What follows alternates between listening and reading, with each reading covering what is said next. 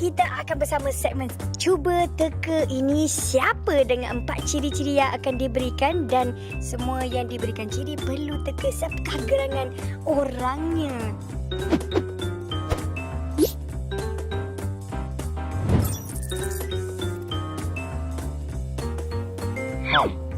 How? Cute naked.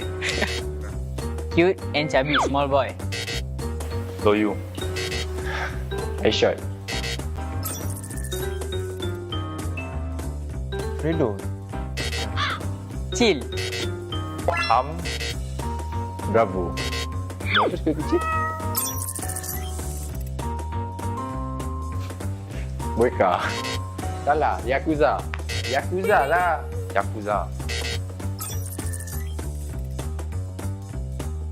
Moss Goku.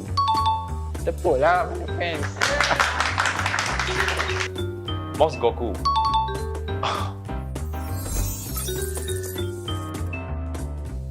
Musgoku. Oh betul? Wah. Wow sia. Musgoku.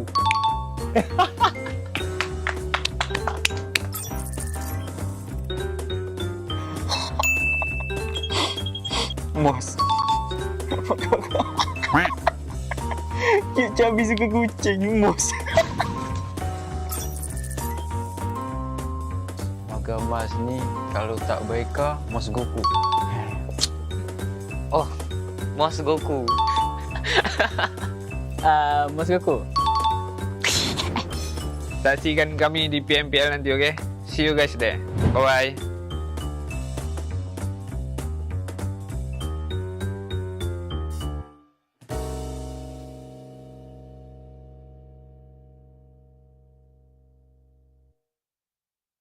Hello guys, I'm Bill from GENEXUS, and today I'm gonna share with you guys some pro tips about jiggling and movement.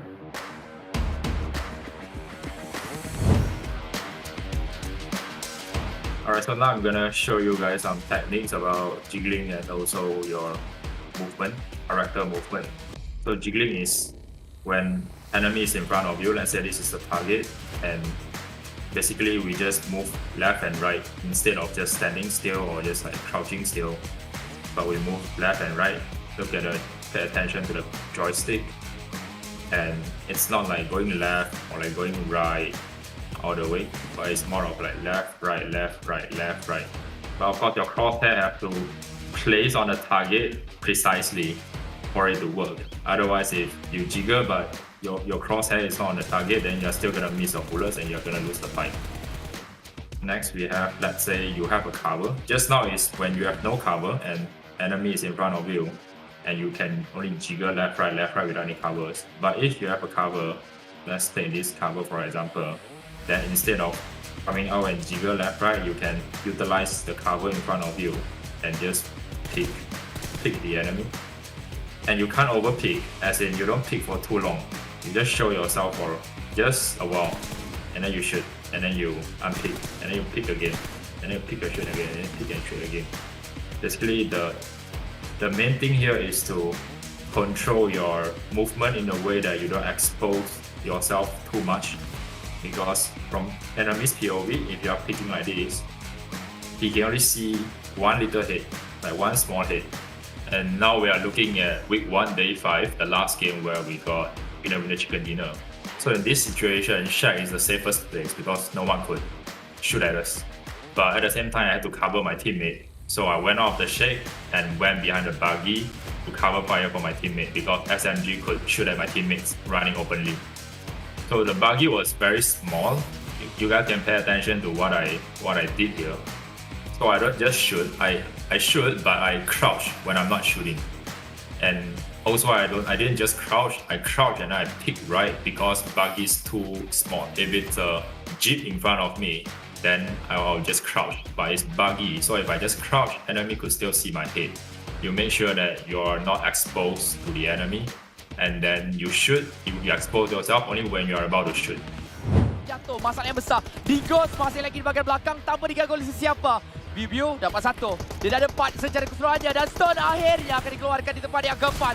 GENEXUS melawan dengan SMG. Dua pemain mereka terkena. Satu terus saja di antara pulang ke lobi terlebih dahulu. Tinggal seorang saja, dua orang. So this is what controlling body movement is all about. It may sound like a very simple tip. It's simple, but it takes a lot of practice to perfect it.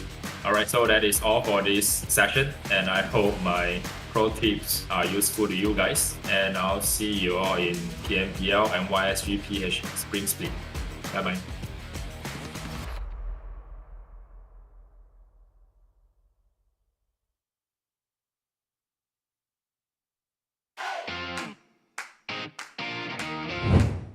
Hai guys, saya Y2K dari Team Secret.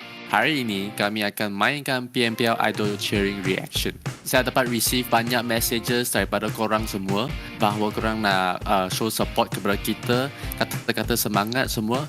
So antara semua kata-kata semangat ini, saya akan memilihlah salah satu fans yang lucky untuk memenangi Realme GT2 Pro. Antara semuanya saya akan pilih tanya kepada nama dia Farin Hakimi. So Farin Hakimi dia menuliskan, saya berharap bahawa Secret Fredo dan tim Secret yang lain dan serta semua tim yang lain dapat bersaing secara sehat dan tidak main kotor. Saya juga berharap tim Secret dapat memberikan sayangan yang sengit kepada semua pasukan yang akan bertanding dalam PMPL MYSGPH Season 5 dan PMPLC kali ini. Semogalah TS menjadi champion sekali lagi dalam PMPL MYSG Philippines S5 dan mampu mendapatkan kejuaraan yang pertama dalam PMGC 2020. #Secret Fighting. Kami semua daripada Team Secret memang menghargai your comment and your kata-kata semangat. Kita amat menghargai semuanya, and of course yang lain juga. So kita akan terus buatkan yang terbaik untuk korang semua. So thank you Farin Hakimi. So, untuk yang lain nak bagikan message kepada tim-tim atau player kegemaran anda, adakah dia Sam9 ke ataupun MAB ataupun tim yang lain, dan juga stand a chance untuk memenangi Realme GT2 Pro. Jangan lupa sokongkan Team Secret di PMPL MYSGPH musim kelima Spring kali ini dari 30 Mac sampai 17 April. Secret Fighting.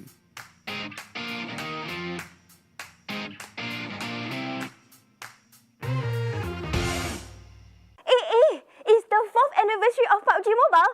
Happy birthday to you. Happy birthday, PUBG Mobile. Happy birthday to you. Hari jadi kepada PUBG Mobile. Saya ingin mengucapkan selamat hari jadi. Selamat ulang tahun. Selamat ulang tahun ke yang keempat untuk PUBG Mobile. Happy 4th anniversary. Selamat hari jadi. Ucapkan selamat hari lahir. Selamat hari jadi keempat. Selamat hari jadi. Selamat hari jadi yang keempat. For their 4th year anniversary. Happy birthday 4th anniversary. Happy birthday yang keempat untuk PUBG Mobile. Selamat hari jadi kepada PUBG Mobile yang keempat. Selamat ulang tahun untuk PUBG Mobile yang keempat. Happy 4th anniversary untuk PUBG Mobile. Kepada PUBG Mobile, kepada PUBG Mobile yang keempat. PUBG Mobile's 4th anniversary. Yay! Happy 4th year anniversary. Selamat ulang tahun yang keempat Kepada PUBG Mobile yang keempat untuk PUBG Mobile. kepada PUBG Mobile. Thank you for the amazing 4 years. Terima kasih banyak-banyak kerana bersama dengan kami. 4 years of journey we've been together. Terima kasih kepada anda semua, komuniti dekat luar sana yang sentiasa support PUBG Mobile. Here's to many more years. Dan jangan lupa untuk saksikan kami. Jangan lupa sokong tim korang di PMPL MYSGPH Spring. MYSGPH Spring Pada 23 hari bulan ini, Pada 23 Mac sehingga 17 April. Season 5 ni kita orang akan buatkan terbaik kelakar semua ada. Jangan risau. Meletup apa semua ada. Di Facebook dan YouTube. See you there. See you there. See you there. Bye-bye.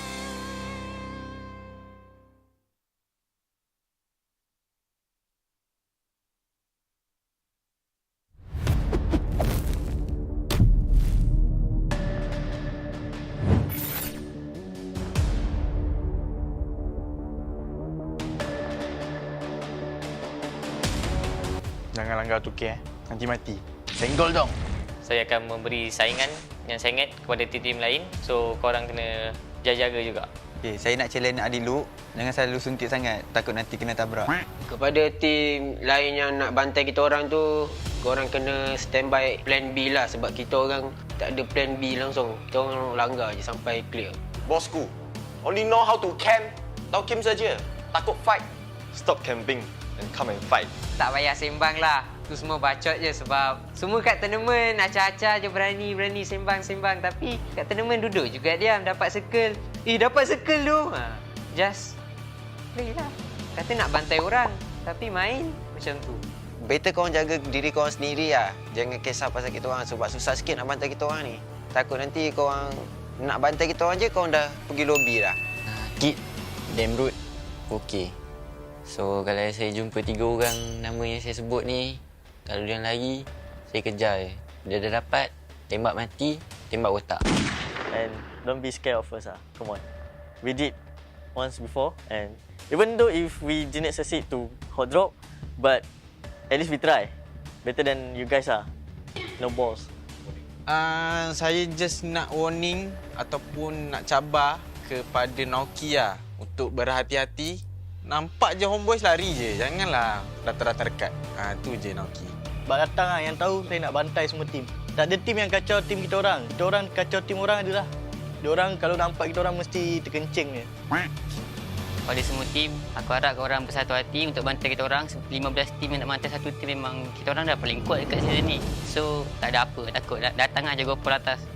Dia ready je lah sebab kita orang pun dah siap sedia nak lawan. Jangan bantai kita orang. Susah korang yang kena bantai. Untuk bokeh, jangan manja-manja dengan kita orang. Kita bantai. Axis because we always beat them in their dropping point, especially in Miramar. Hello, Jumper. Kepada tim-tim lain yang selalu bunuh kita orang kat scrim, korang kena ingat, itu just a scrim.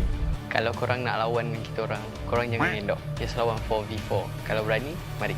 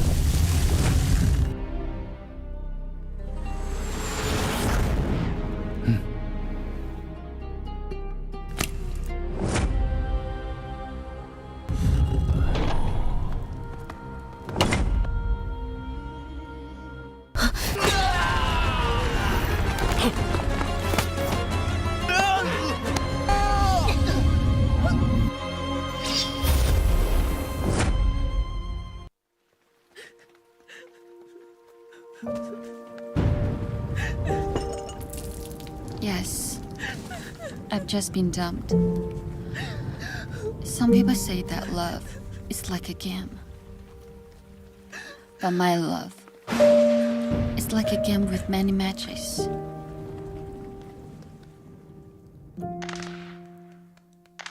Number 3, just you and me now. Be careful. Shh, someone's here. You're amazing. You're the most skilled woman I've ever met. You don't need to be surprised. This is what I do every day. Haha, let's play another one. Sorry, I have to go to bed. Okay, I'll be waiting for you at the same time tomorrow. I thought this is what everyone says in games. I actually didn't get it seriously until he really appeared. Hey, he really can! Of course, a deal's a deal. Well, it's why I am here now. Where are you? That was when I found out that he lives in Los Angeles and I live in Bangkok. There's a 12 hours difference and 13,000 kilometers between us. Sarah! Sarah! Sarah, get out of the car! Are you still there? Actually, I'm not even sure how many matches we played before we got together. I'll protect you, baby. Hey, you should have exposed yourself. Got it!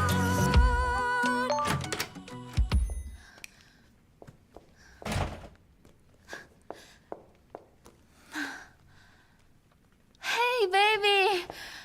Sorry, some last minute works come up and I couldn't get away. Were you waiting for long? It's okay. I slept early last night, so I'm full of energy in the morning today. Like all of the other long-distance Are you couples, ready? we tried our best Today's to match work each is other's so time and share our busy. lives Like, with each other. I can't believe that. I do. I wanna marry you. So good, so good. We cherished every match we played. Like all other couples who met in the game, we also brought the same incident best back to real life. Please forgive me. I'm begging you for your forgiveness. Don't think you'll get away with this. I'll make you pay when we meet. It won't be long till we can meet. It's been almost a month since the pandemic hit. Hey, I've heard things have gotten worse over there. It's okay. I just got the vaccine. You need to take care too. Don't worry. Although our plans to meet kept getting pushed back because of the pandemic. This snow map looks so nice. We also played together more often. I've never seen real snow before. It also made us closer. I won't be able to stand you if we live together.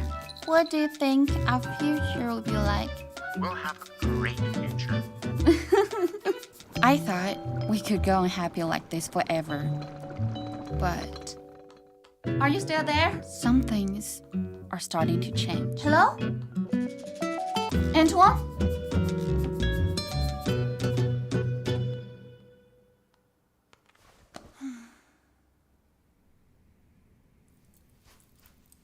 Hey, Antoine. Happy Valentine's Day.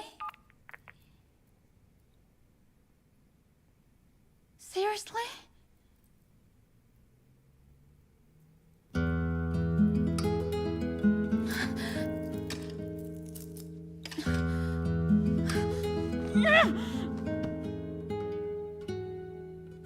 Although I was angry, I believed that he had a good reason he couldn't share with me. It was only when that woman appeared that I knew everything he said was a lie. If I'm right, that woman is called Joanne. They always came online and went offline at the same time. Then were separated by different time zone or distance. They had great teamwork, and they won more matches together than he won with me. That was really upsetting.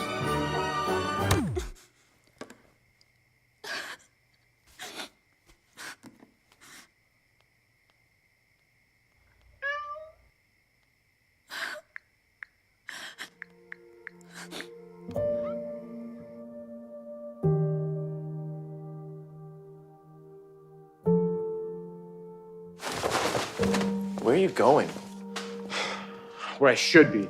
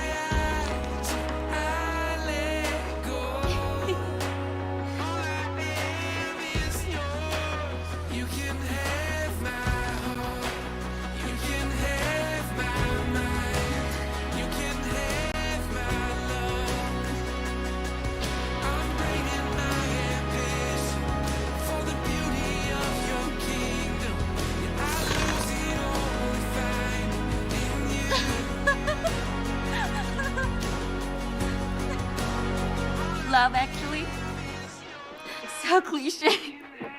This is the snow we saw together in game. Will you come see real snow with me? Yes.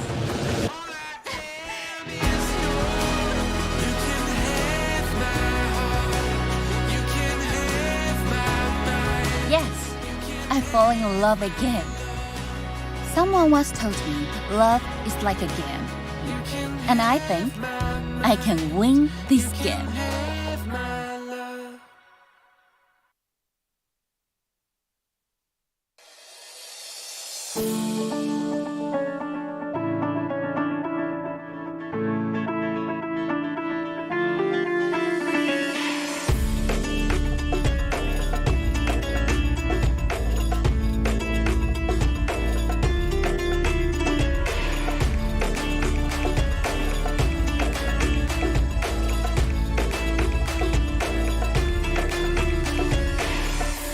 How's your family? Everybody's doing great. Oh, that's great. I heard you went on holiday. Oh, yeah. That's perfect. Yeah, that's awesome. I'm so happy for you, bro. Everything's fine. Ah, that's what... One mistake means it's all over. PUBG Mobile Aftermath. Recall Tower gives you a second chance. Aftermath. Play with ease.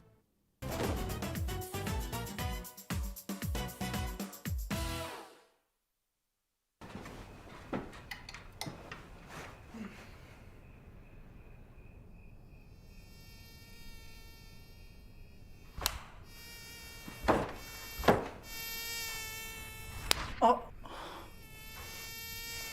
Finding enemies is not easy. PUBG Mobile Aftermath. Audio markers show enemy whereabouts. Aftermath. Play with ease.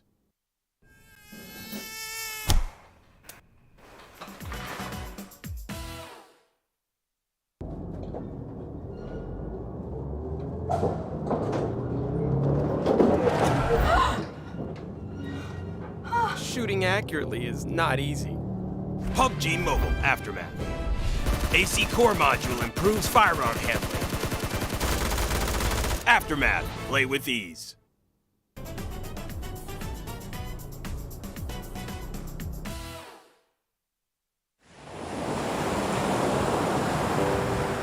From ordinary to extraordinary, there's a long way to cross. Whenever we lose our way, there's always a light that keeps us going. The light sparks from every young heart. It leads us to capture inspiration in ordinary days. It encourages us to seize the colors of sunrises after the darkest hours and create something amazing with it. We brought the magical color changing effect to life thanks to a dual layer chromic bonding process. Place the back cover under the light for just a moment and you'll see it go from a calming blue to a passionate red, just like the color changing of the sky during sunrise. Presented by Realme Design Studio. A tribute to those who dare to capture the light. Realme 9 Pro Series. Hello guys, I'm Bill from GENEXUS, and today I'm gonna share with you guys some pro tips about jiggling and movement.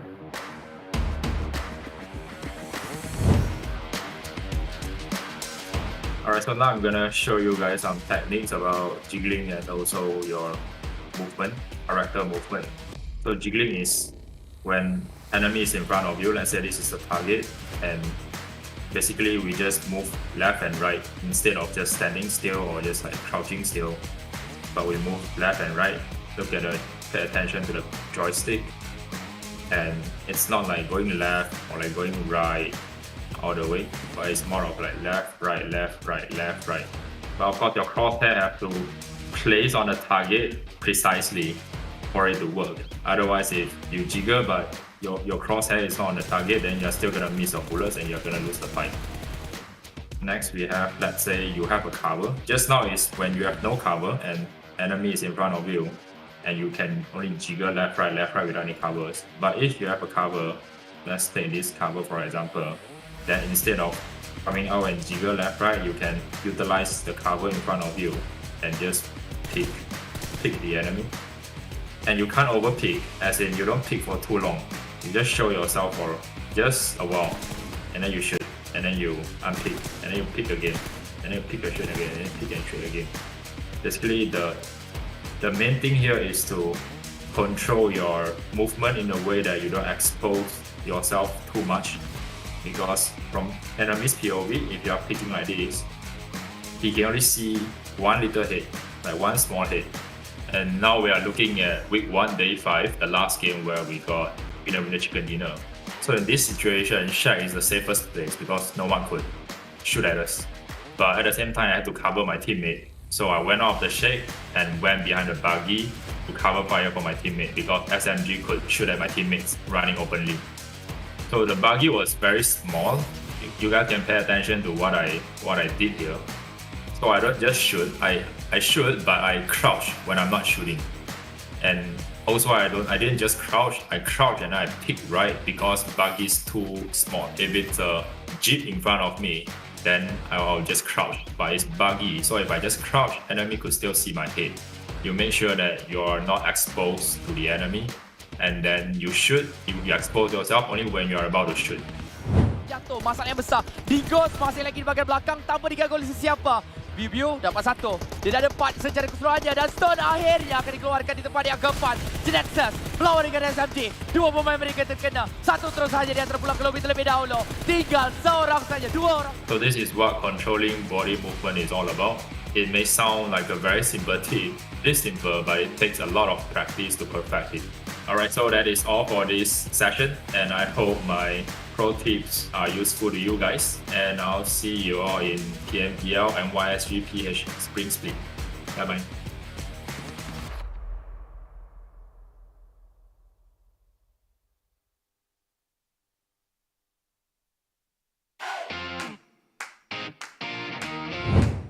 Hai guys, saya Y2K dari Team Secret. Hari ini kami akan mainkan PMPL Idol Cheering Reaction. Saya dapat receive banyak messages daripada korang semua bahawa korang nak show support kepada kita, kata-kata semangat semua. So antara semua kata-kata semangat ini, saya akan memilihlah salah satu fans yang lucky untuk memenangi Realme GT2 Pro. Antara semuanya, saya akan pilih tanya kepada nama dia Farang Hakimi. So Farang Hakimi dia menuliskan, saya berharap bahawa Secret Fredo dan tim Secret yang lain dan serta semua tim yang lain dapat bersaing secara sehat dan tidak main kotor. Saya juga berharap tim Secret dapat memberikan sayangan yang sengit kepada semua pasukan yang akan bertanding dalam PMPL MYSGPH Season 5 dan PMPL C kali ini. Semogalah PS menjadi champion sekali lagi dalam PMPL MYSG Philippines S5 dan mampu mendapatkan kejuaraan yang pertama dalam PMGC 2020. #Secret Fighting. Kami semua daripada Team Secret memang menghargai your comment and your kata-kata semangat. Kita amat menghargai semuanya, and of course yang lain juga. So kita akan terus buatkan yang terbaik untuk korang semua. So thank you Farang Hakimi. So, untuk yang lain, nak bagikan message kepada tim-tim atau player kegemaran anda, adakah dia Sam9 ke ataupun MAB ataupun tim yang lain, dan juga stand a chance untuk memenangi Realme GT2 Pro. Jangan lupa sokongkan Team Secret di PMPL MYSGPH musim kelima Spring kali ini dari 30 Mac sampai 17 April. Secret Fighting!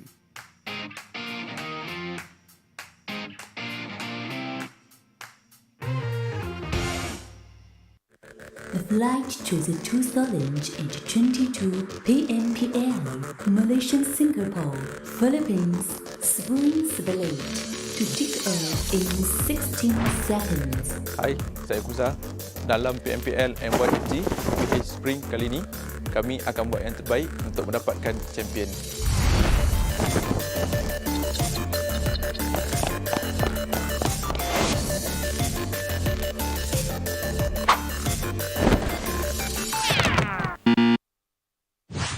Stand up.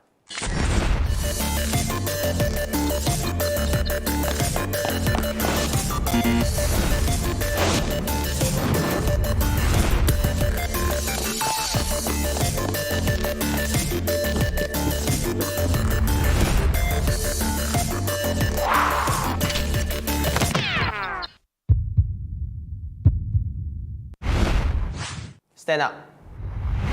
Jangan pernah kita stand up. Never give up. Teruskan impian. Stand up.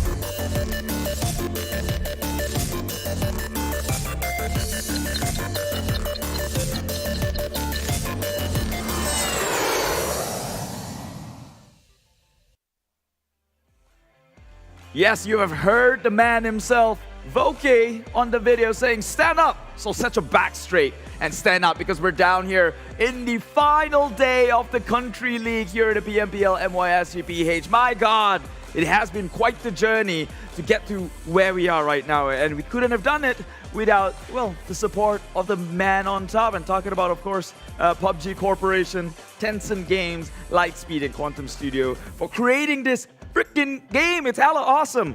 We know a lot of people play this game. It doesn't matter, well, whatever age you are, guy, girl, everyone's on it. And now we're here to be able to see all of your favorite players and idols play on, well, a competitive stage here. Meanwhile, in case you didn't already know, we are trying to find the best way to give you the best program or the best show for the PUBG Mobile Pro League here. And if you could be so kind and scan the QR code up on top and just drop us a feedback. Hey, we might just bring you whatever you want in the next stage. Here comes country final. Just say it right there. Type it down. Hey guys, I think we need a pretty girl here in the analyst panel, because Keith he's just a dude and it's not nice to look at.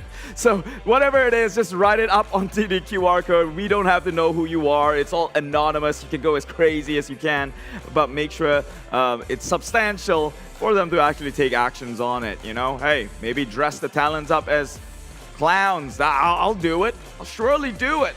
Oh, but first, you have to do your part and drop that feedback down with the QR code. Now, moving on forward, we have got only 5 games left of the entire week, right? Today is that day. It's the final day. Teams are going to go at it hard in order to try and make their way up to the top. The overall league standings is what they're out for. Week 3 is almost about done and wrapped up.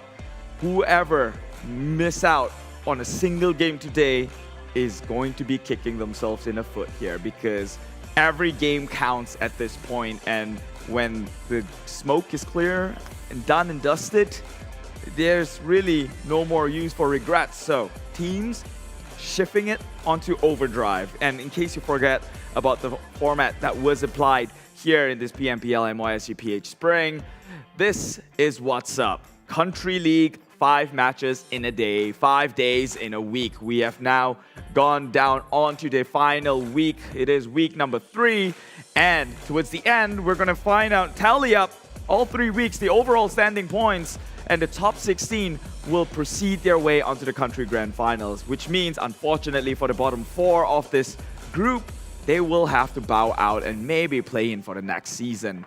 Now, it doesn't end there in terms of the journey, because the country grand finals will be taking place for 1 whole weekend, in which the top 6 teams to come out from the overall will have a chance to move on forward and potentially be in the 2022 PMPLC Championship. Obviously, the top 3 will get seeded through. Meanwhile, down the team on number 4 down to 6 will get again a chance at the C play-in, which will take place for just 1 day.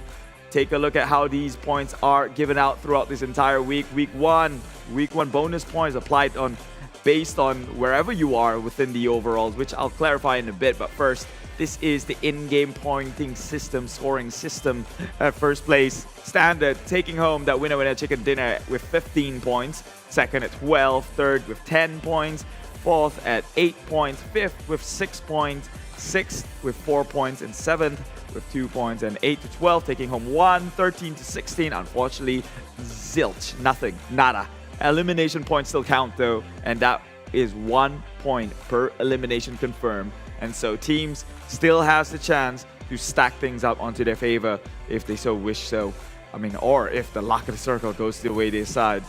Meanwhile, this is how every week teams will be given the points at the end of every week here. During the overalls, wherever you end up at the end of the week, you will be given said points 20 if you make it on top of the rest of the competition, 19 if you're a second, and it tapers down all the way down to the 20th spot here with only 1 point down at the very bottom, which means scenarios might be tougher to some than others, as the likes of Team Almighty, for example, has been down at the bottom for 2 weeks in a row, and right now still struggling to break that trend. Take a look at the groups that will be playing, or actually take out the teams that will be playing here. Group A, Geek, R2K, Farang, Legends, Clutch, Guerilla. Group B, Team Secret, Sem9, GENEXUS, Homebois. Group C, Axis, EVOS, VIP, Dingoz, Team Bosskur. Group D, SMG, RSG, MAB, Esports, and Almighty. Group E, Yoodo Alliance 4 Rivals, Team Huck, TABAH, NSEA, and one from the Philippines, KHI Esports. Yeah, so KHI, one of those teams that have risen lately, but first, individual awards. Much awards to KHI, but first, Gunslinger. The person who comes out as the Gunslinger this entire season will get himself a fat bonus of $700 US dollars. Meanwhile, Survivor, the best Survivor here, will come out with $700 of himself. The best Field Medic will be coming out with their own $700 as well. Every one of these awards will be worth $700. As you can see right upon the screen, Eagle Eye is also one of those, the longest elimination distance. I believe Hey Noob stands a strong chance for Field Medic, at the very least. Meanwhile, we've got Sanhok coming in as the first map of the day, as per usual. Only the group rotations will be in play. Erangel, Miramar, and Erangel again, just to end the day. Now, match number 1 will be played by ABCD, which means Group E can count their lucky stars here in the final day, because they get to play only the remaining 4 teams, only the remaining 4 maps from Erangel onwards, which means they have a little bit more control into the gameplay as compared to playing in a wildcard like Sanhok himself. Meanwhile, take a look at the team breakdown so far. The boys in blue, it is RSG, who is currently on fire right now. On top of the charts, RSG Kim coming in with 2.2 KDA and an average team contribution of nearly 25%. RSG Brian with 1.9 of his own, 22.1% the average team contribution. Look comes in at 1.6 with the, well, you saw the average contribution, nearly 23%, and on all their members down below. Oh, this is the overall ranking so far, based off the end of the week bonus points that they have earned, with Dingoz right now at number 1. Yoodo Alliance 4 Rivals coming in second at 33 points to the 37 of Dingoz. R2K at 31 points. So everything, it's less than 10 points apart between these top 4 teams. Meanwhile, down in the second page here, Team SMG, Almighty, MAB, and KHI Esports right now looking like they are risking elimination unless they can make things happen for them in this final week. Remember, week 3 hasn't been tallied in just as of yet, but SMG looking like more likely the bunch who might actually push their way through coming into the top 16. This is the league bonus ranking so far. Yoodo Alliance 4 Rivals with 536 points. GENEXUS coming in with 507. Axis redONE with 496, and R2K 475, with Dingoz now 474, and the list goes on with the remaining 5 teams down below. Meanwhile, the second pager is where things gets a little bit interesting here, as it's still, you see the league bonus points based on their elimination and placement. Almighty, KHI, and Team SMG alongside with Team Hawk as well, down in the bottom 4 position. Now, are we going to go based on this, or are we going to go based on the overall weekly? I do believe it's the overall weekly that will be the ones that translate over. However, I will not jump the gun and maybe confirm for you. Now, take a look at the weekly rankings that we have here with RSG 5 chicken dinners in total in their last week here for the Country League. A total points of 196. Meanwhile, Yoodo Alliance 4 Rivals at 171. Farang Legends coming in with 169. And Team SMG with 161 themselves, making their way up to the #1 spot, which is crucial, paramount for them if they're looking to qualify towards the top 16 country final round. Meanwhile, down again in the second draft, Almighty Team Hawk. These two teams, we've seen them already in the bottom 4 position, and right now looking like they're down in the bottom position as well for the weekly rankings. So they will need to step up if they're looking to actually make it through into the grand final stage here. And I paused a little bit when I said step up because I felt like I was part of that video for a bit. Stand up, yeah. It's in my head. It happens when you're here in the studio for about almost the majority of your week. Now, in case you forgot, PUBG Mobile version 1.9 is out and available as well. Vibrant Anniversary brings you a lot of these good things alongside with classic mode improvements, which is crucial because it does bring you some sort of a differences in mechanics with the other basic improvements. Meanwhile, Aftermath map has made things a little bit easier for you. Upgraded Sheer Park and the Metro Royale Reunion, which introduces brand new firearms in the mode itself. So do check PUBG Mobile version 1.9 out. I mean, if you haven't already, it's been out for about since day one. We will be talking about it. And so you can actually already update your app if you haven't already, right? So we are down to the last day here. We are going to kick things off in Sanhok. Who do I think is going to get that winner chicken dinner? I would say Team SMG. Why? They've got a lot at stake. They are down in the bottom 4 currently in the overall weekly. And they, right now, looking like they have the highest chance from the bottom 4 to actually break through into the top 16. So I think with so much on their plate, they are motivated than ever and might actually try and clutch this thing out and turn things towards their favor. As we saw yesterday, Team SMG did manage to get the top 3 finish in Sanhok. So can they do this again, or maybe even one up themselves and get them this chicken dinner all in this one game here in Sanhok? So without further ado, pass it on away. I'm going to kick things off for the final day of the Country League. Casters, please take this one away. Hello everybody and welcome. Thank you so much for your awesome analysis. And you know what? Today I'm joined in with Choo Choo. So she's back with me and I'm Sis Jenny, by the way. Hi everybody. Yep, my voice is so sexy today. Hopefully you guys had a great entire league because we're right now down to the final day. But before that, we have to thank none other than our official sponsor here, our smartphone partner, none other than Realme GT2 Pro, greater than you see. This is also our tech trendsetter and also our partner for PUBG Mobile this season, which is actually one of the best phones out there. Very, how do I say? Very sleek is one thing. It's very affordable and with a very high chipset as well. Yeah. I definitely agree to that. But without a line, your phone will be quite useless. So why not switch to Yoodo? Because they are giving you 5 GB of high-speed data. And if you're playing it for PUBG Mobile, they're going to top it up for 20 more GB of PUBG Mobile data. So you have a package. Yeah, just like us. I am a package with Choo Choo. Although she's not feeling that 100% today, we're gonna make it to 200% because we are sisters. Pressure. Just no pressure. Yeah. And speaking of which, we're down to the final day, and today is gonna be the end for all of the teams that didn't make it, that get relegated. It's gonna be only top 16. And we did see a couple of teams seems like they're kind of stuck in the bottom 20 and kind of having a hard time to push themselves when it comes to the rank. Definitely. I think there are a few teams who is actually, I think I can safely say it's like EVOS, Team Hawk, Almighty. KHI, if they don't perform today, they are in the risky area. Yeah, those are the teams who probably, maybe we get to see a crash of drop spot. Yeah. And also there's a couple of unfortunate current events. You guys can check it out in the PUBG Mobile official site for any updates regarding rankings and so forth. Because right now we do know every single game will be treated as a dime. Every single elimination will be every single point matters for these guys. Especially you mentioned about the 4 teams earlier.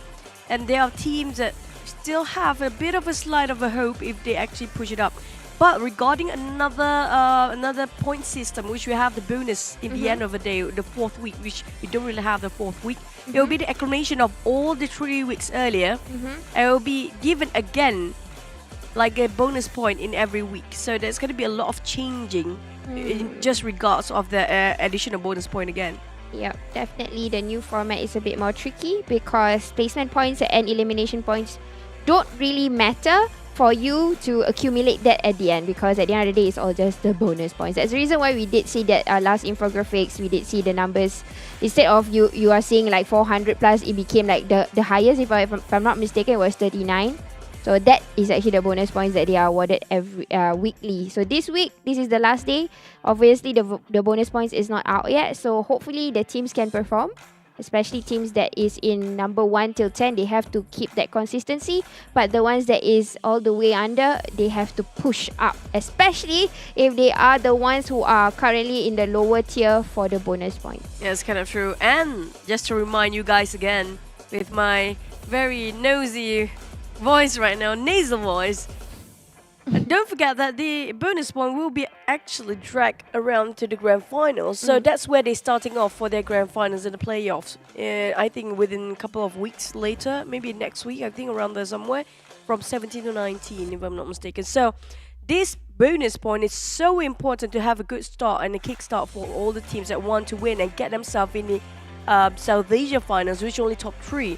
Then we have another 4th, 5th and 6th place into this C play-in. And that's going to be only within 1 day. Now imagine to have yourself to put in such a pressure within just 1 day. That's why this is Pro League. It's only for professionals. So yeah, we're going to see how they're going to come out with the points. But honestly, after yesterday's game, there was a lot of happenings, and plus a lot of teams actually showed a whole lot of action. Yeah, like, a lot of surprises. Yeah, they were determined. If they want it, they can get it. Like SMG, and especially the last circle over. I think that was the last game of Erangel, where MAB, SMG, and RSG, teams that we won't expect to have the last circle. I mean, like, this is where the final week, everybody's pushing themselves way further, and there's no limit to themselves. The sky is not even a limit at this point. Everybody's just so desperate to get their elimination, every single point there is. And also, if they can't sit quietly, we do know that most teams are trying to sit as quiet as possible. Yes, they made it to the middle bracket, but the problem is they cannot get up there like the high tier teams. We're talking about including even GENEXUS, even the Yoodo Alliance for Rivals is up there. So most of this team, they are playing as aggressive as they can, as proactive they can. Well, they're not the one that wait for it to come. They're the one who make it happen. True. Agreed to that. But you know who else I am not expecting or did not expect at all that they are the ones on the top? Yoodo Alliance for Rivals. Well, no surprise, actually. Yeah, I mean, a whole lot of hype was going on with GENEXUS and, if I'm not wrong, NSEA. But they are quietly creeping on the charts without getting so much chicken dinner. In fact, I think they only had 2, but with the changes of yesterday, maybe this is the 3rd one. I'm not really sure. You guys need to check out. Anymore. Yeah, you need to check it out on the PUBG Mobile page. So not much chicken dinners after like 3 weeks of game, including today, and they are still on number 1. In fact, they are the ones that is going to lead in grand finals with the bonus point. If I'm not mistaken, I think about 50 plus. Yeah, 30-ish, I think. 30-ish when it comes to overall scoreboard, right? Yeah. They lead like 30 or almost 40 in points in total, if I'm not mistaken. Was it really 50? I think it's a bit too much for 50. But today, with this week. Probably. Including this week, then yes, I have to say it's a yes. Because Yoodo Alliance for Rivals, since last season, they have been showing us so much when it comes to their firepower, the strategy, also the discipline coming up from working out as a team. They have been improving so much, even though they have been in the league forever. But starting last season until this season, they've proven us they have more to actually offer us on the table. But for the other teams, we can't disregard the other teams like RSG, example. They have been going on the same pattern here. I'm talking about a dramatic ending always, but a very slow start. A lot of teams are doing it in the same sort of fashion, and that's not going to work quite right for them when it comes to this season, because you do know this season you have to really work your things out since day number 1, and that's what Yoodo Alliance Forever has been doing. Yep. Week right. 1, week 2, week 3, every single week they have been consistent. Exactly, with the amount of pressure that they have, they don't really have a rest. I mean, besides the games that we are seeing these weeks that you have been seeing them play, they did not have a rest at all ever since the PMGC, and then they had something on, and then now. There's always so many tournaments for PUBG Mobile, including the South Asia SEA Games. I mean, Yeah, SEA Games also. selection as well, which is going to be happening very soon next month, if I'm not mistaken. So they don't have a rest at all. After this, we're done with the playoff. It's going to be SEA Games and it's going to be SEA Finals. But let's walk into our game number 1 for the final day here in the league, which is going to be our last Sunhawk today. Oh This is man, Jenny. I don't know. I'm having like mixed feelings. A bit sad though, but I don't like Sandhawk, so yeah, I can whatever. tell. If it's in Wrangle, they're probably going to be sad, right? So biased. I mean, come on guys, we still got grand finals, but here we go. Let's fly over the 3 beautiful islands in one archipelago. Sandhawk. Sunhawk we go.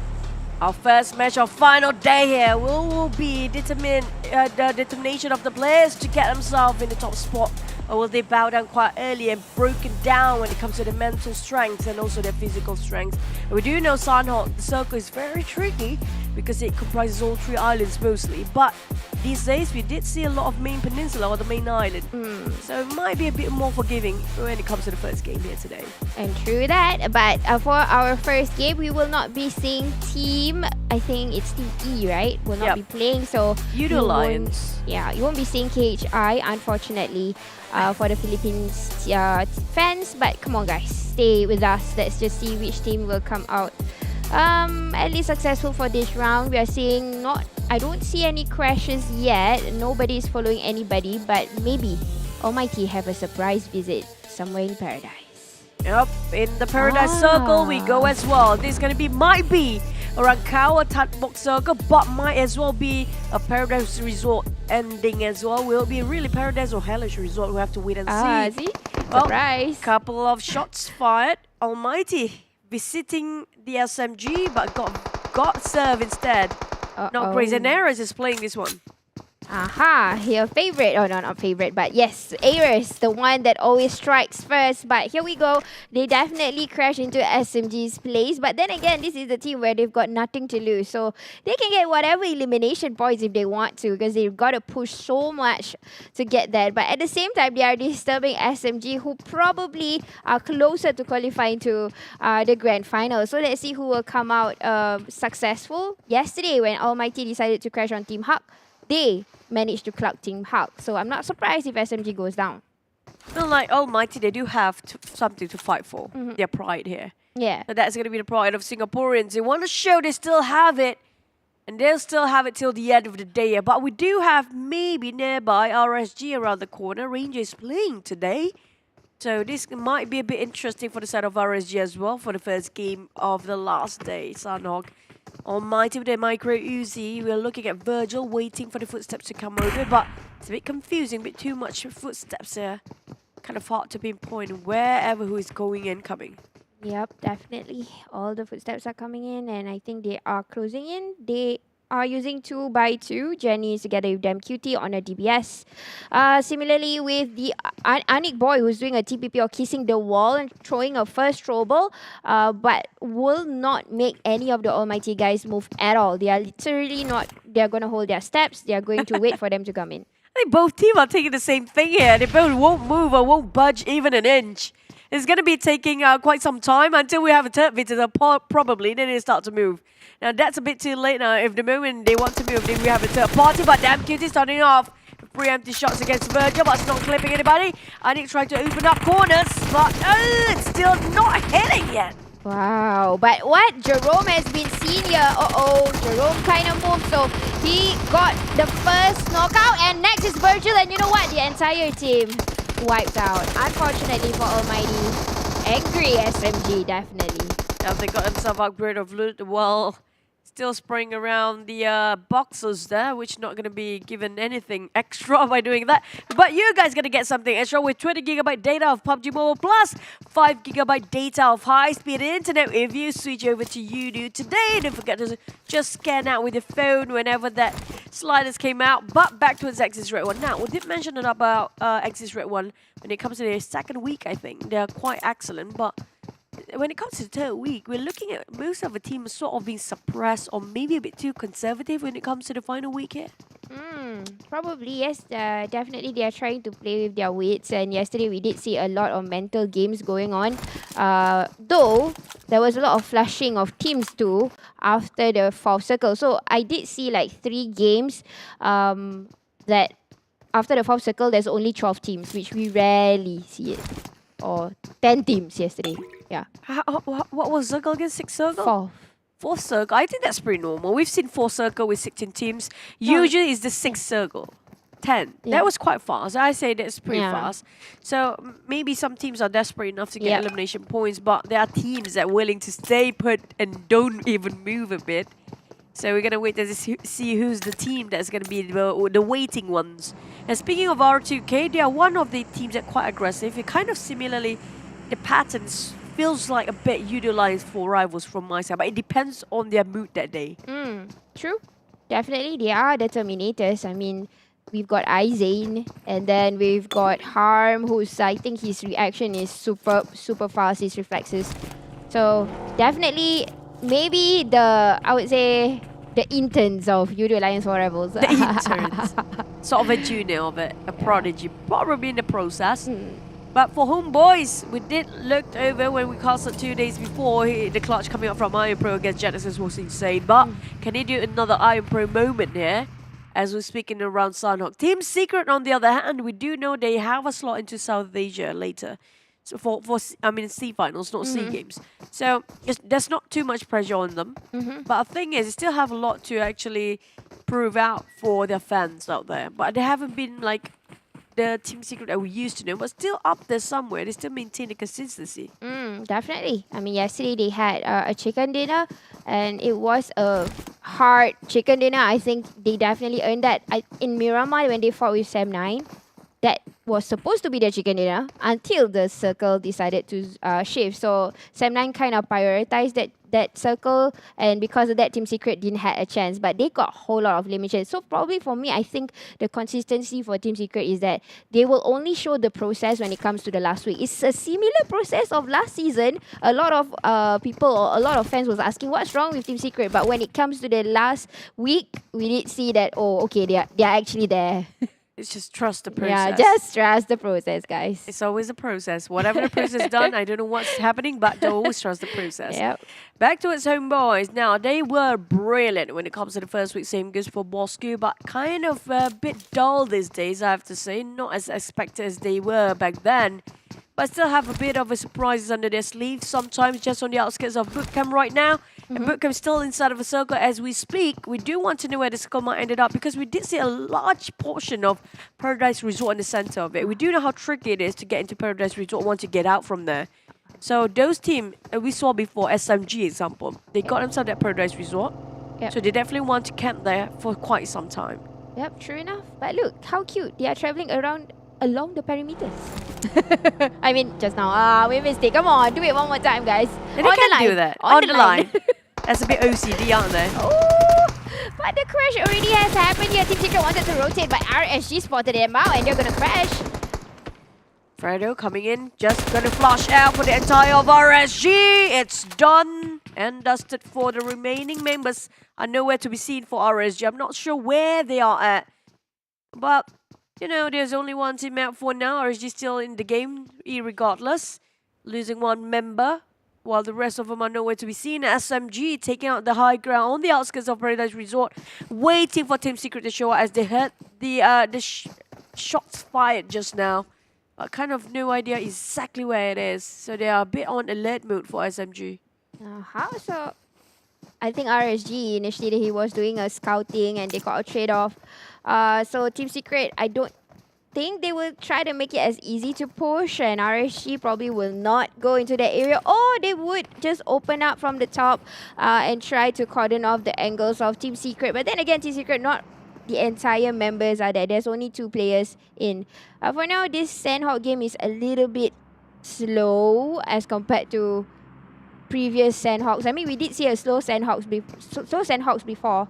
This is one of them that they are taking it slow, or let's just say they are playing it carefully. This is the last Sandhawk, the last week, the last day. So every point matters.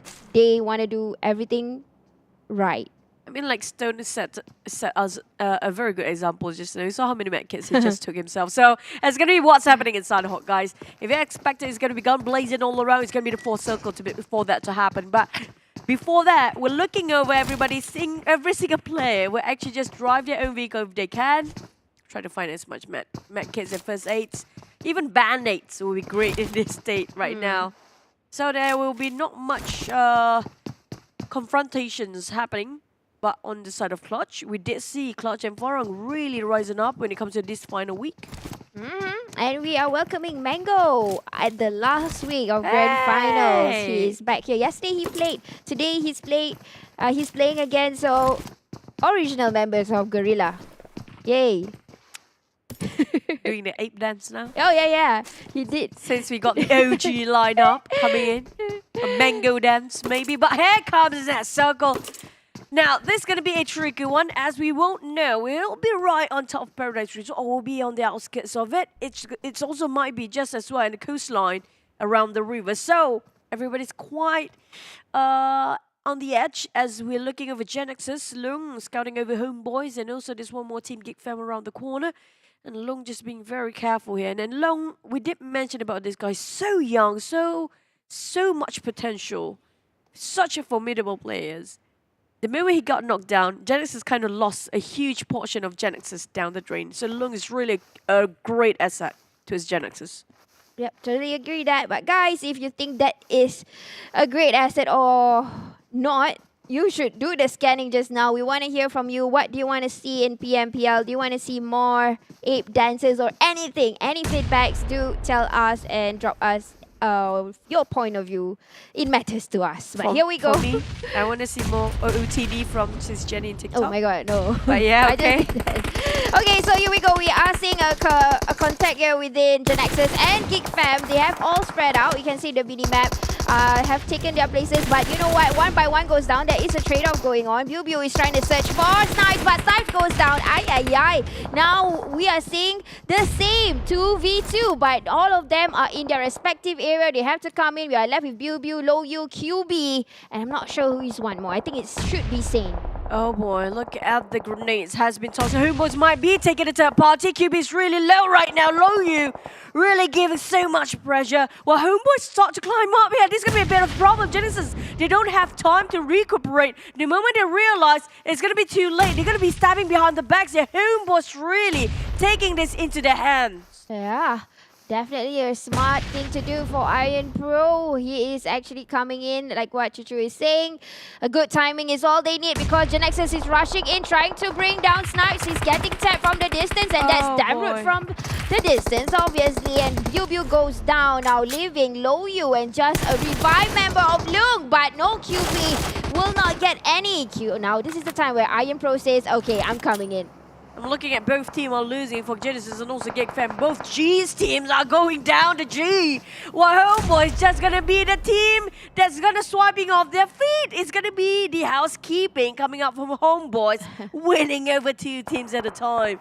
Snappy is just crawling over. He will be losing, bleeding out for the moment. Luyu managed to be picked up just now, but in the meantime, Iron Pro Glory, he saw Lu. He took him down. Whole team GENEXUS bow out first when they were winning against Geek Fam, and this is just really saving Geek Fam's neck in the nick of time. But I won't say that too soon because they are coming in for Geek Fam. They will know the last person, which is Damroot, and now he's swimming in the waters. So nope, I think Homebois, that was definitely a smart step to do. They were being the snakes, but snakes at the right timing. So well done for that 3 elimination points. Now Damroot, he's all alone out to survive at least for the next few circles. This is only the 2nd circle, and already we have a few contests. But it's going to take a pause right now. Oh, the swimming merman, damn rude. Feels bad, but still survive. They saw RSG across it. Quite a far distance there. While the circle will pop anytime soon, Paradise Resort will be visited for quite some team here. Talking about around 6 to 7 teams might be comprises of Paradise Resort, but the rest of the teams, Heartin only with Sam 9. RSG right in the center of between the bridge. While the others coming up from Paradise Resort will have a lot to fight against, but this can be really tricky now. This is where we mentioned previously was very calm. Right now is the storm. Yeah. The calm before the storm, and now we're looking into Adik Luke, who is very close by to Dingoz Ricky, and he's actually being that snake, he's trying to spray, but the car's getting away. Come on Adik, do the Sunte, but no, it's not gonna register. Ricky will get away freely. How in the world? Come on guys. Wow, that was a good reflex, man. He got backstab. Entirely coming up from Dingoz there, coming again as a third party. So many third party. It's Sunhawk this time. It's Kiddo coming over just to make sure they got themselves a wide angle to play with. While Dingoz, they're not going in for the rush entirely. Going for the flank side first. It's going to be very brilliant. Genius coming up from his Kiddo, being very careful for the entire team. Because if they actually rushed in, they might make a huge mistake if there's another team behind that small hills. But speaking of Farang, they kind of hammed down and sandwiched between EVOS, VIP, and also just now Dingoz. And yep, because Dingoz will not go off the area, but we can see another fight here. This is Clutch Guerilla and MAB. I'm not sure exactly what's happening, but Adib has already taken down. There you go. We are seeing it now. Morky's gone down. Iftar's gone down. We're left with John and also Calamity, or is it vice versa for Morky and Calamity? But Adibs and the gang will try to spot them out, and they definitely know exactly where they are. They're just doing the long shot and getting the hits on towards the knocks. But no, they will not get the elimination point yet. And maybe try to tip it toe, but the toe kind of shoot it over. They can actually see it through. But R2K move again, Dingoz. They fired against Farang, just not giving away position. And Isaac taking on his Kiddo first. And Isaac getting out there in the back. It's going to be 2 for Isaac entirely by he himself. And the rest of R2K will actually shoot away Dingoz. Now Ricky and Promise, where would they run? As the blue zone closing in, shrinking even further, Dingoz have losing a lot of men. Alright, but we're having another fight over with Farang Lejund. I think these are the same teams that is around the corner. EVOS probably trying to rotate and being spotted by Olio. But here we go, R2K still not pushing into Dingoz yet. They are running away. They only have 2 men. But Ricky, the sneaky Ricky, is still alive with Promise. He's always the one that is surviving for Dingoz. And they need to. At least they get themselves a bit of a placement position points. But they just actually passed by. Farang Rebel Boy just scouted over Razor! He was praying for quite some time, but this is a welcoming coming up from Razor. Spear finish of Rebel Boy straight away. Farang didn't anticipate that there will be some other teams still inside of the blue, but they need to rotate, they need to move it, but at the same time, they're quite far from the circle. But here we go. DBI is on duty, and it's going to be Helton versus Razor, and he's ready with the pre-fire, but he goes down. From the back, actually assisted from the windows. But still, it's going to be a well trade-off. They have to do the revival quickly because I got a feeling it's going to be the 4th circle anytime. It's Razor giving such hindrance towards Farang's side. Farang Legends.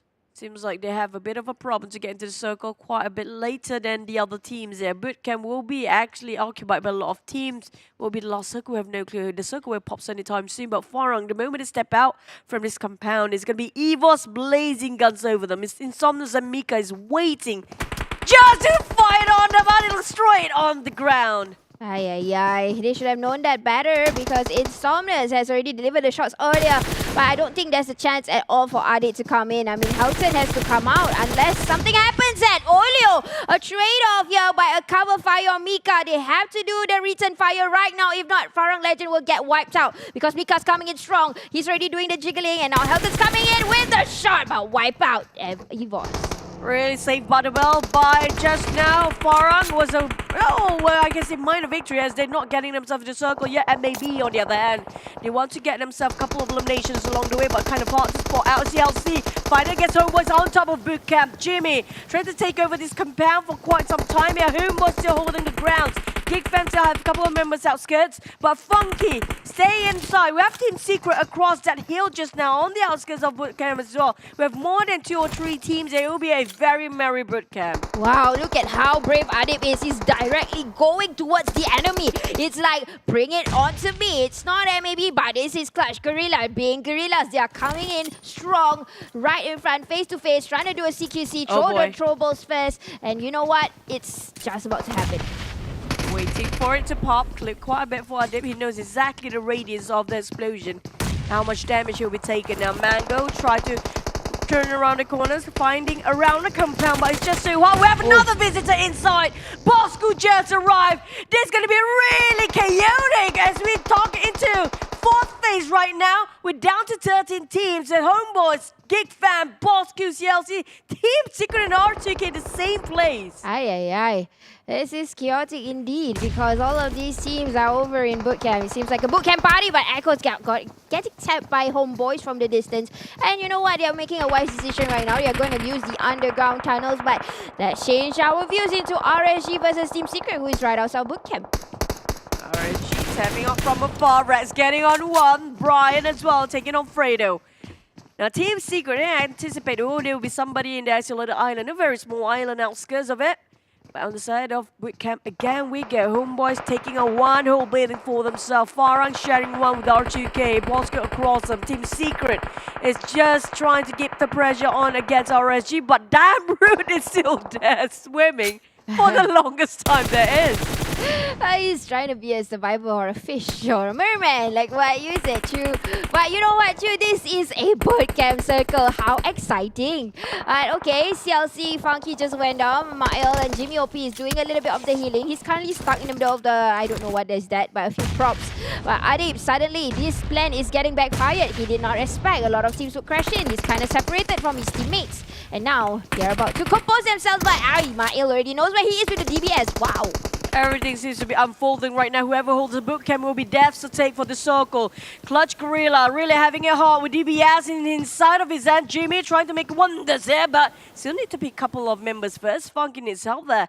And Axis Red 1 taking a fight on MAB. We're looking at same attacking on RSG, but this is going to be at the edge of the circle. Not even inside the circle as Axis Red 1 taking their own sweet time as MAB to get into the center of it. But Monkey is just way too frontline when the rest of the team is actually just backing it up. Mike and Axis saying still throwing all the throwables, giving so much pressure, but Monkey might burn down alive. Looking at the distance, this is just in front, but because of the procs and the Teresa, but that little bit of slope, just showing himself from the side, still not learning his lesson, and Heynope managed to get Calamity, so you're not calm at all.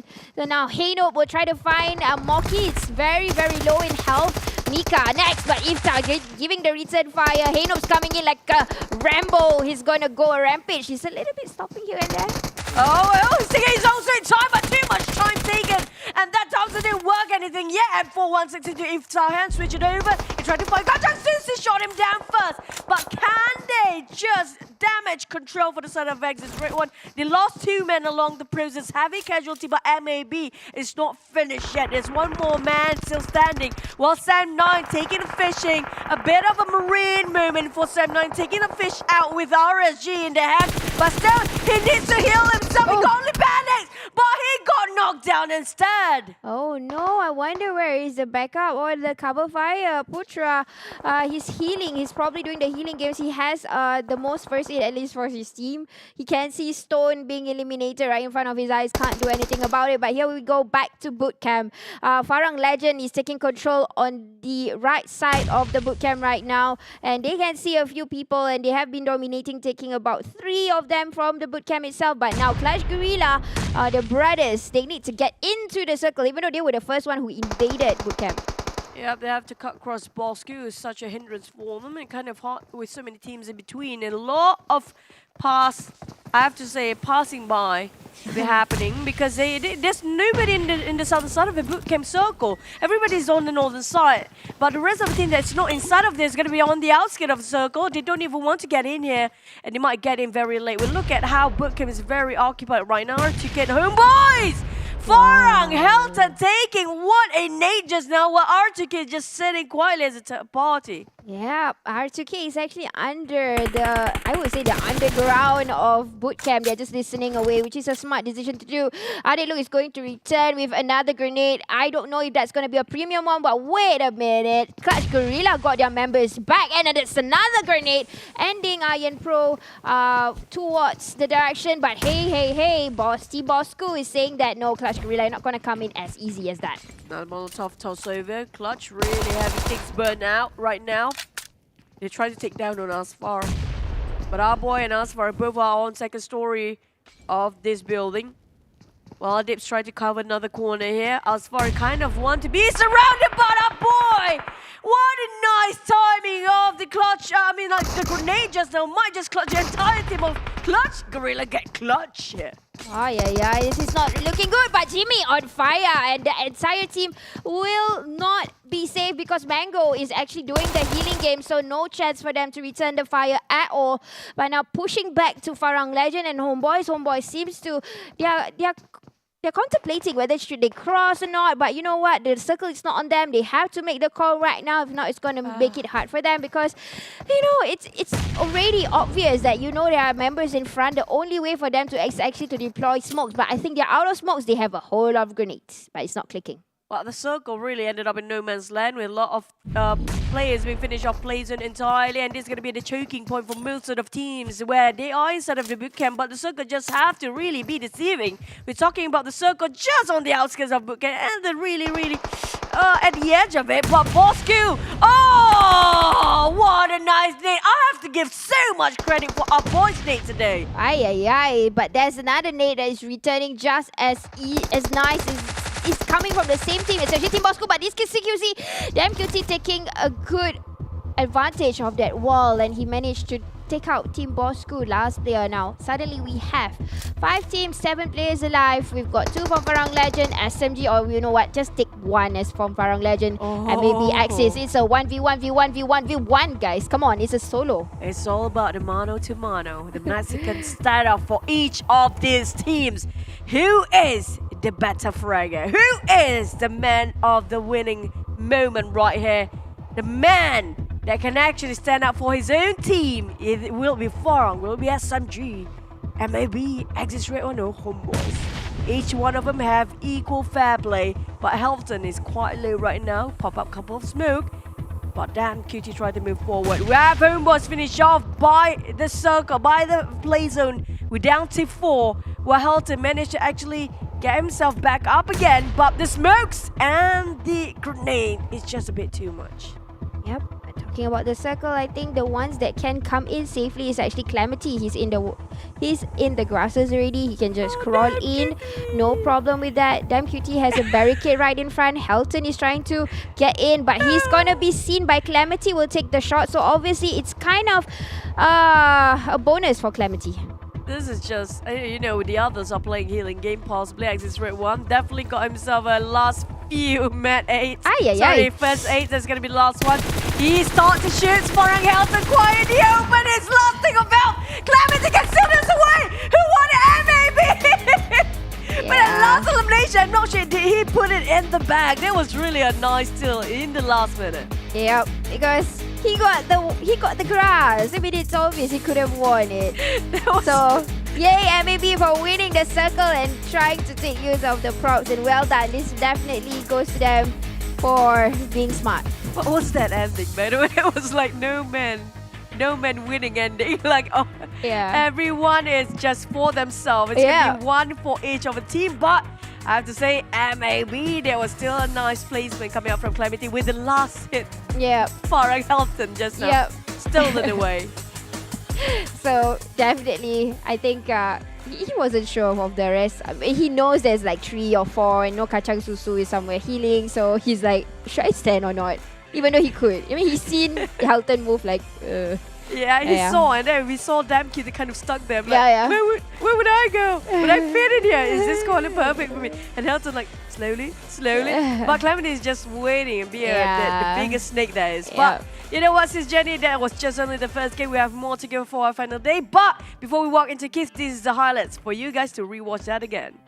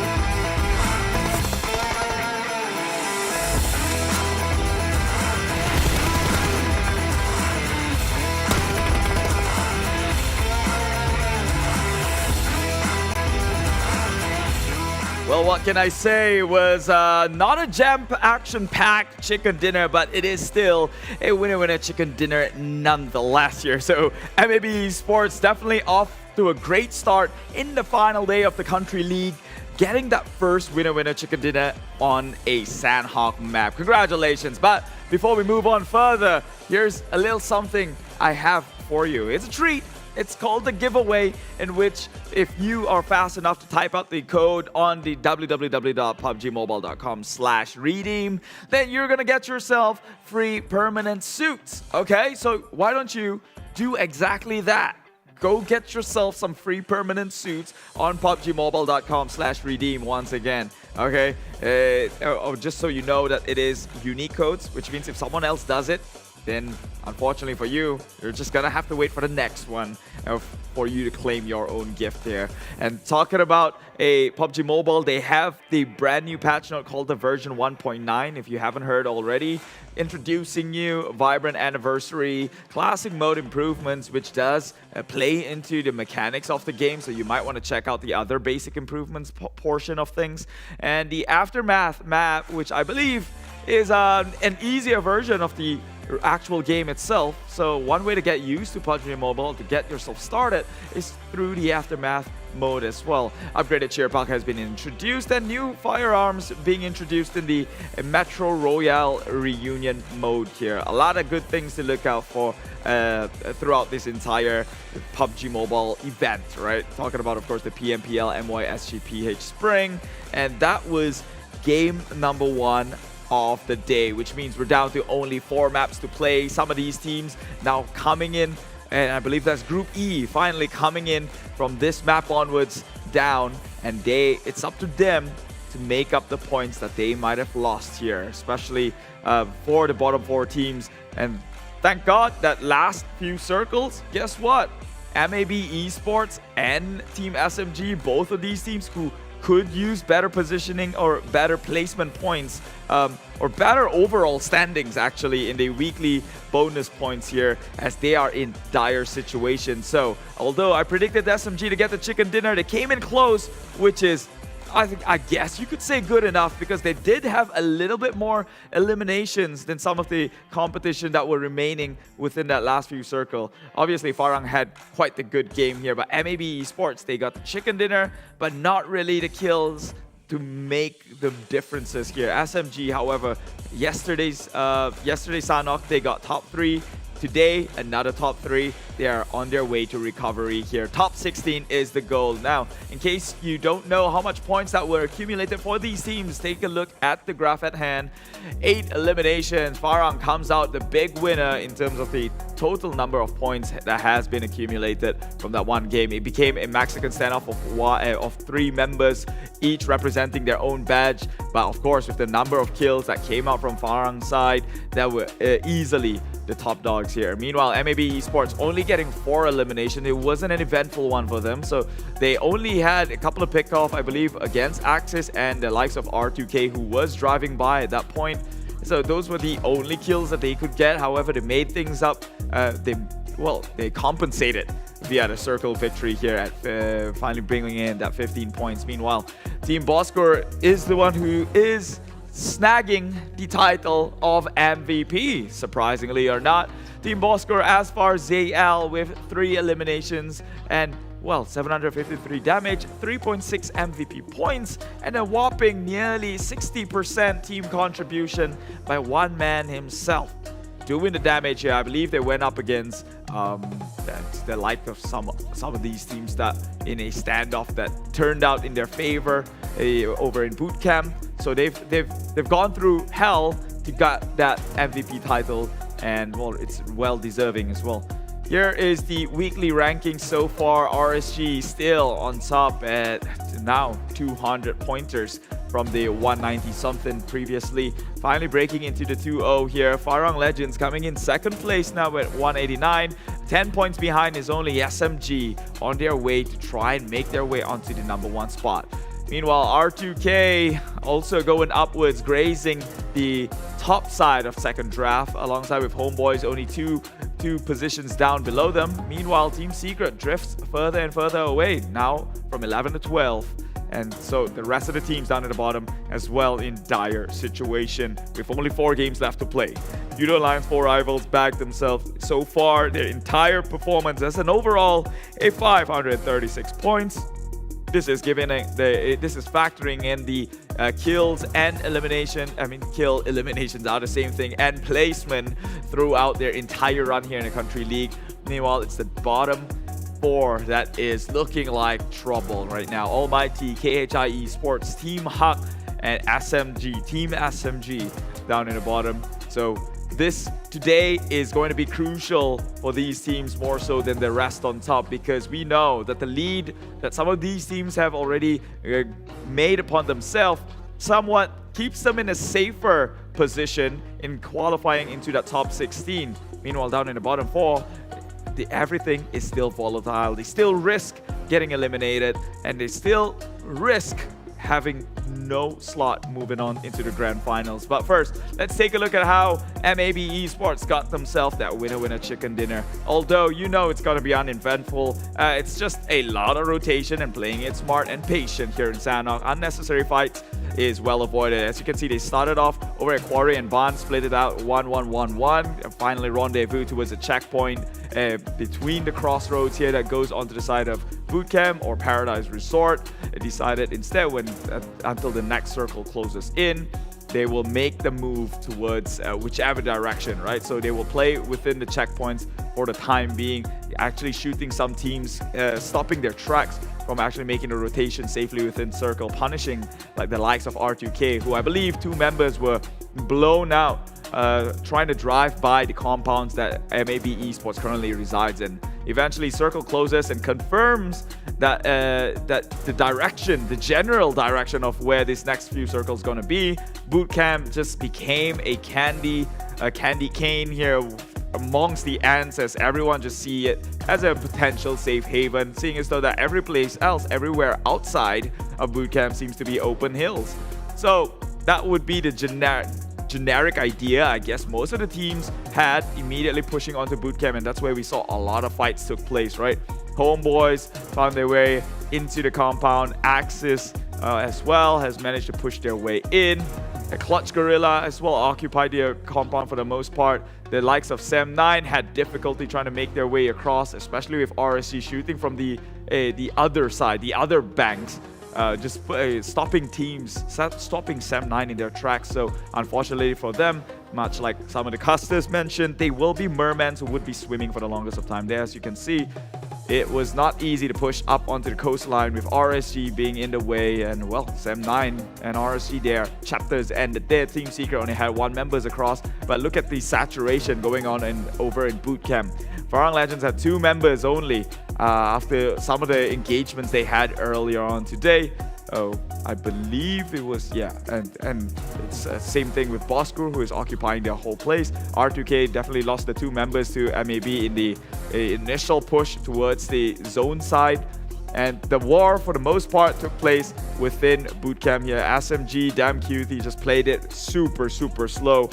Luckily for him, no other teams were within his vicinity to actually hear his footsteps or actually pay attention towards it. Although, because Clutch has got Team Bosskur to worry for. SMG, damn cute, he just makes the rotation to the second hangar here, as where he camps out for the rest of the circle. Same goes with MAB, who was playing from the outside of Bootcamp. So the rest of the teams here with Bosskur, Clutch Guerilla, R2K, Farang Legends, and Homebois will have to get engaged in a bloodbath and kill each other off. And the one victor to come out on top obviously is Helton, and this was the Mexican standoff, only winning it by the luck of the circle itself. Damn Cutie unfortunately will burn out in the zone. He did manage to shoot some damage across and maybe secure Helton as a kill point elimination here. And Calamity just feeling calm, staying where he is at within covers of the bushes and grass.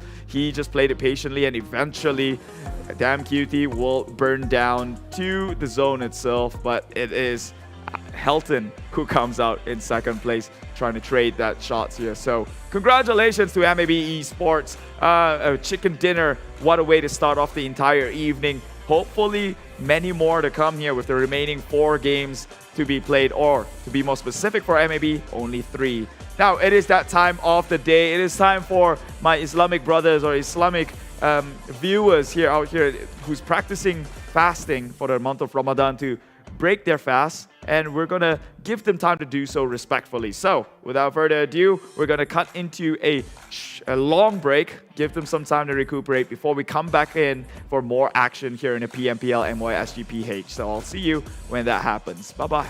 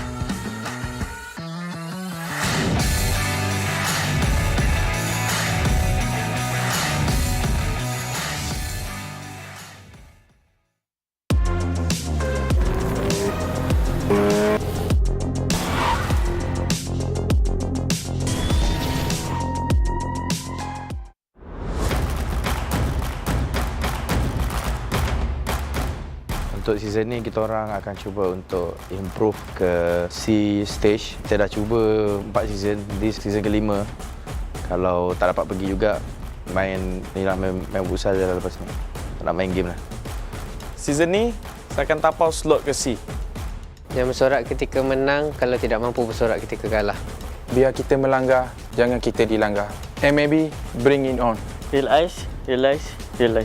GGRSG. One team, one voice, one family. EVOS, roar. Air yang tenang, tiada buaya. Sebab kat situ ada Homebois tengah ngendok. Di mana ada kemenangan, di situ ada Geek fam. Tanpa korang, siapalah kami? YA4R, win! Tanpa kegagalan, kita tidak akan berada dalam kejayaan. Jadikanlah masa lalu itu sebagai pengajaran dan menjadi lebih baik untuk di masa hadapan. Farang, fight to win! There will always be setbacks, but you just have to bounce back harder. GENEXUS, be resilient. To be a champion, you must fail first. Sam9 on fire. We strive for perfection, but we will catch excellence. Hati-hati dengan Dingoz Esports. Jangan takut pada kegagalan, kerana kegagalan itu adalah permulaan bagi kejayaan. Azirawan, kita ganas!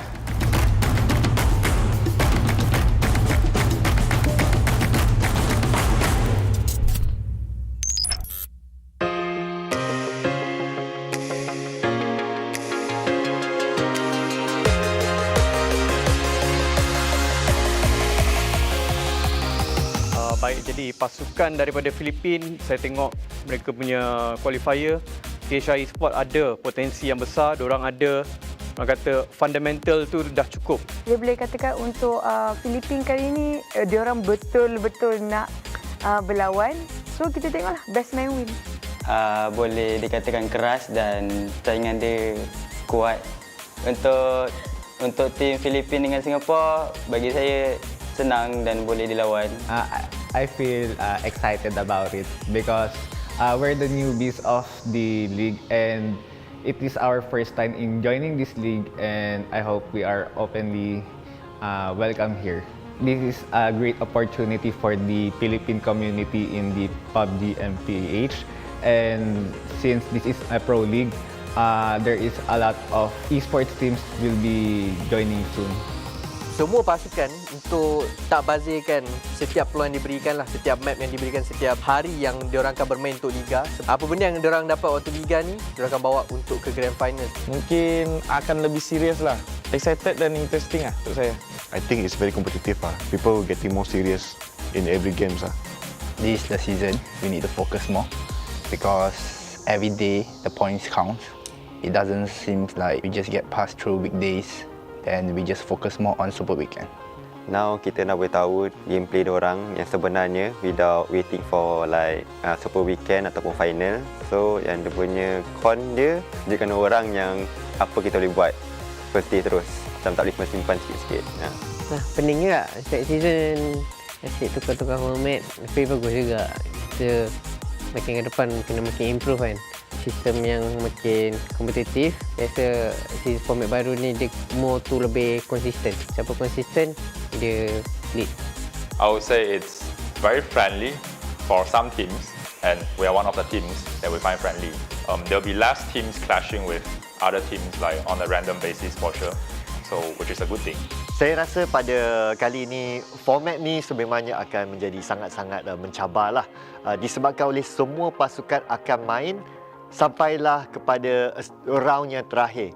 Agak mencabar sikit lah untuk tim Malaysia sebabnya kalau diorang tak perform dekat Liga and then chance untuk di Grand Final tu agak rendah. So bagus and mencabar.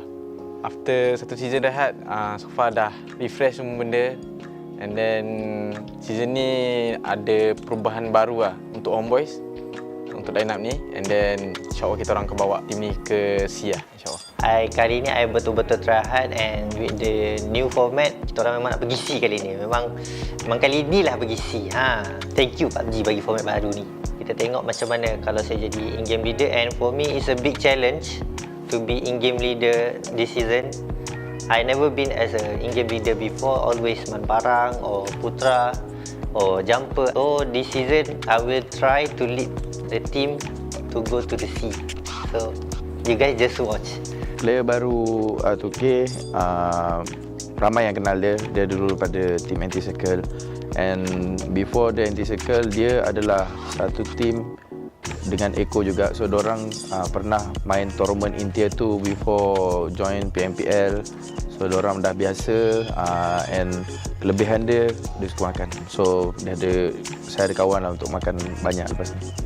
I think the reason why it's changed because the scene is more competitive compared to the previous game, and I think I've achieved a lot, and I want to make my name in the new game. My inspiration to competing pro is honestly the intensity. I really love how intense when the game start to be more competitive, because atmosphere and the aura of competing is always been in my blood, and I really love competing since I was a kid.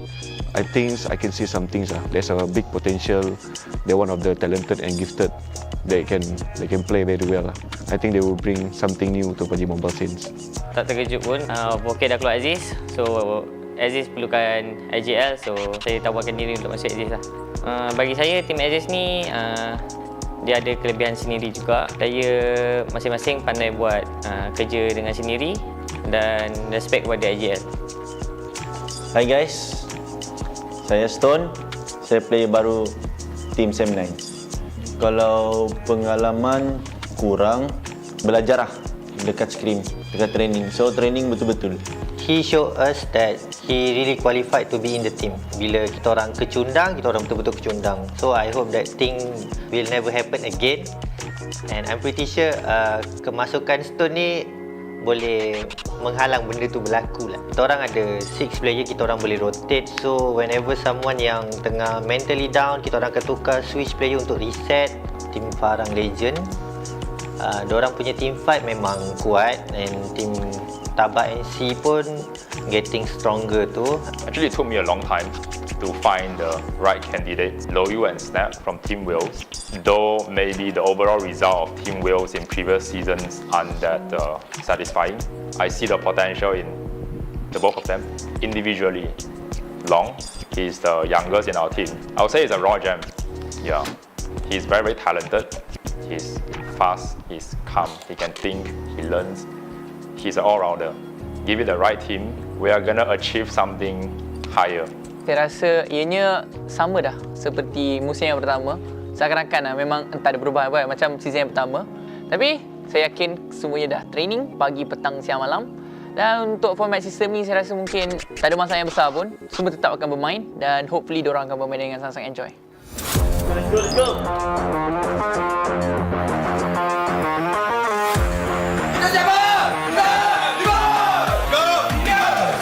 Selamat datang ke 2022 PUBG Mobile Pro League MYSGPH Spring. Masuk ke dalam game kita yang pertama.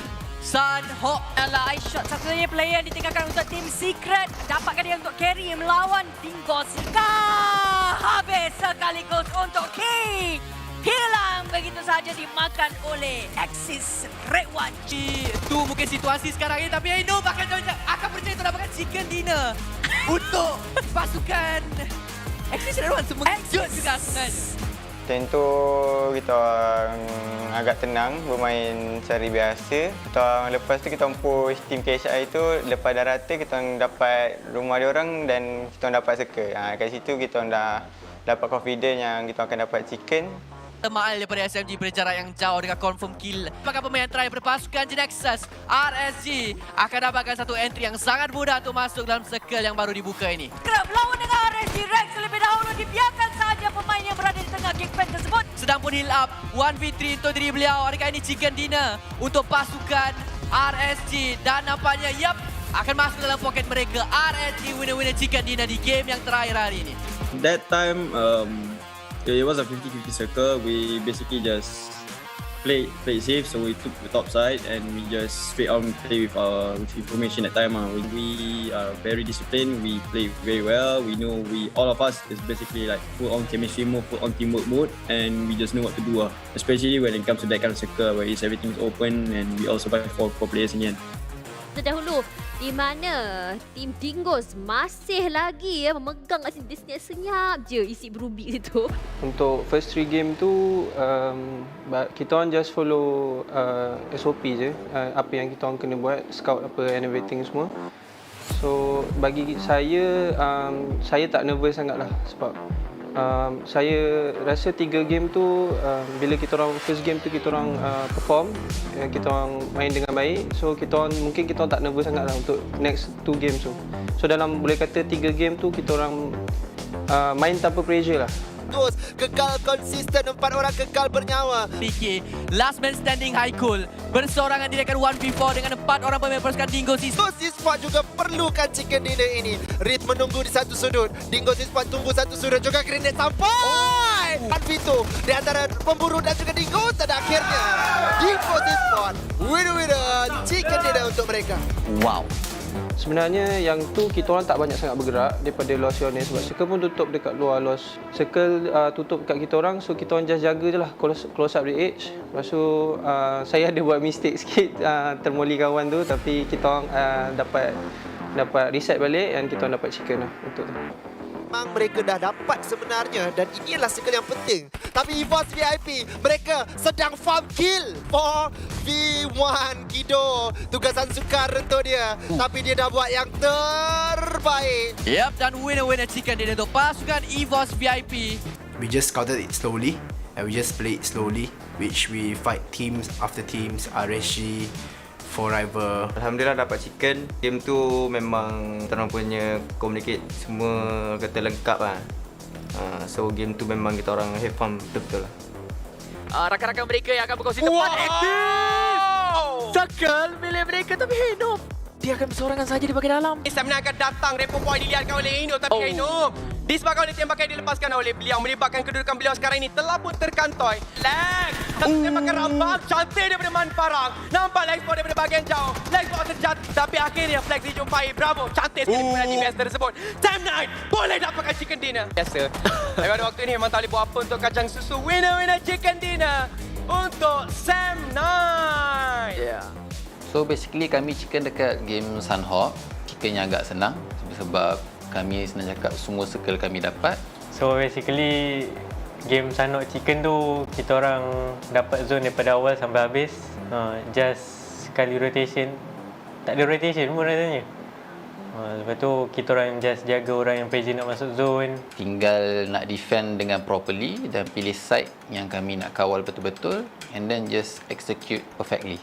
Ianya menyebabkan tak mudah untuk pergi ke bahagian kiri beliau dan akhirnya menyelesaikan pasukan ALMGHTY. Tapi pada waktu ini R2K menangguk di air yang keruh. Sedar tak sedar kita tak tengok R2K langsung. Namun di sini R2K, Dingoz dan juga SMG, 3 pasukan ini sedang berdekatan di antara satu sama lain dan bom akan berdaham. Sedikit Aizen, dia kelihatan yakin, dia tahu dia boleh lakukan 1v1 tricks lawan dengan Zeke. Siapa yang lebih kuat? Siapa yang lebih hebat? Dan itulah dia kemenangan buat kali yang kedua Sol R2K. Yang situ tu kita orang just dapat momentum daripada first yang kita orang ni je. Kita orang apa? Kita orang first chicken. And then for the second match yang kita orang chicken tu from momentum from ni. First match kita orang chicken. Kan NC dan juga Exit Red One akan berlawan di dalam kawasan compound ini, tapi malang yang untuk NC. PMPL mereka sangat rendah dan itu ada Magic selalu dijatuhkan oleh Jumper, tapi Jumper tak boleh nak ranking. Dapat kelima Jumper dan itu ada Jumper telah pun terjatuh, tapi satu trik empire daripada Mika menyebabkan pasukan NC akan rata terkeluar di tempat yang ketujuh. Penyelamatan boleh dah, tetapi Dam masih lagi hidup. Dan itulah dia, winner chicken dinner akan diperoleh oleh tim yang dikenali sebagai Axis Red One. Saya ada rotate untuk Faris main lah. So game tu memang circle dekat Aziz, so memang suppose untuk chicken lah. Beliau perlahan dia cuba topik dan dia akan menjatuh melakukan pasukan Sam 9 Malang dan cukup malang, dan kemudian Rex pula akan dijatuhkan oleh pasukan Team Secret. You see enemy coming across you open, right? You only have 5 bullets to hit him. After that 5 bullets, you need to reset again. You need to crouch back and see where he goes, and then you give a 5 bullet again. Not going straight 40 to him. It's impossible for you, even though for us. What I see from Brian, right, he has an unbelievably high amount of firepower, as I see it, because he's a youngster, right? So mostly as I see it, especially now, youngsters are those bocah, as they say. They don't really know what to specifically do for themselves inside the game. They're just like, I can say mistakes you all do, right, is basically like overpicking, like keep on challenging the players, like they call it suntik, right? You keep wanting to suntik the player, especially in PMPL level. But you need to know, like, if you suntik, the other players can also suntik. They can also punish you for doing that. You are overpeaking them. They can cause you like damage you a lot. You have to use first aid, which is like 6 seconds, 5 seconds. And at that time, you could have just like reposition yourself to a better place, and they just push you.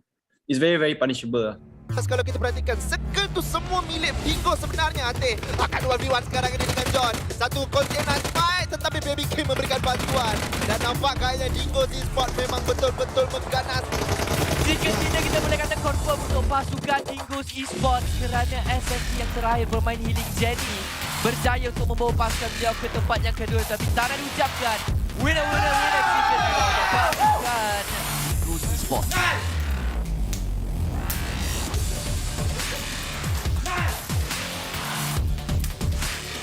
Second hawk tu kita orang boleh kata kita orang lagi confident lah, sebab kita orang dapat circle and kita orang just fokus, kita orang buka besar untuk nak halau enemy, untuk kita orang control area tu besar.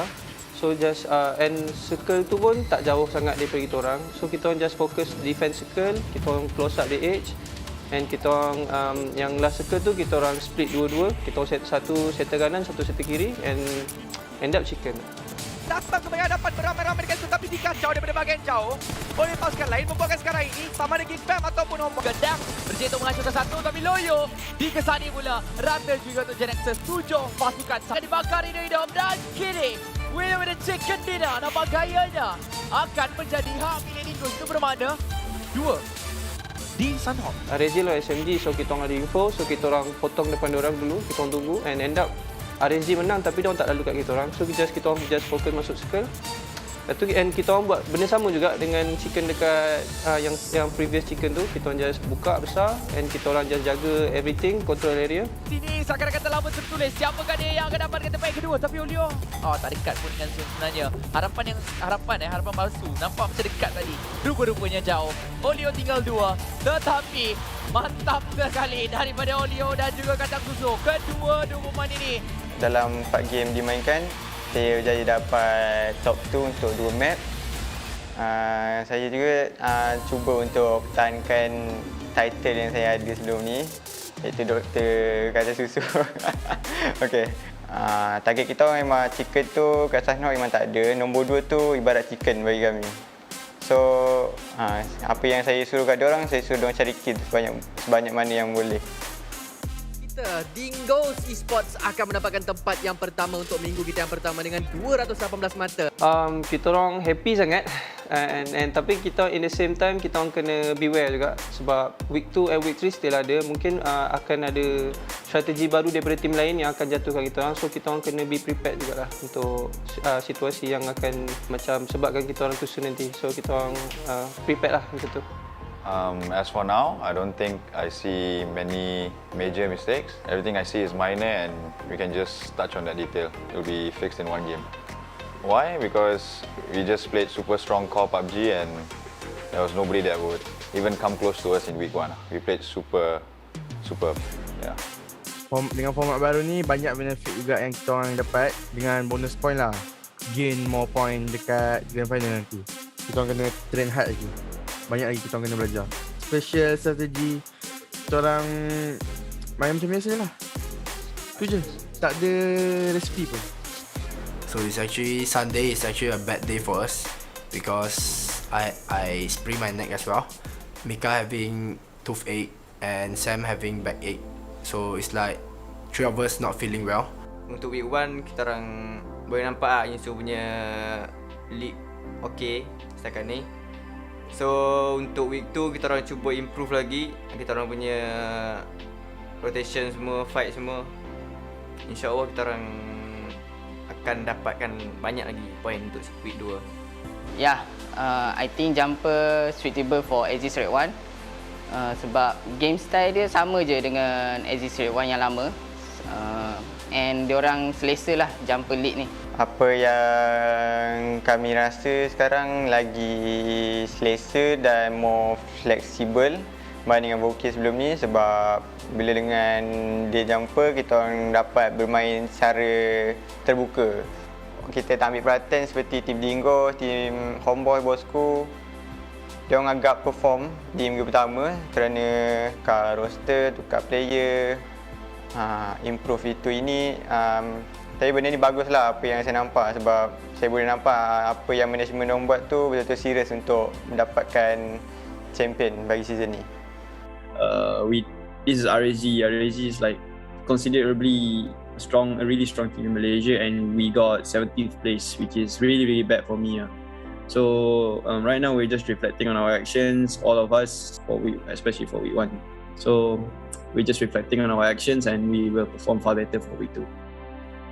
Tak termasuk even dalam first page tu memang sedih lah, mengecewakan. Tapi pada masa yang sama tak adalah sampai tahap yang kami dah rasa give up, rasa macam dah tak boleh buat apa-apa.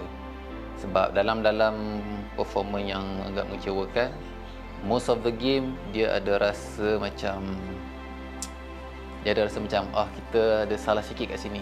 Dekat sini kita buat salah sikit. Memang boleh kata sepanjang minggu memang kami most of the day kami sangat down disebabkan untuk 4 hari berturut-turut kami gagal untuk capai matlamat kami, kecuali hari yang terakhir lah. Hari terakhir tu our best performance untuk minggu tu, just kami bersyukur lah kami dapat hari terakhir. Week 1 performance kita orang agak murung sebab kita orang tak main macam apa yang kita orang training selama ni.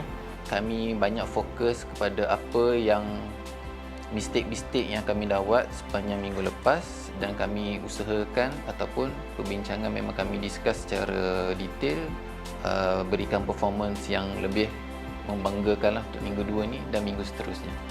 Okay, thank you. See you guys later. Bye. Keep on supporting us when it's on match day for week 2. Ciao. Man, sanalah. Kau pergilah dapur.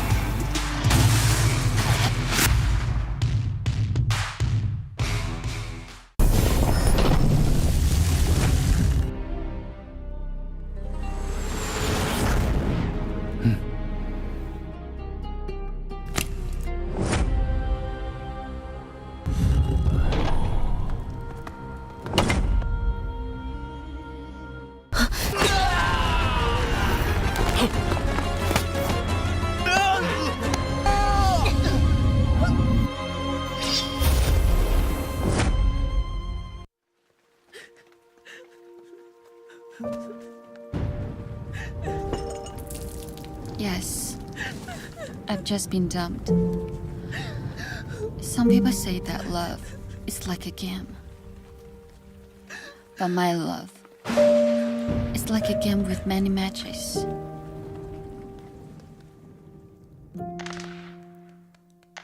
Number 3, just you and me now. Be careful. Shh, someone's here. You're amazing. You're the most skilled woman I've ever met. You don't need to be surprised. This is what I do every day. Haha, let's play another one. Sorry, I have to go to bed. Okay, I'll be waiting for you at the same time tomorrow. I thought this is what everyone says in games. I actually didn't get it seriously until he really appeared. Hey, he really can! Of course, a deal's a deal. Well, it's why I am here now. Where are you? That was when I found out that he lives in Los Angeles and I live in Bangkok. There's a 12 hours difference and 13,000 kilometers between us. Sarah! Sarah! Sarah, get out of the car! Are you still there? Actually, I'm not even sure how many matches we played before we got together. I'll protect you, baby. Hey, you should have exposed yourself. Got it!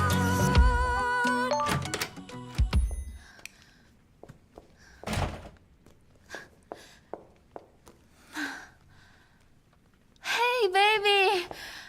Sorry, some last minute works come up and I couldn't get away. Were you waiting for long? It's okay.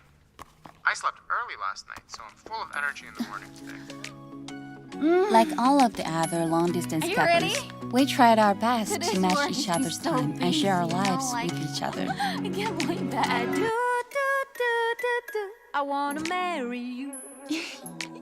So good, so good. We cherished every match we played. Like all other couples who met in a game, we also brought the same into the best back to real life. Please forgive me, I'm begging you for your forgiveness. Don't think you'll get away with this. I'll make you pay when we meet. It won't be long till we can meet. It's been almost a month since the pandemic hit. Hey, I've heard things have gotten worse over there. It's okay. I just got the vaccine. You need to take care too. Don't worry. Although our plans to meet kept getting pushed back because of the pandemic. This snow map looks so nice. We also played together more often. I've never seen real snow before. It also made us closer. I won't be able to stand you if we live together. What do you think our future will be like? We'll have a great future. I thought we could go on happy like this forever. But... Are you still there? Some things are starting to change. Hello? Antoine?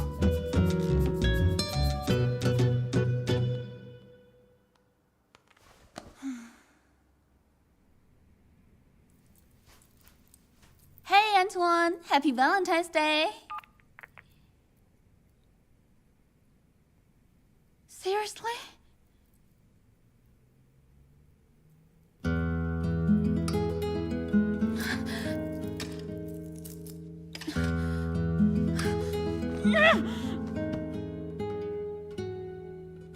Although I was angry, I believed that he had a good reason he couldn't share with me. It was only when that woman appeared that I knew everything he said was a lie. If I'm right, that woman is called Joanne. They always came online and went offline at the same time, then were separated by different time zone or distance. They had great teamwork, and they won more matches together than he won with me. That was really upsetting.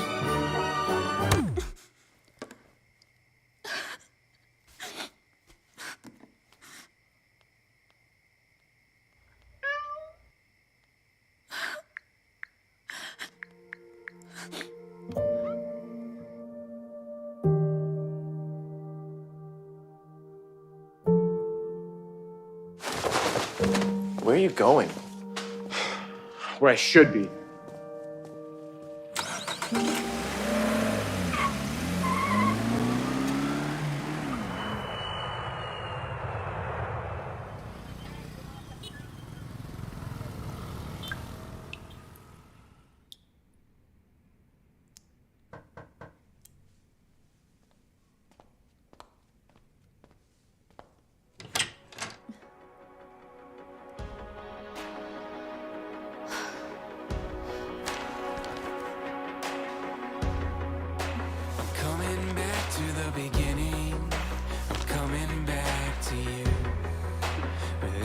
Nothing in between us, and nothing came from you. I open up my hands, you open up my eyes, I let go. All I am is yours. You can have my heart, you can have my mind, you can have my love. I'm bringing my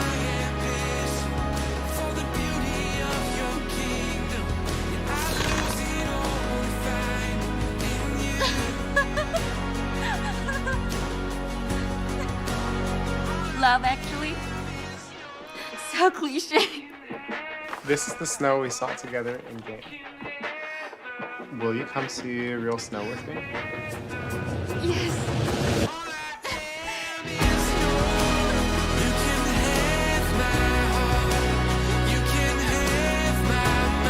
Yes, I'm falling in love again. Someone once told me love is like a game. And I think I can win this game.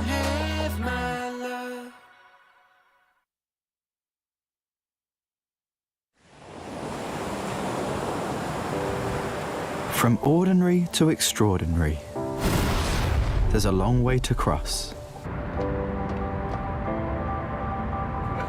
Whenever we lose our way, there's always a light that keeps us going. The light sparks from every young heart. It leads us to capture inspiration in ordinary days. It encourages us to seize the colors of sunrises after the darkest hours and create something amazing with it. We brought the magical color-changing effect to life thanks to a dual-layer chromic bonding process. Place the back cover under the light for just a moment, and you'll see it go from a calming blue to a passionate red, just like the color changing of the sky during sunrise. Presented by RealMe Design Studio. A tribute to those who dare to capture the light. Realme 9 Pro Series. Right back at it again with the game here, continuing our final day for the Country League. It is week number 3, day number 5. My name is Keith. This is the PMPL MYSGPH Spring. That's all brought to you by, of course, the PUBG Corporation, Tencent Games, and Lightspeed and Quantum Studios.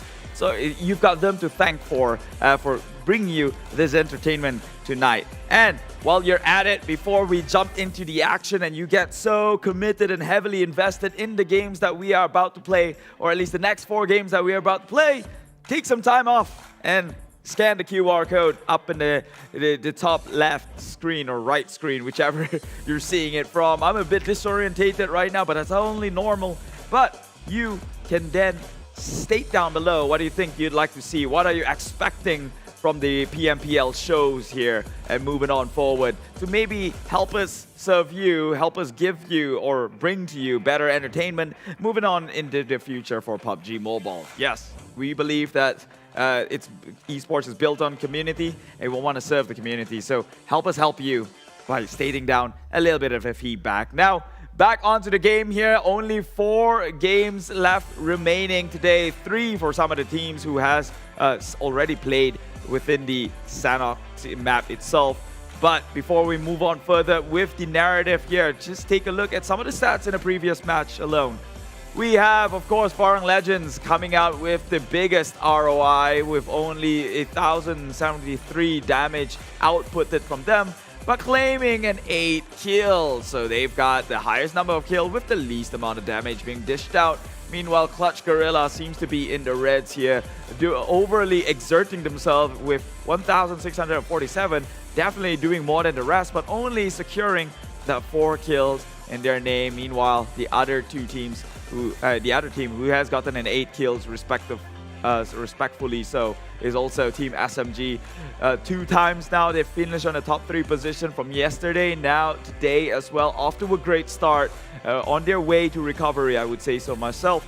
Meanwhile, Team Bosskur has got 6 of their own, 1,074 damage. Homebois comes in next with 5, and the rest of them pretty much secures themselves a 4 or below kill average score, except for ALMGHTY, the only one with the 0 here. So, well, that it's on them. They chose to crash onto the likes of Team SMG, who apparently is on fire this week. So it was a battle that they were willing to lose or, you know, risk it for the biscuit and maybe come out on top. And it panned the way it did in that one match alone. Now take a look at the overall stats. We have 53 total eliminations in this match, in the previous match actually, with a total heals of 13,585. It ended way sooner than I expected to, because not many people were doing the healing game towards the end. It became a standoff of a 1v1. A total of 64 knockouts, 148 throwables used, only 1 airdrop has been looted, 4 total headshots. Now we are looking at right here, right before our eyes, the second match of the day, which we will be going into in just about a bit. The groups that we'll be playing will not include Group D. I believe that is the group of life, or so-called the group with the most teams down in the bottom 4 position, and I believe that's going to include Team SMG, RSG, MAB Esports, and Team ALMGHTY. So, what does that mean? That means it's probably going to be a harder game than usual, because the group of life won't be playing, but wouldn't even call that a claim here, because Team SMG seeming to be a tough competitor so far in this league, or at least in week number 3 here. So, who do I think is going to get the chicken dinner this time round? I say Team Huck. For reasons being, a little bird told me that in the last day of the PMPL Country League, gentlemen's agreements don't matter, and they might just come in crushing hard. And that is why I feel if they're willing to take that step ahead, then they're willing to maybe take drastic actions to make the results come in. And it all goes down again to mechanics and see who will be the victim of this brand new strategy. I'm excited for this one. Finally, after a long break, now we are going to get back at it. It's going to be in Erangel, so casters, please take this one away. Thank you so much, Keith. I'm surprised he's going for Team Hawk. I'm not sure if he really went for it or he being bought for it. But we're back here with Miss Chuchu and Sis Jenny. How are you doing? I'm feeling happy because I just ate. Yay. Yeah, everybody just ate. That's pretty much a very happy ending for most of us, but not for the one that will be relegated later on. Right now, we do know there are a couple of teams, 4 to be exact, actually not in the safe spot, and they are desperate enough to actually crash into somebody else's compound when it comes to Wrangle. Yep, definitely. I am quite excited. One of it is the last day of the league, and then we can see a lot of surprises and crashing. But honestly, it's not the crashing, it's more of the tacticality on how they will actually act upon when pressure hits into these players. Well, that's what professional scene is about. If you are going to competitiveness, you have to actually have yourself that composure and be calm in whatever situation that is. That's the, how do I say, that's the one that actually separating the best from the rest. Yep, so definitely wanting to see all the star players, star bits, to actually do a whole lot of reflexes, or even, you know, the CQCs can happen where we can see more than one clutch from the same person. Yeah, it's all interesting. This is how I am if I'm a viewer. I'm very excited on the last day. So even though I'm the caster this year, I'm still excited. You're always the exciting Jenny, as always. But speaking of exciting journey, we had the entirety of the league itself. You guys watching at home, thank you so much for following us since day number 1 up till now. We're down to the final day itself in the 3rd week in day number 5. And be sure you guys stay tuned because today might change a whole lot when it comes to overall rankings because we have no clue who will actually jump at number 1 or first place here today when we're walking into a wrangle match of day number 5. Week 3, second match. Yay! And yep, we are flying over everyone's favorite, which is in Erangel. Honestly, I can't wait to see how is the rotation is going to be like. Although yesterday's game, I think the last game was into Sofnoska. Unfortunately, because it's something that Chuchu wants to see, but hopefully she gets a Sofnoska today. Here we go, Erangel. Yep, we have one group not playing. Which group again was it? Is it A, B, C, D we're playing today? Yes. Yep, there you go. E is playing, yeah. E is playing, so D it's is not. D is not. So Team SMG, RSG, MAB and Almighty will not be playing, and Almighty definitely, they kind of really in a wonky position if you ask me. I'm not sure how they can actually push it through, but at least this flight path for this first wrangle of the day, giving us a bit an even out, quite even map into 2 parts where everybody can drop wherever they fancy on the northern or southern side. Yes, and it seems like I think teams will just go respectively on their own drop spots, but it's just how they are going or how fast they want to go out and disturb other people's rotations and things like that. Because yesterday, I remember 2 of the Erangel matches, a whole lot of teams was being disturbed by rotation, even though the circle is as easy or not easy, but it's pretty direct. It's how they have been practicing, but a whole lot of teams crashed into rotation, and it was only the first rotation which was coming from circle 3 to circle 4. I mean, usually the 3rd circle is where we kind of know where the last few circle will be, and the 4th circle, like I mentioned, always the great migration where the circle forces the player, like it or not, they have to get into the circle no matter what, or they cannot play outside of the circle, since the blue zone will help them quite a lot with 1% HP being deducted every single second they burn out into the blue. But this circle, again, we got ourselves a Medusa intersection circle. We've seen this around the mansion before, we've seen this around the prison before, and it's something not very unusual. So it's a very generous circle, still the main peninsula, reachable towards anybody, especially on the right side. I feel like a deja vu because this is like yesterday's circle. Similar. Almost the entire week circle of Erangel, honestly. Most of it. I won't say every single one of it, but most of it is around this circle. Yeah, deja vu. If it happens more than once, it's not deja vu anymore. It's deja 3, deja 4 maybe. Deja vu 3? And that's a mouthful. Okay. That's a mouthful. Speaking of BU, okay, we do know GENEXUS really had a good run last week. They simply got themselves quite a number of eliminations still this week, but it's not as much as last week now. And I think they are one of the teams that kind of secured themselves in the playoff top 16, so they got themselves a 20 mark in the grand finals. So they are teams that are quite secured enough, and they're not under that pressure anymore. Who do you think is right now is kind of the one that's really dying to get into the top 16? Look!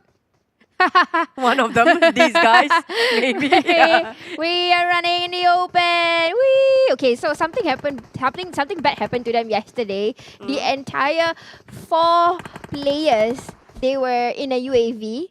They were slowed down by MAB, which is John Wick. And he cornered the UAV and brought his other MAB people to come in and stop the car, and the 4 of them just totally got eliminated. It feels like very mafia, like a Hollywood movie scene, right? Yeah. It feels that way so much. I think he got into John Wick way too much for John coming up from MAB, but it works things quite right for them. I mean, like, why not?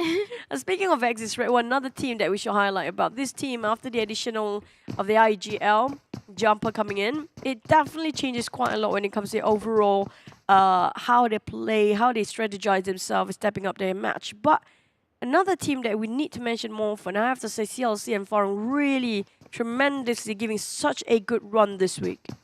Definitely. Although, something that probably a lot of you guys have no idea about, Adib had a great accident last week. So what accident? An accident. So his hand, his index finger had a cut super deep. by a ceiling fan. So that's the reason why last week we didn't really see him. In fact, Xerox was playing into his position. So there was a slight difference in the performance when Adit wasn't in. But hopefully this week they will get back their momentum, and plus having Mango, one of the original players from Guerilla.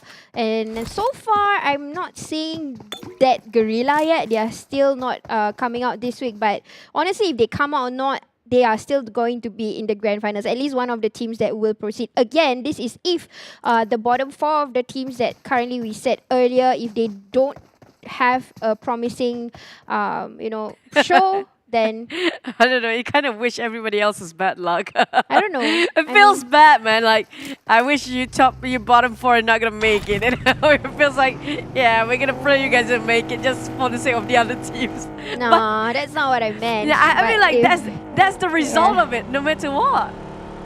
You're gonna get relegated irregardless. Yeah. And too sad to see that. Yeah, one of the teams I'm worried is actually EVOS. Yeah, it's kind of true. I mean, they are a good team. They have good players. They have good fraggers, in fact. Like Insomnius and the new blood, which is Mika. So, yeah, okay. So, we are about to see Putra trying to get the most throwable. Questionable. He says he's throwing over nothing. Yeah. But okay, it's something that can be considered about. But Farang is gonna do something very similar as well. I mean, like, just randomly throw something just to get into the stats going on. I mean, like, we do have individual awards. Maybe they want to pick, pick more people up, or pick more medkits up, because they might have contributed towards the data. But round of core, we have R2K just gonna move over to different compound jumping, we call it, just to get themselves a different type of loot going on in case they kind of need to do more throwables in the future. They can actually do that. And Team Hawk, this is the team that predicted by our analyst today, Keith, and we mentioned about them. Team Hawk, for me personally, feels like a bit like EVOS sort of contribution sometimes. They are in the middle bracket, but they're just having a bit of a barrier that cannot get it through. Yeah, suddenly, like, you're not seeing how they used to play. But then again, maybe this is when, a lot of transfer windows, whether sometimes it works or not. So at least it does say to us, or say to the management at least, if they were to put in all 4 good apples, doesn't mean it's going to come out as a good tree with the same seed. So sometimes transfer windows are not a good thing, But sometimes never have any transfers is also not a good thing. Yeah. So it depends on the situation, I guess. But speaking of transfer win, never mind. Jumper being actually shot on by Stone. Sam9, he made a big U-turn. Jumper will take up the challenge, even though it's across the street. But the rest of X's right one is there. Drax is right on top of Mansion right now, but a bit of a struggling to do just to get on top of the rooftop. Oh, finally made it. Congratulations, Drax. I think it's the after breaking fast tummy. After breaking fast effects. Yeah, so he has to carry the tummy out. Not him, but the character. Okay, guys, we are in character. This is PUBG Mobile, so yes. We're not role playing, aren't we? Yeah. Well, that's a different game entirely. But Dingoz running over. We mentioned about while we're waiting for something to happen, we do know it's going to be on second or third phase. Usually third phase, something will happen. Fourth phase, definitely it's going to be a chaos. Just before the storm later, we're still in the calm. Do you think, is there any team that you suggest should not have any transfer window once we're done with the season? Wow, that's a strong one. But for me, maybe Team Hawk. Team Hawk has never changed the roster, honestly speaking. Yeah, but the maybe roster, maybe a bit, but not too much. Yeah, the roster, I think at least 70% came from the same team, which I shall not mention. But probably I prefer the old one. Even when they were J8 back then. Yeah, I think they stood up better in a sense of performance. Although it's only one person that is not in, it makes a big difference. Like, for example, Team Secret. They have transfer windows, but they manage the transfer windows very well. I mean, they have been consistent and they kept the key players, which is, I believe right now, if you were to put it in hierarchy, it's Mattoy and iShots. They are the longest one in Team Secret. And maybe we're going to put Fredo in the fray one day, but Zealand's not playing. Speaking of that, maybe because of age, but looking over at VIP Razor EVOS VIP shooting over with DP28. But the recall making it so hard to control. Trying to shut down on Geek fam. They are just passing through. Afraid to say, I'm really scared of this because why? Just Poliana is so overpopulated right now. Well, so much vacancy on the northern side. Nobody's actually come out from north. Yeah. I think they're trying to make a rotation like what Geek Fam is trying to do. Probably trying to take the heals by getting the sprays here. A little bit more. Miracle might not just get a miracle at all, but they get over that and Miracle will try to divert attention and try to get a cover. But Miracle being spotted by Psycho, so he will get a knock. Now Psycho shooting over, just gonna finish the job. Done. Well done for Naoki. Wow. Getting the first blood after quite some time. Finding somebody went out from the game. We have 30 more seconds before the circle shrinks. But this is the second phase. Finally, the first one to get out. And we still have 63 players. While we do have Clutch Guerilla fighting against Team Secret, who parked themselves just across the other compound. It's going to be a very interesting fight if we had another third party coming in through. Yeah. Right. Ooh, that's cool. That's cool. I mean, he actually picked before he get into the vehicle, but nice, nice. But anyways, here we go. Another migration is happening. IM Pro just passing through, but not gonna get any. Make just a few damage from Stone. And they will... Whoa, whoa, whoa, whoa. IM Pro, come on, make your decision. Where do you want to go? He's actually just trying to park himself in the proper way.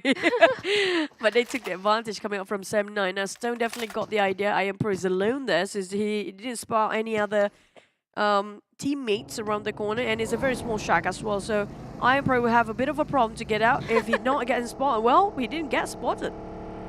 It seems like he just went on a drive-by and like ordered McDonald's. Yeah, I know, right? So like, drive-through. Okay, yeah, should I'm just should going be. through drive-through right now. Drive-through. He went there just to charge up and like, okay, I'm back on the road. One extra large fries, please.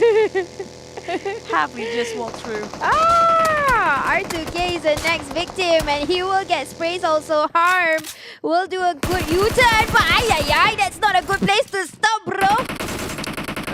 This is a bad drive-through, so we're going towards that same scene again. But Stone, this time is more than happy because it's more than one person. It's going to be R2K, the entire team coming in, greeting them, maybe just walking straight into the lead dap. On the other hand, still get his eyes on the side of Harm. Harm, there's no way out for him. Even though he got himself a couple of smoke, the smoke will dissipate anyhow. And the moment that happens, it will be the end of him since he's in an open field. There's nothing to cover himself with.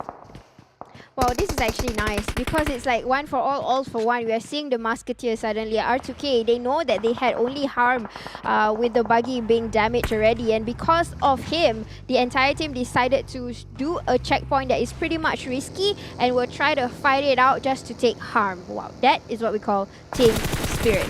Well, speaking of team spirit, we do have another team spirit here, KJ. Well, unanimously spraying over to TABAH MC, but none of them actually getting clipped. Yasnaya still in the center of the circle. We're going to see another circle pop soon. Will be justified for the players or will be really unfair for the circle. Okay, Shah still taking his compound and Magic's retaliating. Oh, H2R is stuck there.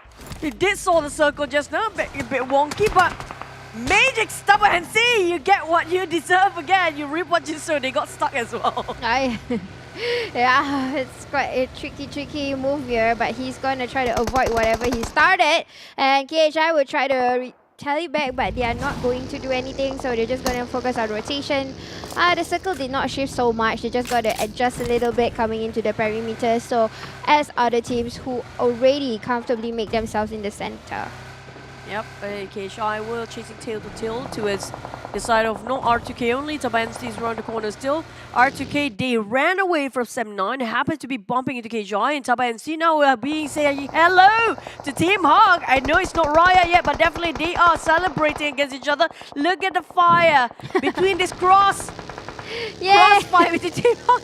It's just easily ended up with peace. Yeah, this was how it was yesterday also. This kind of merge, but wait a minute, this is Clutch Guerilla getting into Yasanaya and already getting themselves the first enemies or neighbors that is right beside. But you know what? Team Bosskur is ever ready. They have been the ones who invaded this area first. So Clutch Guerilla, you gotta do everything. Kabanki, come on, you should know that.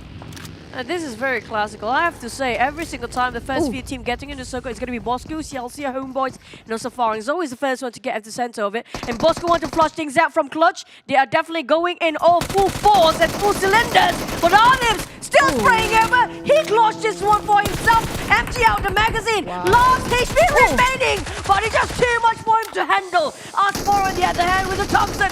Spotted out Jimmy, and it's not great for Clutch. They're playing around the corners, but it's not enough. Funky big finish off straight away. Asfor, what a nice choke coming up from Team Bosskur. Oh no, that's definitely not prepared for Clutch Guerilla. But then again, what a way to show and stand onto your grounds, because that's their fault. They came first, and that's how they kind of tell everybody to back off. They're backing off though. Yeah. It feels like there's no room for them to back off. It's going to be them decimated entirely. I mean, yeah. KSI, seems like they still survive here. Yeah, surviving. And I don't know how long they want to survive because it's in the third circle, so it's still okay. But it's pretty normal that they are playing by the backs. Lately, we have been seeing that they are taking the parameters, taking the vantage point. And hopefully it works for them. Now, another team that is going to go a bit further from Yasanaya is R2K. But now, EVOS is going to do a crash into Sam9, who just wants to start the engine. Right! He's running from his buggy, but he just couldn't make it! He made it! Straight into the sun, but somebody else is shooting against him right now for EVOS VIP. Yep, it's Dingoz, and they are up there right beside the hilly areas of an outskirt, a compound that is right outside of Yasanaya. This is pretty much very popular area for a checkpoint. So teams are just going to spy with their little eyes from the sides before coming into the circle. Maybe they have large eyes now. And a bit too skeptical about the little eyes. But there's going to be a lot of hillbillies definitely coming up from Dingoz. Still shooting over. We have a TABAH MC fighting against R2K. It's going to be straight rush down on the ground. But we do have another team coming up from behind. It's going to be Homebois taking the advantage against R2K. Well, TABAH MC saved by the bell and saved by the grace of Homebois. It's going to be TABAH MC stuck in between R2K and as well as everybody else, because Homebois is the one who's not reachable for them. Yeah, Homebois is on the vantage point and definitely will try to fish out. But NC had troubles in trying to do a rotation today. We can see that clearly. Similarly to R2K, Echo already been cornered down, living with Harm and Aizen, who has been a little bit late in their rotation because of what happened to Harm. So they will try to find the first culprits, and it seems like it's going to be NC, but Homebois is giving them no mercy. Yeah, Homebois is giving none of these guys mercy as they got themselves a prime spot to work with. Definitely can see through every single thing. What a wide field they have to work with. Very wide space indeed. Back to Aizen, cooking up the nade. Shredded almost his helmet. Now tossing over to Frankie. And Frankie gonna retaliate and gonna just giving back what he deserved. But didn't clip any of Aizen. He definitely saw that one coming through. But on the side of Team Secret, Sam9 crashed in. And what a flying car from the explosion just now. Here we go. El Clasico one more time. Kid is trying to bring down Stone. Stone is already on his knees. But Team Secret will try to take over this compound. Sam9 just say, hey, I'm just visiting. But no, there's no card for just visiting because Putra has to take down. He has to go and try to come back for Sam9, while Team Secret is not going to come out at all. They're just going to hunt them with Trobos. I have a feeling the ones actually winning is actually outside of this wall right now. The walls are really kind of stuck between four teams there. Yoodo Alliance for I was just behind them. The moment Team Secret done with this, they might actually get obliterated from teams outside. So it's kind of a lose-lose situation for both of Team Secret and Sam9 here. But Exit Red 1, EVOS, VIP, and Homebois finally climbed down their higher horses. Yep, Homebois coming down and they have to get to the circle. They were outside initially, they wanted to farm, but that did not happen because right now taking over is Axis Red 1. Look at how well they are spread out on this vantage point. They have two to take care of Homebois, another one on the other side. Starting to spray on Strix, but getting a little bit of the cover. No problem, Hayno will always anchor and target onto Homebois right now. Ooh, almost kick 6. That's going to be a bit of a problem. He could pick himself way too much. Hey, Noob on the other end is not giving away any free entrance there. Definitely will gatekeep this and denied. The entrance coming up from Homebois, who just climbed down from the hill and now have to face Axis Red 1, who's taken down on Tam. Seems like they're losing more men for Homebois there, while EVOS VIP getting the leeway to get out from here. They got to find another place, but looking at how well spread out Exit Red 1 is, I don't think there's any space for breathing for Homebois. They've got to try and cover. They've got to try and make what they got at least at that corner right now. They have to cover themselves with trees or something like that. But here we go. We are looking at the champions right now, or the current ones that is leading the board. Yoodo Alliance 4 Rivals, who's not going to give any mercy to Team Bosskur. Boki has already come in front. Will try to do a CQC with Team Bosskur. They're just right outside. And that's the thing, it's just now can actually down with a pixel shot, but Bosskur just gonna rush in. They wanna flush this out, but didn't realize they have two more members of Yoodo Alliance right outside of the corner. And now Happy and also EVOS is coming out from the outside. Homebois kind of stuck with Voki from the inside. Farang on the other hand is waiting for the right time. Voki trying to jump out from the window, but it's really low. But only until it's true and true. And now Hoki just gonna spray over Yoodo Alliance 4 Rivals. Losing man inside too. Voki is done as well. A1 and Happy just arrived. And now making sure they can never even pick in there. Bosskur is really flushing this quite hard. Wow, Bosskur, what a way they fight together so well together. It's not the first time we are seeing when they are together, they are so compact that nobody can come in. But hey, GENEXUS just say hello. Happy can be lucky. He can go away right now while leaving these two new teams to fight one another, which we are looking into GENEXUS and Bosskur. But Happy is he gets out because he heard the footsteps. He know he got nowhere to go. And you know what? He has been eliminated. I have to say that is a very casual Naoki. A grenade tossing out, but on the side of Exits and Homebois, same things happen. Frankie on the other hand, staying as quiet as possible. He's not even moving an inch of a muscle there. Dingoz taking on Team Hug, but the ones that actually exchanging nades still going on. Exits Red 1 versus Homebois with Frankie in between. Jumper spot him out. Oh no! Jumper fell onto his knees, did not expect a CQC definitely, but Frankie already knows, or at least Mika knows the information. There is one player there, the grenade is coming in, but no, it cooked too early. A whole lot of teams is fighting right outside of Yasanaya, and now GENEXUS is trying to say goodbye to Team no, wait, you know what, we just changed the entire side here. Team Secret, in the middle is Bosskur, and outside is GENEXUS. GENEXUS kind of hand between also EVOS VIP in between Team Secret here, trying to flush them out.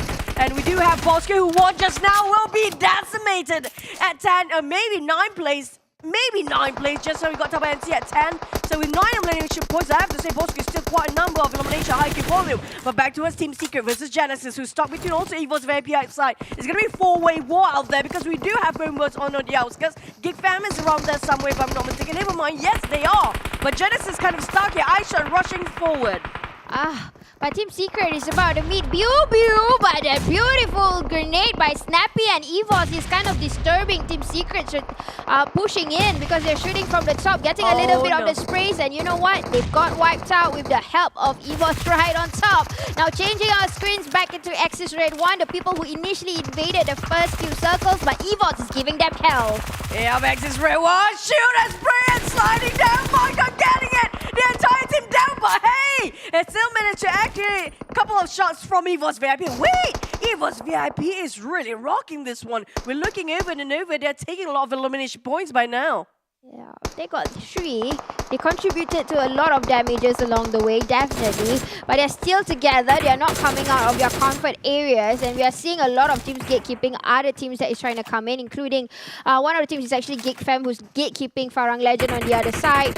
And we have a swimmer right now. And I believe that is from Dingoz, who's always sneaking their way in. Axis is still composed. They're doing a reset, similarly to EVOS, who's trying to get Exit Red 1 out of the game. So the Australian puppy loves to swim.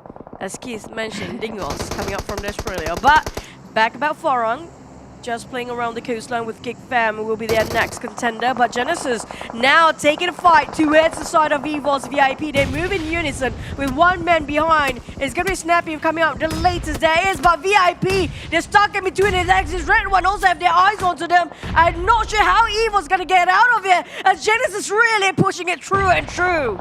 Ooh, and GENEXUS will say, no, it was enough with Axis because we are coming to knock on your doors. And look at how GENEXUS is trying to cleverly push in. They are not going to rush, but that's a beautiful spray for Mika. He gets 3. Now living with Lung, he's going to push all alone. You can push right now. This is a good time with the Molotov being tossed first. And then he will come into play. He will get this wipeout. Believe me, it will come through. It will land across the with an assistance right behind, right on time. That was perfect coming out from Micah. Maybe Mika, he actually choked the entirety of GENEXUS, who actually having 4-3 men standing at first, but that spray was just magnificent. But we're not done. Game Fancy gonna fight against Farang. It's gonna be on the higher ground, really close for Boy to being knocked down here. We're down to 1v2, v1, v3 with Farang with the most men. This might be it for them.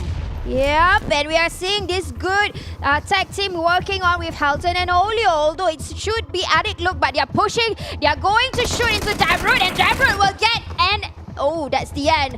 And suddenly, the game begins one more time for Farang Legend. We are seeing 3v2, v1, the puppy. The puppy. Just a random puppy. The puppy that's swimming right now. It's gonna be coming up from Dingoz Parmis. He's still waiting inside of in the lake. And while the other Farang versus EVOS VIP is gonna be 3v2. Definitely Farang got the numbers there. But we did see Mika. How he was spraying just now. This is gonna be the new Mika if you compare with another Mika coming from another team. He was choking the entirety of GENEXUS, and now they got himself a huge upgrade of loot from GENEXUS boxes as well. So throwables wise, it's definitely abundant. But Farang, they can actually fan out if they want to. Didn't go for flank side, but Homebois is still focusing on what's swimming inside of the lake.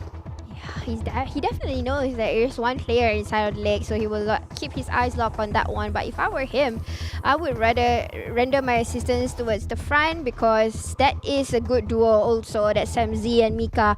At the same time, EVOS have to come into the circle, because the circle is not on them. So it's an advantage for Farang Legend, definitely. Yeah, we saw the buggy actually mounted by Samzy just now. Rush straight forward, but the grenade is an opening coming up from Farang. Health is actually tossing it over. Kind of clipped Samzy, not really halfway through, but still enough to actually disengage for him. Kind of scared him away and just go back towards the back line. But Mika and also Samzy, they need to move forward irregardless, because they don't have a choice here right now. We're going to drop into the 8 phase very soon. It's going to be last few circles here. So Samzy and Mika, they have to figure things out. If they want to fight, they have to fan out, but they found out Pamis, the swimming puppy of Dingoz, inside of a lake, and they're not giving it away for free. Yeah, and they're trying to still do the throwables. EVOS is not going to barge in. They're not going to just pull their way in, but that's a beautiful grenade by Helton, premium. And this is the time where they can push together. Boy, Olio, Helton working hand in hand and going to push. They will find, they don't care about the circle anymore. All they want is elimination first, and they can see that. Wow, wonderful job now. Living Promise. I think Yoodo, who's going to be the winner with a chicken dinner. Come on, Promise, come out. He got himself second place. It's better than none. There's still a lot of jumping points coming up from that position. Pub is finally bowing out. The swimming puppy of Dingoz, the Australian puppy, finally bowing out. But that was definitely Farang's game with a lot of elimination points. 9 kills in total.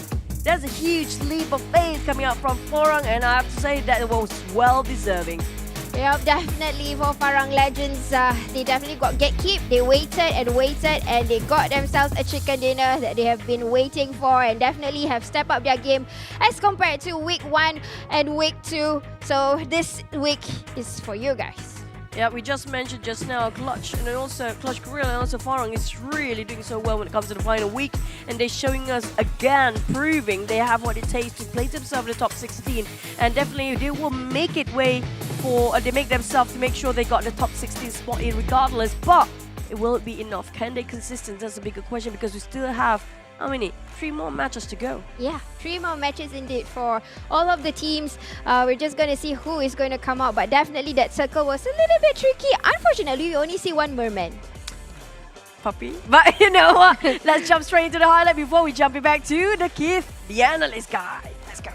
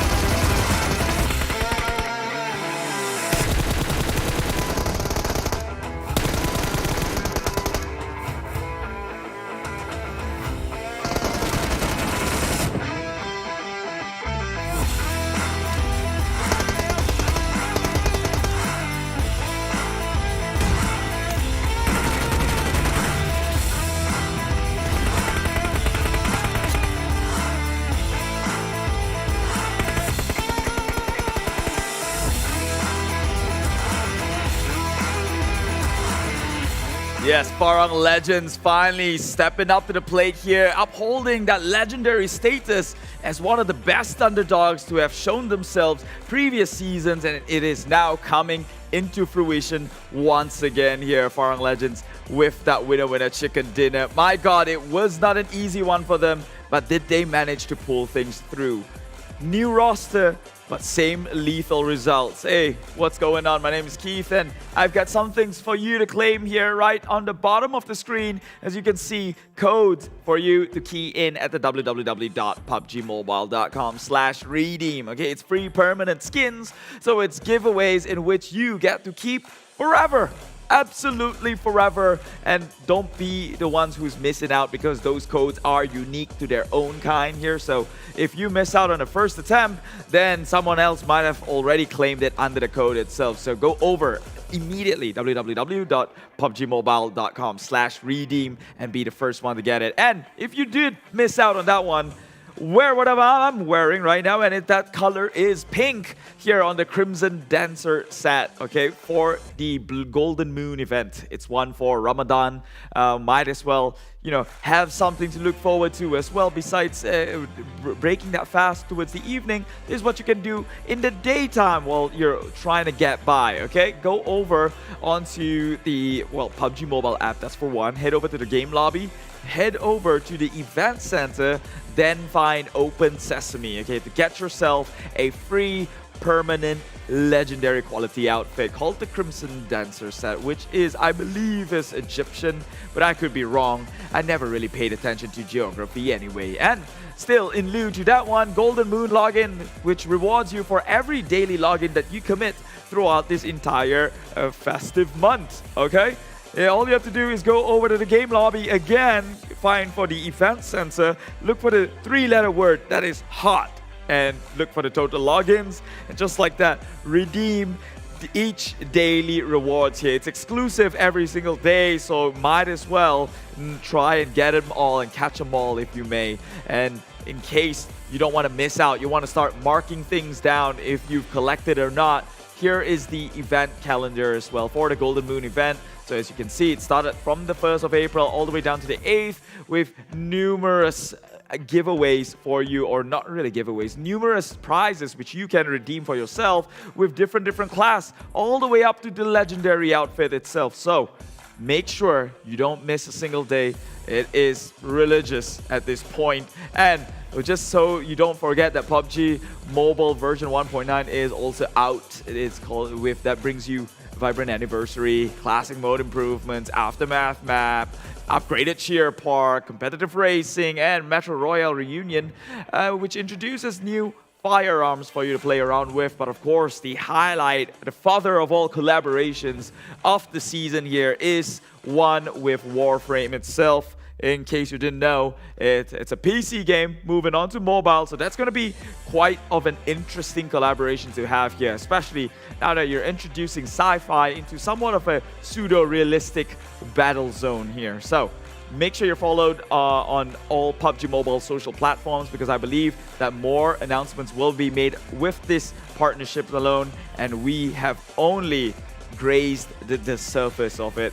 More good stuff to expect. As always, it is PUBG Mobile, so you only expect all the good stuff nevertheless anyway. And if you've got the time, QR code on the top left right side of your screen here, I believe it's the left side, go over, scan it with the QR code, and type us in the feedback, okay? Let us know what you'd like to see on the PUBG Mobile show, maybe some suggestions on what you want to see in the future, and how we could deliver the entire league better to you guys, both in entertainment-wise and maybe even have more giveaways. That's up for grabs. As long as enough of you, a huge number of you suggest it, it might just happen. So scan the QR code and get it over and done with. So that match, that was game number 2 of the day here, which means we are down to only 3 left to be played. 2 for some of the teams who has yet to sit out on a single map. And things are only going to get more and more intense. It's going down to the wire. The minute difference is what's going to put a number 1 team from the number 2 position. And this is the make or break. Previously, we saw Team Huck, well, my prediction didn't come true, but that's because a little birdie told me that they were going to crash into people's compound, which didn't happen, I guess. Now that kind of lost my faith in the team here, but we will move on forwards.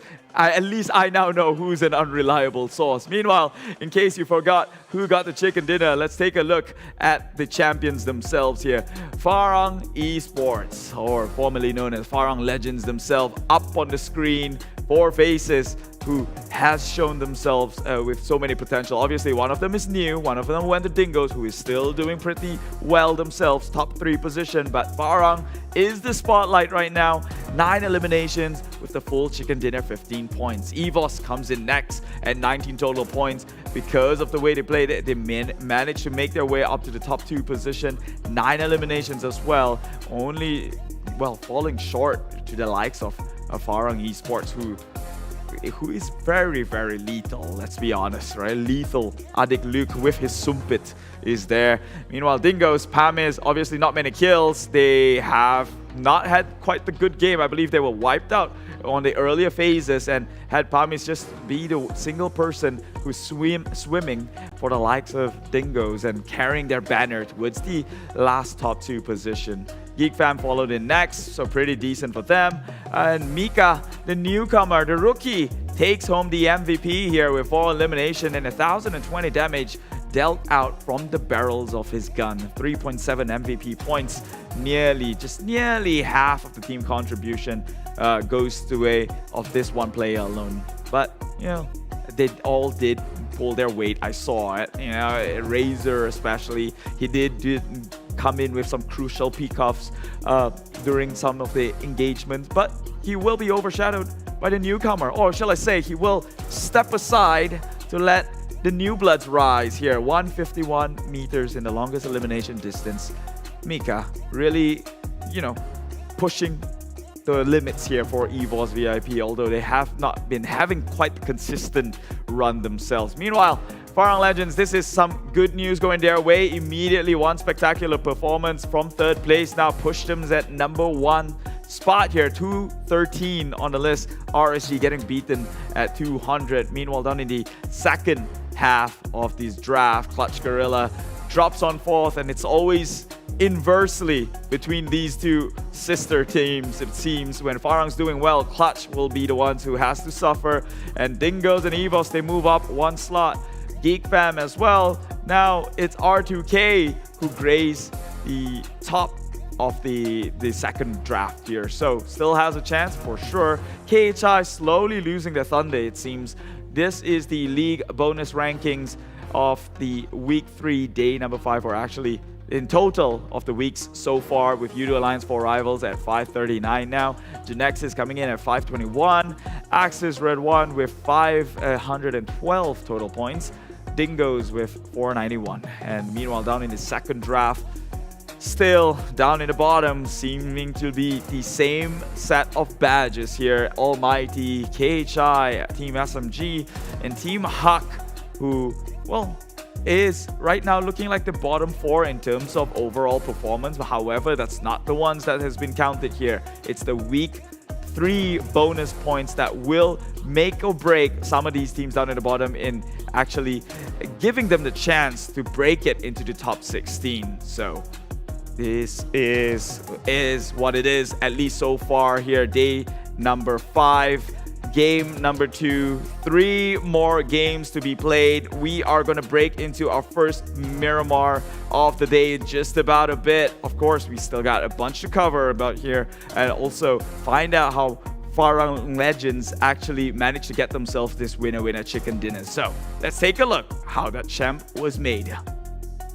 So starting things off here, very interestingly, they had one member over at the island, which is weird, recognizing the circle. They split up 1-1-1 to go on for the loot. One member was on that weird island. Surely they rendezvoused right after, so at least no harm's way was happened at that point. They were playing on the outside of the circle. As you can see, they pushed on through, breaking the likes of Rozok, going onto the northern side across the riverbank itself, in which they had to push into a bunch of teams, I believe. Yoodo Alliance 4 Rivals was one of those teams in which they wiped on clean in the early, actually getting them out eventually here. There we go in Yasnaya Poliana, in which they will have to make a rotation to push. So they took out those giants, take them out from the entire competition here, leaving them in the prime position well within the circles in which where Geek Fam was already in, and I believe EVOS VIP was already in this area, okay, at least making their way in from the southern side. So it was, we'll say, it's not an easy circle to be pushing in, right? And this is where eventually the circle closes down onto, with Geek Fam having the majority of the circle, and who was the one who is actually pushing the likes of Farang Legends from ever occupying the circle itself, seeing as though that they are first comers, you would say, well within it. So they do have first movers advantage, prying out towards the western side and can be the gatekeepers. Meanwhile, EVOS, they push on through. GENEXUS had quite the bloodbath as well, trying to handle some of these teams. We did see some of them here trying to make their way in. However, EVOS VIP was the ones who put them in the tracks, which, although GENEXUS looked like they were the ones who was about to run clean throughout this entire game. They did try to make a push onto EVOS VIP's location. It is where we saw GENEXUS getting wiped out despite having all their members at hand. And meanwhile, all the other teams are preoccupied with themselves. Bosskur with the remaining members of Yoodo Alliance 4 rivals. And, well, the other teams over in the Axis area towards the western side had quite a busy hand of themselves, of their own. Farang Legends, again, with the spread of Geek Fam, with QB staying behind, they had quite the angle or quite the control. Farang did have some of the rocks to play around with as cover. However, it was not with QB's positioning. It was almost impossible for them to push on through.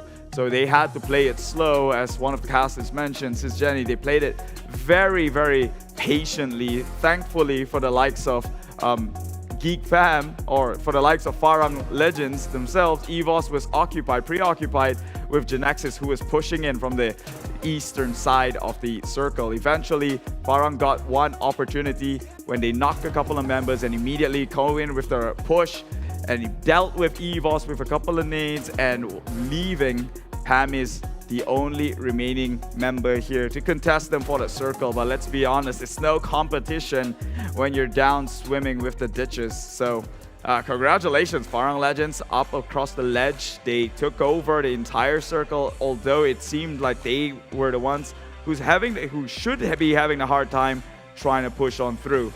And so that was kind of impressive. And that's why I said they're back. Farang Legends finally back at the legendary status they once earned as the best, or the underdogs with the most potential coming into the PMPL League. And, well, let's take a look at some of the stats that we have accomplished here. With the most throwables used is going to be Farang Legends Olayo, taking home 25 of the throwables from his arsenal, being tossed out through. Team Secret with 17 coming on from eye shots, and Kid, who has 17 of their own. We've seen during the El Clasico against Sem9, they had to throw a bunch of nades just to secure the deal here and wipe off the entirety of Sem9 on their tracks as they pushed onto the compound that Team Secret was currently holding. But man, 17 per player for Team Secret, that is nothing compared to the 25 of Farang Olayo himself. This guy, again, Farang is one of those teams with always an impressive amount of utilities under their belt. It seems like they're one of those teams who actually prioritize picking up utilities more so than some of the members here. I think this is like the third day in a row now since we've seen Farang coming up from as the most throwables used, and there was a point where one of the members had 30 throwables in his backpack. So pretty impressive stuff. Maybe they're coming in with a brand new meta, more like an FPS shooter in which someone's dedicated to be holding utilities itself. Meanwhile, EVOS Mika comes out, the newcomer, challenging the OGs from Geek Fam Snipes himself. 4 to 3 eliminations, damage at 1020 towards the 910, and the team contribution more or less equal, nearly plus or minus. It seems pretty even it out. but it is impressive coming out from these two since they are but one player and yet their team contributions nearly totals half of the entire gameplay here in this map alone. So good stuff coming out from these two. Meanwhile, more great stuff happening with match number 3 as we finally jump over onto our Miramar map with the groups that are playing A, B, D, and E. Group C will be sitting out on this one, which means we will now have Axis Red 1, EVOS VIP, Dingoz Esports, and Team Bosskur not sitting within this this map, which is chance for the other teams to try and close the gap here, because we did not see Team SMG, RSG, MAB, and Almighty in the previous round, but now they might just have the chance to step back up, because RSG, they got beaten from their lead now only by 13 points. It is very possible for them to claw their way back up to the top with only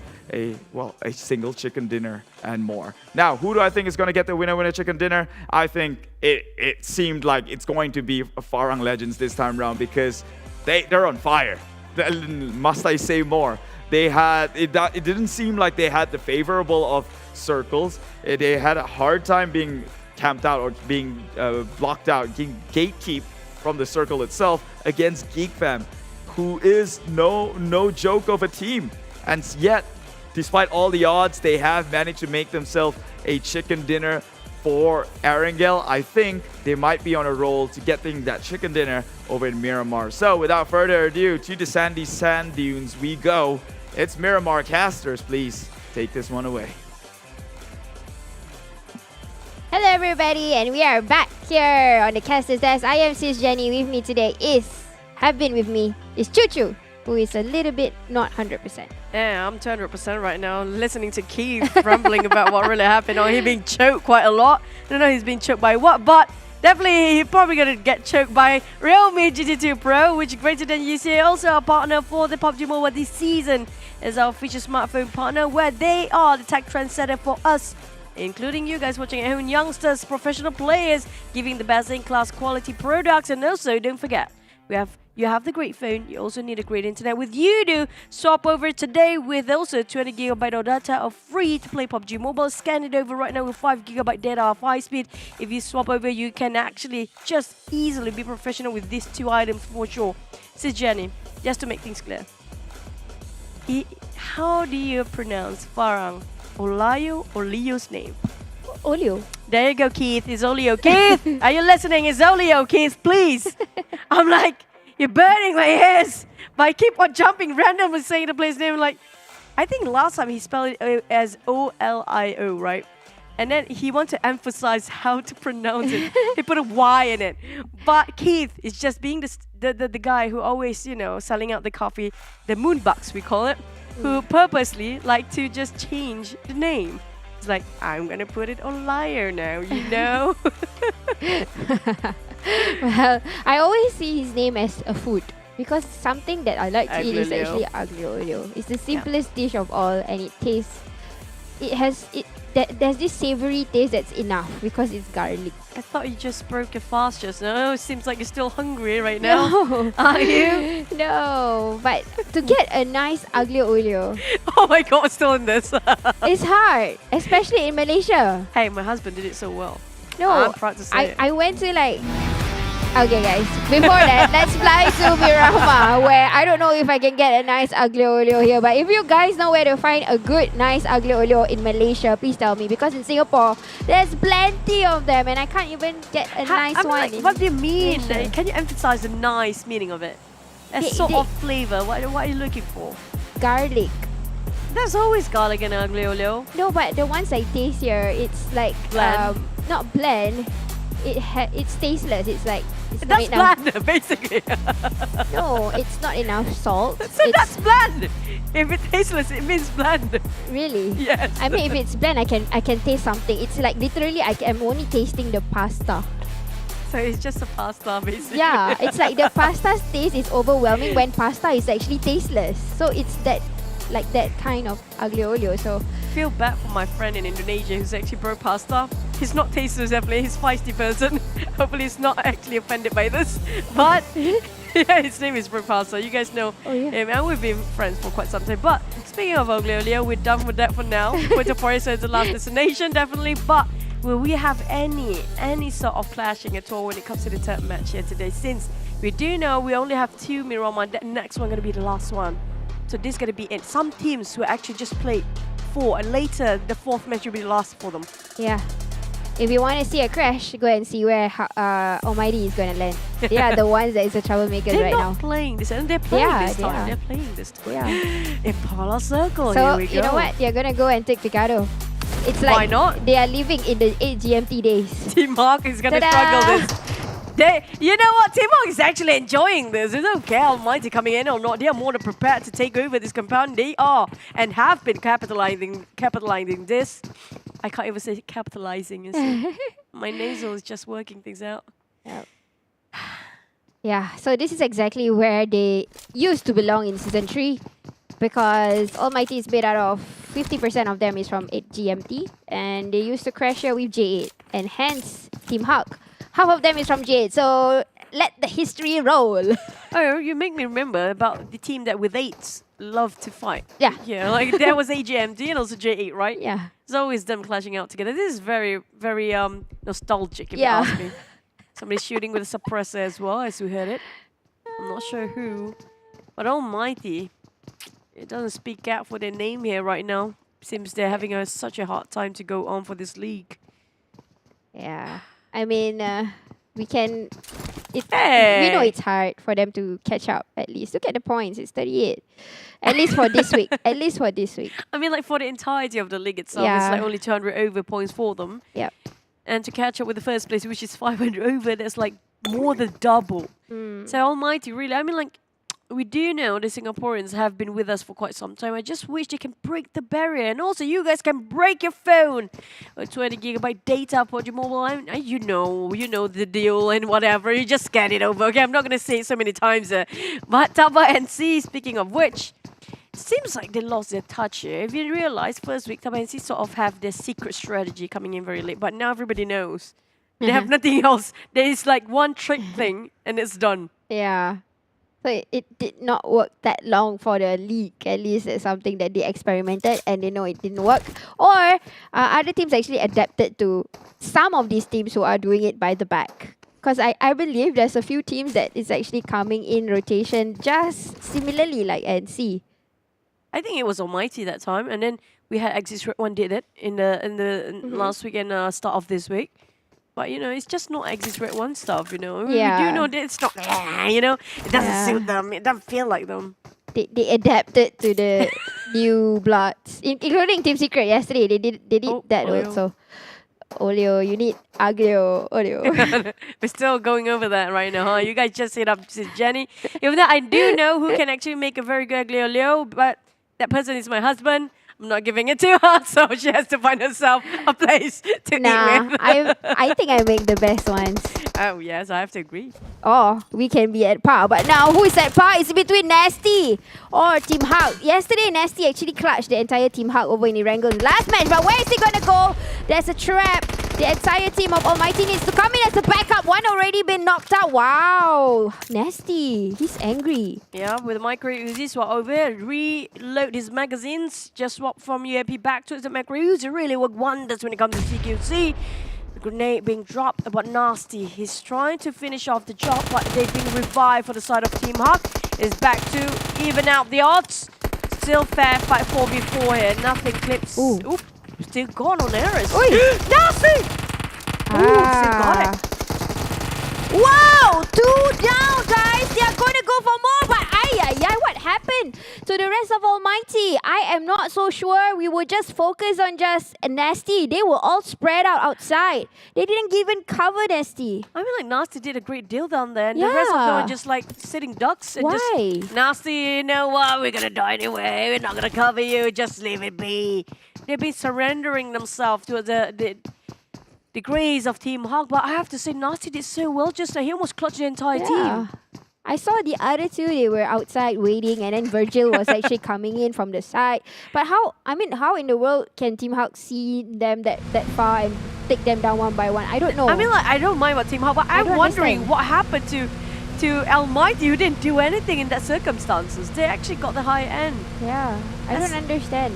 Nobody out and they need food. Can we see your rematch? Just kidding. Oh, so demanding now, aren't we?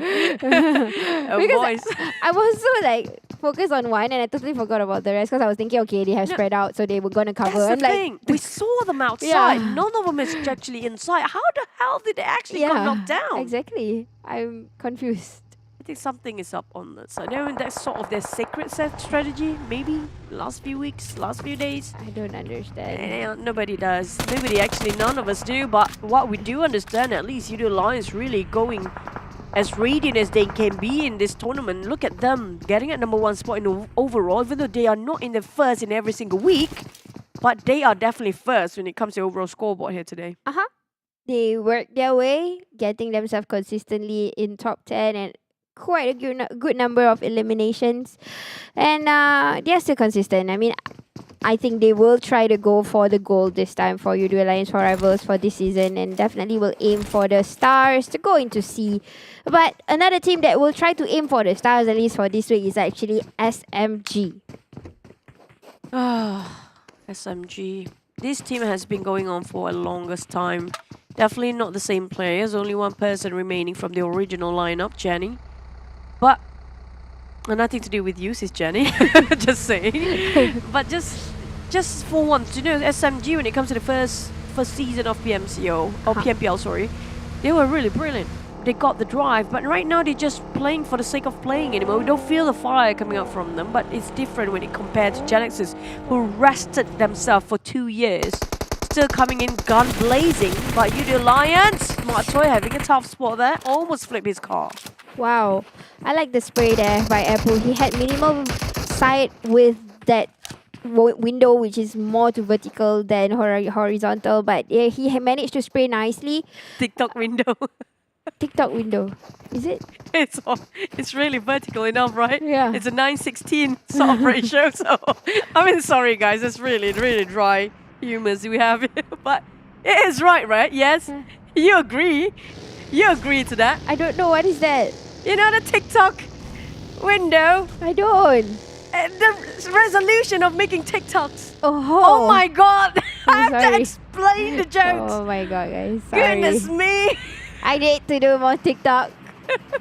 You did outfit of the day just now. What do you mean? No, that was without a song. Oh, okay. The fire is what just was songs. But we might get an Impala Circle here, this is Jenny.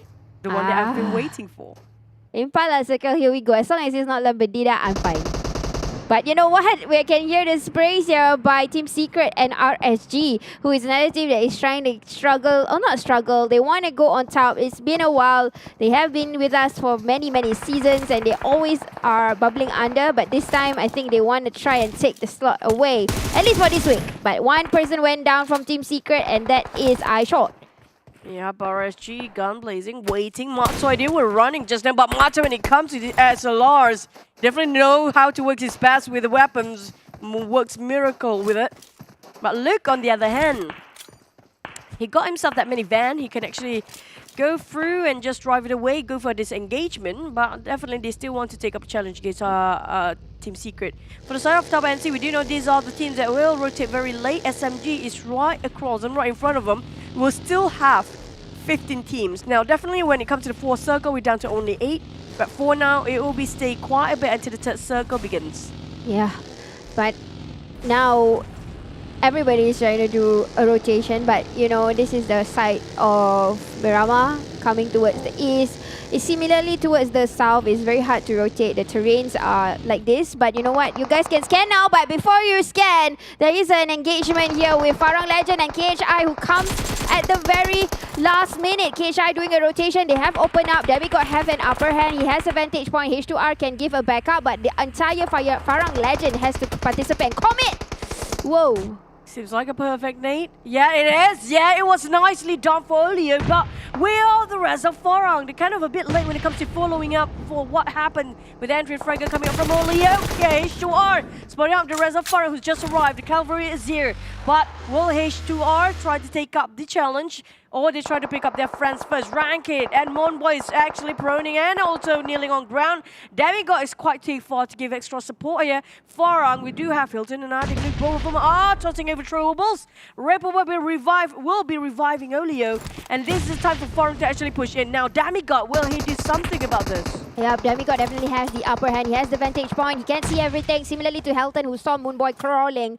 But I don't think they want to take any elimination points. They want to do a wipeout this time for Farang Lejund. That's the reason why they did not even take Homebois and Frankie on the other side getting into R2K, but they are getting closer and closer. CQCs here, but Demigod is pulling damage towards Adik. Look, nobody is down yet. It's still a 4v4 situation.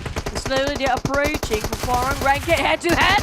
It's going straight in the face of KHI. And now they have a very small check. Homebois taking it on Homebois. And it's going to be Ranked on the ground. Now Homebois spraying, blazing gun over. They're trying to take down the entire team of KHI. With 1 man left. They're chasing. It's going to be decimated by Farang. KHI at 15th spot. Wow.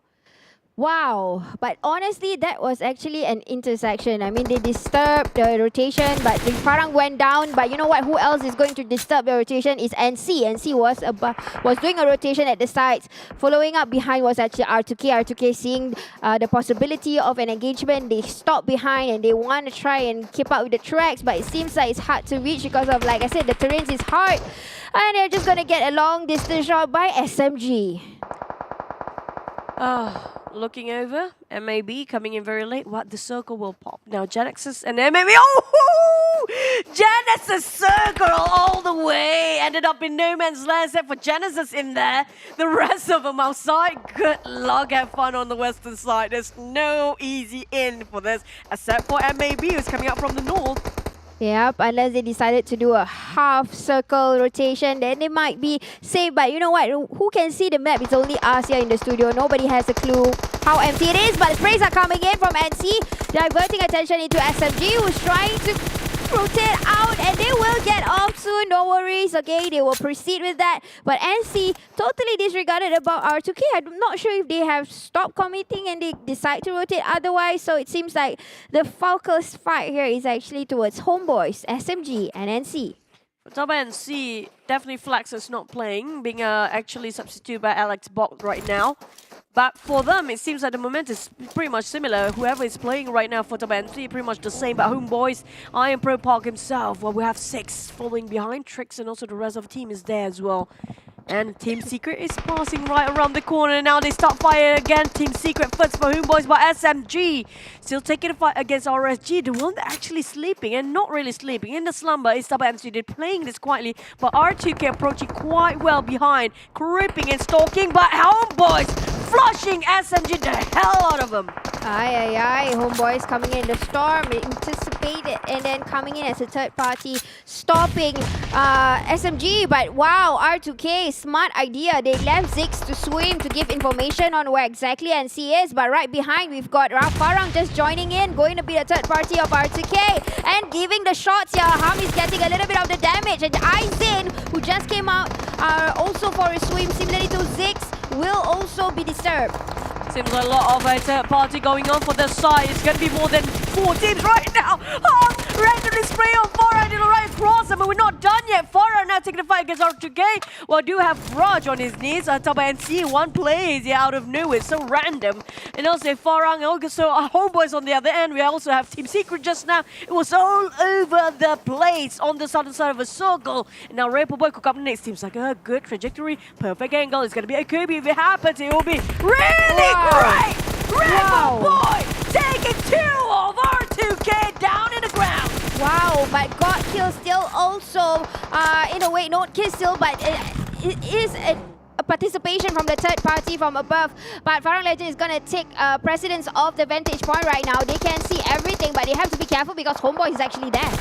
Oh, we're going to spray Alex. Oh, but cannot even pick him himself. But Farang is just not stopping, I have to say this time. My God, his prediction is right going to be keyed. But Magic's on the other hand, taking whatever vehicle they have as a barricade. Holy that's what a nice tossing ever grenade this time. Back to back from one to the other. Now only just casually, his response and reflex flick over to get an extra elimination. That's just so casual. Oh my God. Oh my god. No wonder they say this is a duo. It is a deaf duo. Olio was actually from TABAH and C as a fragger, and now he's taking over his X team, and this is definitely unstoppable. It's just the 4th circle. Will they break their own record? They have 21 elimination points. And I was just speechless at how they are taking down people. It's as though as they are taking down like memes or something, and it doesn't seem possible. But then again, let's look into the brother team. We are seeing Geek versus Clutch Guerilla, and then also Matoy is just getting information from the bottom portion. Well, speaking of elimination points, Farang secure the moves with 10 and 11 elimination points right now. This is really scary. They are monsters for Farang. Geek Fam trying to rotate, but that buggy won't last long. It's going to explode in the time. So the moment they walk into SMG compound, definitely will be shot down. But Clutch trying to follow the sisterhood footstep, trying to get what Farang gains. But Farang now facing Team Secret. They are not stopping at all. Wow. And Team Secret will try to reposition themselves because they are all out of the circle and they're trying to move in. But this is so risky with the minivan over this kind of terrains. Guys, I wish I can give you another car. Alright, look. Just spray Emperor and also shoot whatever that move 6. I had a bad feeling about R2K right now. It might be the last person for R2K and it's going to be the end of it when 6 are going down. But Team Secret now walk into another Dragon's Lair, I can call it, as that may be waiting, and also RSG Brian. Oh, they're spotting each other out! Mato got clipped first, but Mato is cooking up the nade as well. And he just managed to block it and managed to actually botch it. But Brian still taking on Mato. Oh! Finally got it done. And Brian trying to just toss over with a grenade to finish off Matstroy straight away. Aye. This is definitely not good for Team Secret because Farang Lejund just stepped behind and they are going to do a backstep indeed. They are very close to one another. They're listening to each other's footsteps, just looking into the distance. They can get a third party. RSG was trying to finish up with Team Secret, and Brian, that's a very bold move. You immediately went in to get 2 of them Team Secret guys. And also, we're not done yet. Clutch is taking... Well, oh, never mind. Team Secret is being bailed out. The entire team by RSG. It's going to be the single Brian, make it so hard with Team Secret. And also finish off by Farang again. We do see Clutch Guerilla start to get the idea that, hey, Farang got a lot of kill. How about we do the same thing now? They start to move proactively, but for the side of Farang now, this is a scary end. Whoever actually receiving the end on Farang's side, it's going to be really hard to get away from. Look at the elimination points. It's 12 points just by Farang only for now. Yeah, definitely. And hopefully our analyst can get his prediction right because it is going the right way when he is voting for Farang Lejund. But here we go, Team Hawk, the team that is struggling to get more points. They have Puck at a very good place. They have a vantage point, but no teams is coming out to show at least to get the kill points. Also, nice, definitely nearby, but it's just hard for Drax to spot him out. Farang, look at how they are scattered and spread out, quite wide angle to play along for them. Such a space for them, dominating the entirety of Southern Circle. But the circle is just too far from them. It's going to be a different team until Sam9 got the circle. Wow! Hard shift indeed. GENEXUS, they're not lucky anymore. The circle is not on them, and all of these teams have to squeeze in to get into the current circle. I think the best spot for them right now is to go all the way north, but if you look into the south or the east side, there's a whole lot of teams going to be stacked up. And we saw just now before, it was on the west side, it was stacked up back then. Now it's on the south side, but MC taking out MAB. Frank is still rolling. One person, no problem. I'm just going to be a solo squad all the way. But MAB didn't spot out him yet. And Frank is still getting a leeway there. But disturbance is coming in from the vantage point, boys, which is Farang Lejund on top, looking into MAB straight ahead. At the same time, there's NC who's trying to fish out for all these farm kills if he can. And it seems like the blue is going to come in. This is the 5th circle. It hurts like hell, guys. You guys got to get out and get into the circle. 3% over time per second damage taken here by the blue zone. Frankie taking on Calamity. He's spotted him out. He might whip the net. Oh, Calamity. He's close enough to close it in. But they're playing around the terrain. Frankie finally bowing down. And that's going to be 10 plays with 2 elimination by TABAH. That's going to be Frankie doing the whole job by himself. Aye. I'm not sure if that's a good trade-off because he definitely did not get to survive the circle. I don't think anyone is going to come in, but what the? They're getting this in animation again. Rampage for Farang Lejund. Now they're getting shots here, and this is coming from Geek Fam, from the people of the mountains. And Geek Fam getting a better vantage point. This might just stop Farang Lejund from having disadvantage right now. Look is currently knocked out. Snipes has his eyes targeted onto Farang Lejund, and all of them is trying to get into the circle. Not sure if Farang have enough utility, especially smokes, which they're really in dire need of it. But in the state of situation, Clutch is taking the higher vantage point. They are at the edge of a circle. Team Hawk is there as well. The same 9 definitely is around the corner. But Team Hawk taking out on GBOP first, while plays a finish of Farang, who's actually on a monstrous mode. But it's just the Blues that managed to capitalize them for now. The other players cannot seem to fight Farang. And now they're down to 3 men. Clutch, on the other hand, Jimmy OP, who can actually save him? Ooh, Jimmy and Funky working hand in hand, but Molotovs are being tossed in over to Clutch Guerilla. They are finding it hard to come in because, yes, Team Hawk is still getting the damage, and you know what? This is not really good for Guerilla. How are they going to come in? And next is going to be Shinzi's out. Funky's already down, leaving with Mango and Jimmy. Jimmy's going to try to rope it out the other way, but he's still getting sprays. He will get knocked. This gatekeeping from Team Hawk is executed so clean and so well. There's no way they can go through Ransky and no cutting pass cross through them. For Clutch, down to Mango. Mango, the only person, the only living fruit that actually tried to survive there, just struggling in the blue, and the blue closing in as well. And Mango only have 1 first aid kit. There's nothing much he can do. It's only just hoping for the smoke to dissipate and then just get it away with it. No, it's kind of hard. Jimmy hoping for him to be revived, but it's just impossible for Mango. Yeah, and he's crawling his way to get the revival, and he still gets it. While on the other side, we're looking at teams who are not in the circle yet, but they are on a rampage. They want to farm for the elimination points. Look at how Lejund is working it out. Ade, look, will risk it out, running into the blue. Bro, get into the circle right now. Ade, with that last HP left, he moved in just to get the kill points, but not enough time because Biu know exactly where he is now. It's left up to Helson to do the work. Now, that's going to be the taunt being finished off straight away. Down to Olio and Biu. GENEXUS finish off the hopes of Farang to get another Conqueror mode. Definitely it's going to be stopped and halted there. But Olio, one of revenge against Biu. But Geek fan! The flying coming to Septan Dapper face! Dab, you're all alone. Miracle, you just come into the house, but he gets a knock. Dab, that's a very, very good way. But Eliminator already for Legends 18 elimination points. Now, focus fight on Geek fam with 2 men down. They crashed, but they got clutched, 2 of them. And now Putra's coming in trying to find QB. They definitely quashed just now. The flying call coming out. It's going to be Tap being the bane for the side of Geek fam. What were they thinking? Crushing the compound like that. But GENEXUS in a big trouble. They spotted out by Dab. We have QB still in the house. Same goes for Snipes. Now, Team Hawk is still around there somewhere. We keep only 1 person left. Dab, on the other hand, finish off Snipe straight away.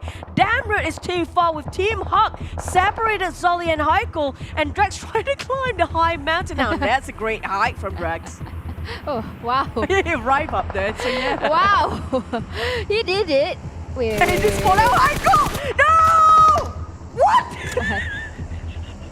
The one that actually down that spot of Heikel. What happened? Okay, that's funny. Drex, all your hard work, it didn't pay off. Now you have to get yourself down to get that revival. I don't think your teammates is going to go up there.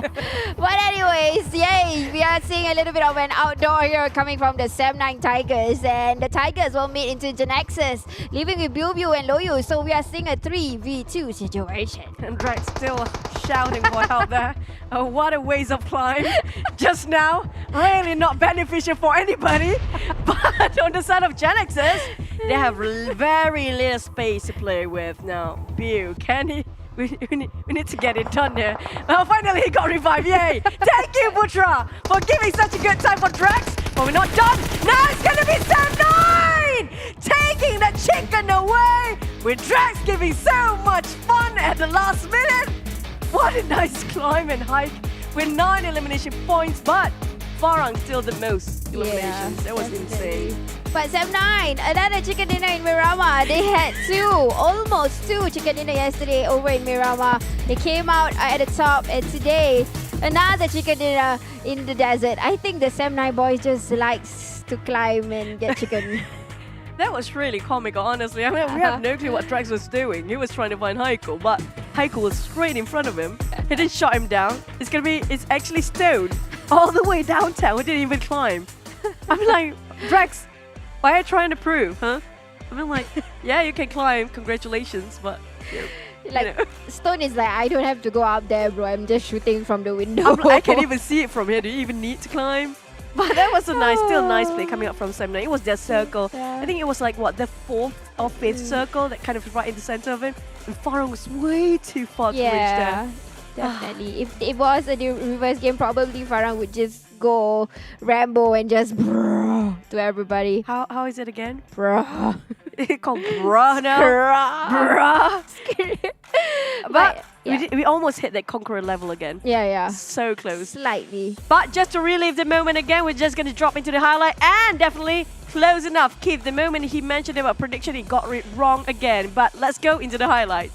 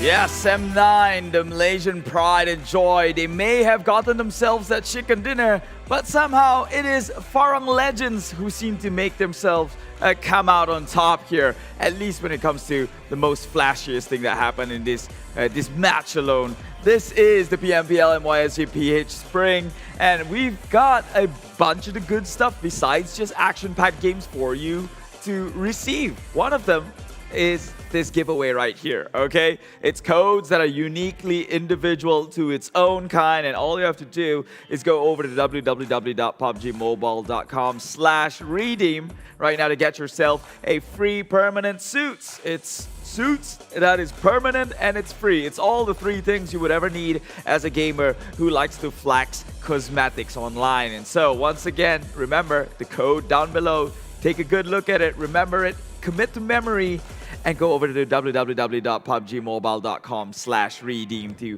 instantly claim that reward.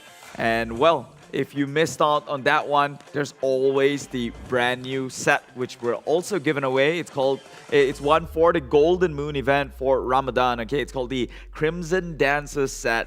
It is pink in color. It is pretty dashing and stylish and bold, and that's why I'm wearing pink myself. All you have to do to get yourself this free permanent legendary quality outfit is go over to the game lobby, event center, look for the word open sesame, open them up, and well, reap the rewards. Redeem yourself this free permanent legendary quality outfit, right?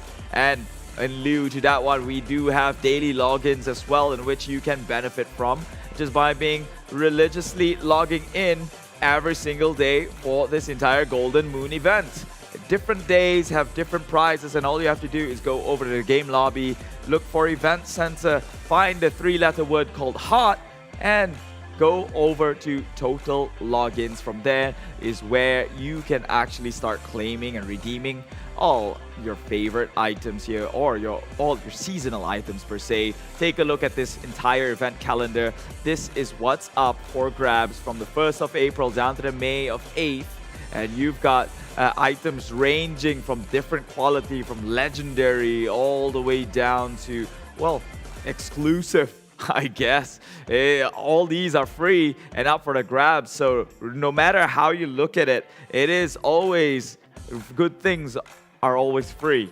So don't complain about it in the first place. And this is unfortunately maybe something a little bit more exclusive. Maybe it requires a little bit of ka-ching now and then, but it is the collaboration of a lifetime here with PUBG Mobile X Warframe, that PC game coming into fuse with a game like PUBG Mobile, in which a lot of potential has yet to be unlocked. They did announce that this thing was happening, but never really announced what was entailed for this collaboration. So if you want to know more info about it, make sure you're followed over at PUBG Mobile platforms, all platforms, social media, TikTok, YouTube, Facebook, and even Instagram, to make sure that you're on top of it and make sure that you can reap the benefits from it. And speaking of which, QR code up on the top here, please do give it a little bit of scan, throw us a little bit of feedback. Maybe you'd want a little bit more giveaways to happen throughout the entirety of this program. Maybe during the analyst screen was not enough and you want some giveaways to happen in game, you can suggest. And I believe they will listen and take it into consideration for as long as enough people want it badly. So get your ragtag team of friends, scan the QR code, start dropping suggestions, be a little bit selfish when you're thinking of things, and maybe, just maybe, this whole viewing party is going to be so much more enjoyable for you. Now, that one game previously, Sem9, again, just to echo my first sentiment, they may have gotten the chicken dinner, but it is Farang Legends who seem to steal the spotlight here, coming in with as a steamrolling machine, taking out a bunch of teams in their path here, just nearly breaking that 21 elimination record here. And if you don't believe me, let's take a look. I dare say Farang Legend might just come out on top, and it not. Okay, maybe I failed out on the math here. However, they did come in close, 24 points.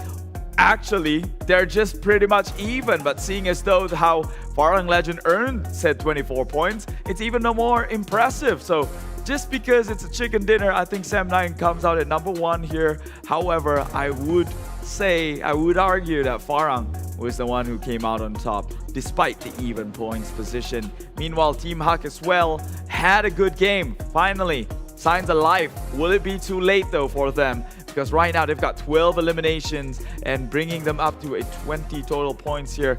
I'm not sure how they do have better weeks than the likes of Team Almighty and SMG, but they might be one of those teams in the bottom 4 last I checked, and they might have to do even better if they're looking to break onto the top 16 position. But this right here, already a good start from Team Hawk, from Farang, who's currently on a roll for 2 games in a row. And can they keep this performance up for the remainder of the games for the day?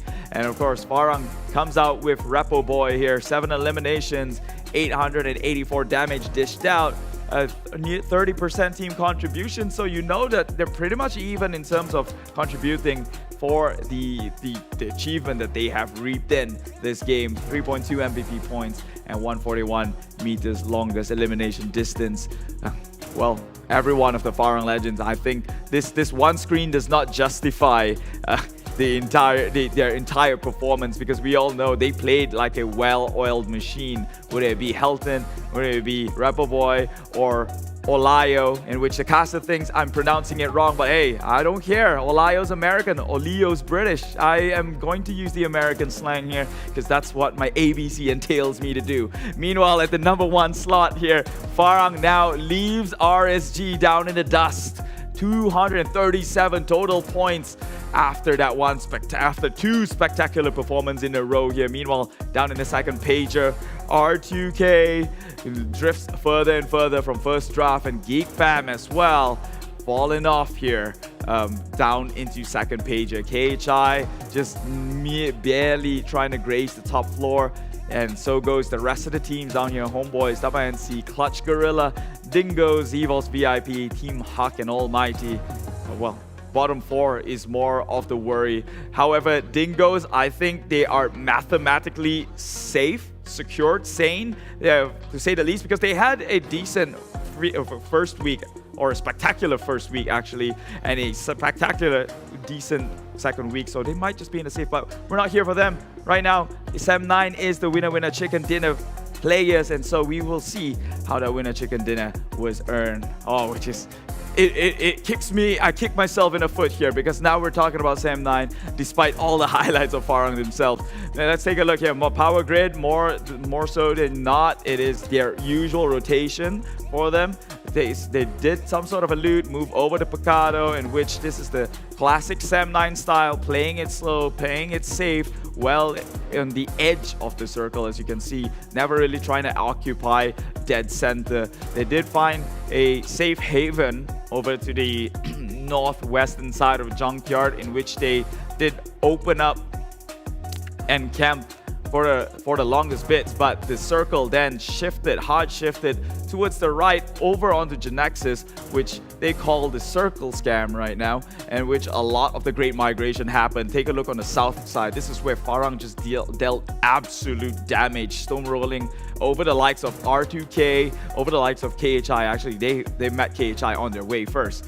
KHI was taken out, then R2K, then the entirety of TABAH NC. They were just going at it non-stop from the southern side. They steamrolled. Like Farang, honestly, even if they didn't get the chicken dinner, they come out my winner here today for this map alone. And so I would say my prediction came out on top, regardless of what everyone says to me. I will be in denial and disbelief. Now, eventually the circle did close away from what they thought was going to be. That is a hardship, right? It did go all the way top, leaving now Sam9 well within it and having the comfortable situation. And the rest of the teams, they will now have to play the hard mode and start shooting towards each other. Farang managed to steamroll their way in, taking 3 teams out of the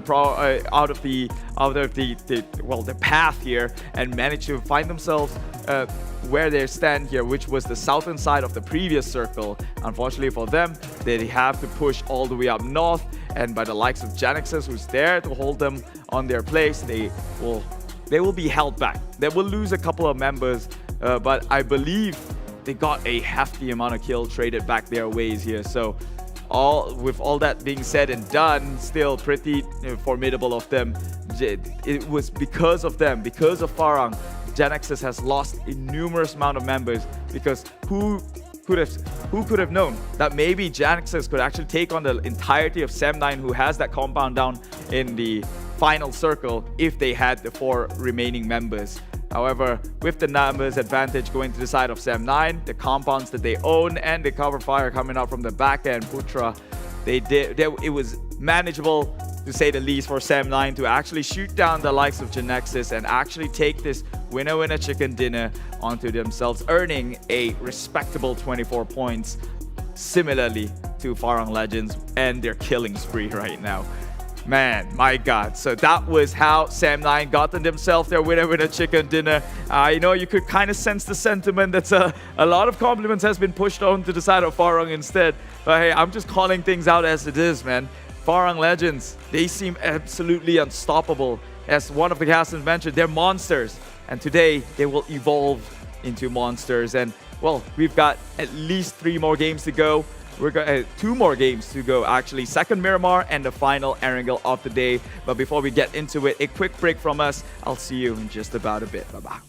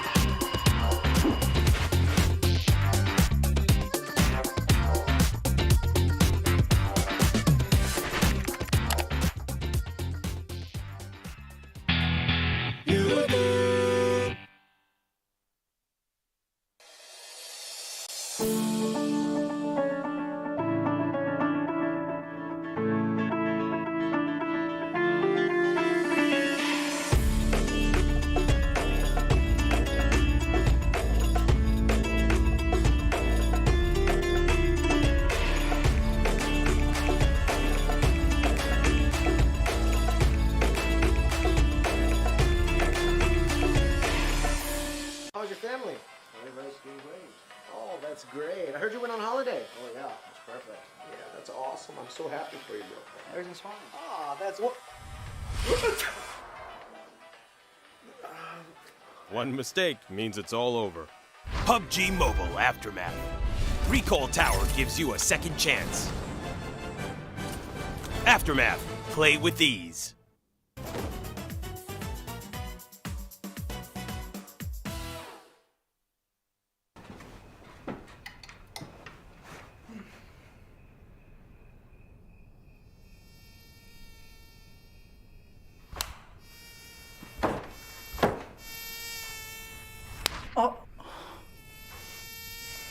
Finding enemies is not easy. PUBG Mobile Aftermath. Audio markers show enemy whereabouts. Aftermath. Play with ease.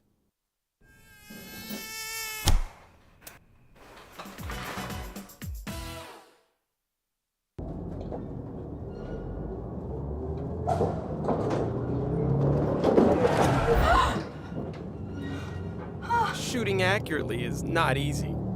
PUBG Mobile Aftermath. AC Core Module improves firearm handling. Aftermath. Play with ease.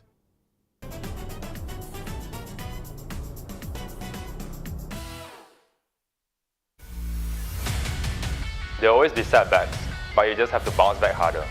GENEXUS, be resilient.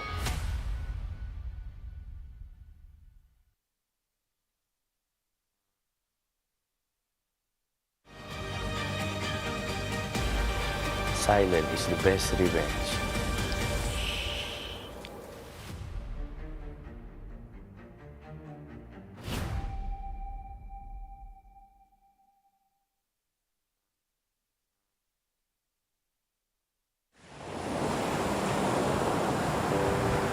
From ordinary to extraordinary, there's a long way to cross. Whenever we lose our way, there's always a light that keeps us going. The light sparks from every young heart. It leads us to capture inspiration in ordinary days. It encourages us to seize the colors of sunrises after the darkest hours and create something amazing with it. We brought the magical color-changing effect to life thanks to a dual-layer chromic bonding process. Place the back cover under the light for just a moment, and you'll see it go from a calming blue to a passionate red, just like the color changing of the sky during sunrise. Presented by RealMe Design Studio. A tribute to those who dare to capture the light. Realme 9 Pro Series. Yes, it's the final day of the PMPL MYSGPH Spring, and we've seen already so many of these teams shifting onto overdrive here. One of those teams particularly goes with a bronze or golden emblem called Farang Legends, showing again their legendary status as one of the highest potential underdogs here in Malaysia. And it shows, unfortunately for them, it is only in the last week that this is happening when, you know, we know that they have what it takes throughout the entire tournament through and through. But better late than never, they said. And right now, it's still very possible for these teams, this team in particular, to make it into the top 16 here. Now, in case you missed out on the previous match, here are some of the stats that are very, very respectable, to say the least, with Homebois at Farang Legends at 7 eliminations in that previous map. Second to that is only a member of his entire team here as well. So, which is dangerous to say the least, because if the top 2 eliminations come from one single team, that means they are a lethal team worthy of destruction here. And the second place, Farang Olayo, takes home 5 kills of his own. I see one of the English casters smiling because of the way I'm pronouncing his name, and I will continue to do so. Sem9 Depp brings in with 5 eliminations too as well. So very respectable stuff, seeing as though that these two teams are both the number 1 and number 2 when it comes to that match performance with the total of 24 points respectively. So these two teams definitely worth it up on the board here head to head, I guess, for the top 3 position as the most eliminations achieved by a single player. Meanwhile, take a look at the most damage. Again, the two golden boys off that map. It is Farang Rapperboy, and this time round, Adik Luke finally making an appearance with his signature Sumpit, in which does lethal damage at 768 for Adik Luke, 884 for Rapperboy, and Geek snipes in the name with Geek fam. You know it's in their DNA to come in with some sort of a records themselves. We know Damroot has been terminated countless of times, and this time round, maybe Snipes can come in with the highest damage at 718, starting to rake in more statistics onto the side of Geek fam, previous season's champion. Then we are going into match number 4. Although time flies when you're having fun. Who would have thought we're down to the last 2 matches of the day here, and the teams that will be playing happens to be from the group A, C, D, E, which means group B, they will be sitting this one out. That is Team Secret, Sem9, GENEXUS, and Homebois. The group of death will be left empty, a void to be filled here, and which means some of these teams can finally step up in order in their place. Now, Sem9, one of the teams who has a chicken dinner today, out away from the competition, which means who's going to come in next? I say my talent prediction is going to be Yoodo Alliance 4 Rivals. It feels like it's a no-brainer or some sort of a tournament trend here in which Yoodo Alliance 4 Rivals will at least secure 1 map on their name, and Yoodo Alliance 4 Rivals is pretty much notorious or well known with the map of Miramar, the hills of Miramar, or the sandy dunes of Miramar itself, and here they are in their comfort zone in the second Miramar map of the day. So I'm excited to be wrong again, but maybe if I'm wrong like I was in a previous round, I'm okay with it. Because man, although they didn't get the chicken dinner, Farang Legends, they were one of the spotlight or a spectacle to observe. And I think Yoodo Alliance 4 Rivals is somewhat that sort of team as well, with every single one of their members being lethal at best. So without further ado, onto the sandy dunes, the final time we're going to see Miramar in the country league. Casters, please take it away. Thank you so much, Keith. He loved to sumpit. Who doesn't know sumpit means? It means like you shot something out of your mouth, I guess. But I think it's more suntik. It's more precise, which means lethal injection. And he loved to trigger me with his mispronunciation. Yes, so I'm American, like I'm British. But you know what? I don't care as well. I would say only whatever you want to say, man. And speaking of which, we're down to the 4th map here. Last Miramar of the day. Last Miramar of the league. Yeah. Yeah, that's it from this journey. Yeah. We're gonna go. Yeah. I can't wait. I just want to see who come out successful. And in fact, I want to see the 4 teams not bubbling under, but they are struggling. And EVOS did something right in Erangel. They came in 2nd or 3rd, if I'm not mistaken. 2nd. And then Team Hug did on the previous round. So this one is for SMG. 4 compulsory for SMG. Now they don't have that much time and not having that much map anymore. I'm not sure if they're gonna play for the next one as well, because we definitely know there's only 4 matches per day for each team. Yeah, because that's a bit more problem that they can actually handle. Definitely for B group, Secret, Homebois, Homebois, GENEXUS, and Sem9 is not playing, so they have a bit of a space. Well, the team that actually really hate B group, they can actually have their own space against them. But the thing is, nobody's stopping Farang. Farang is just insane right now. They're just insane. They are from afar, run and gun.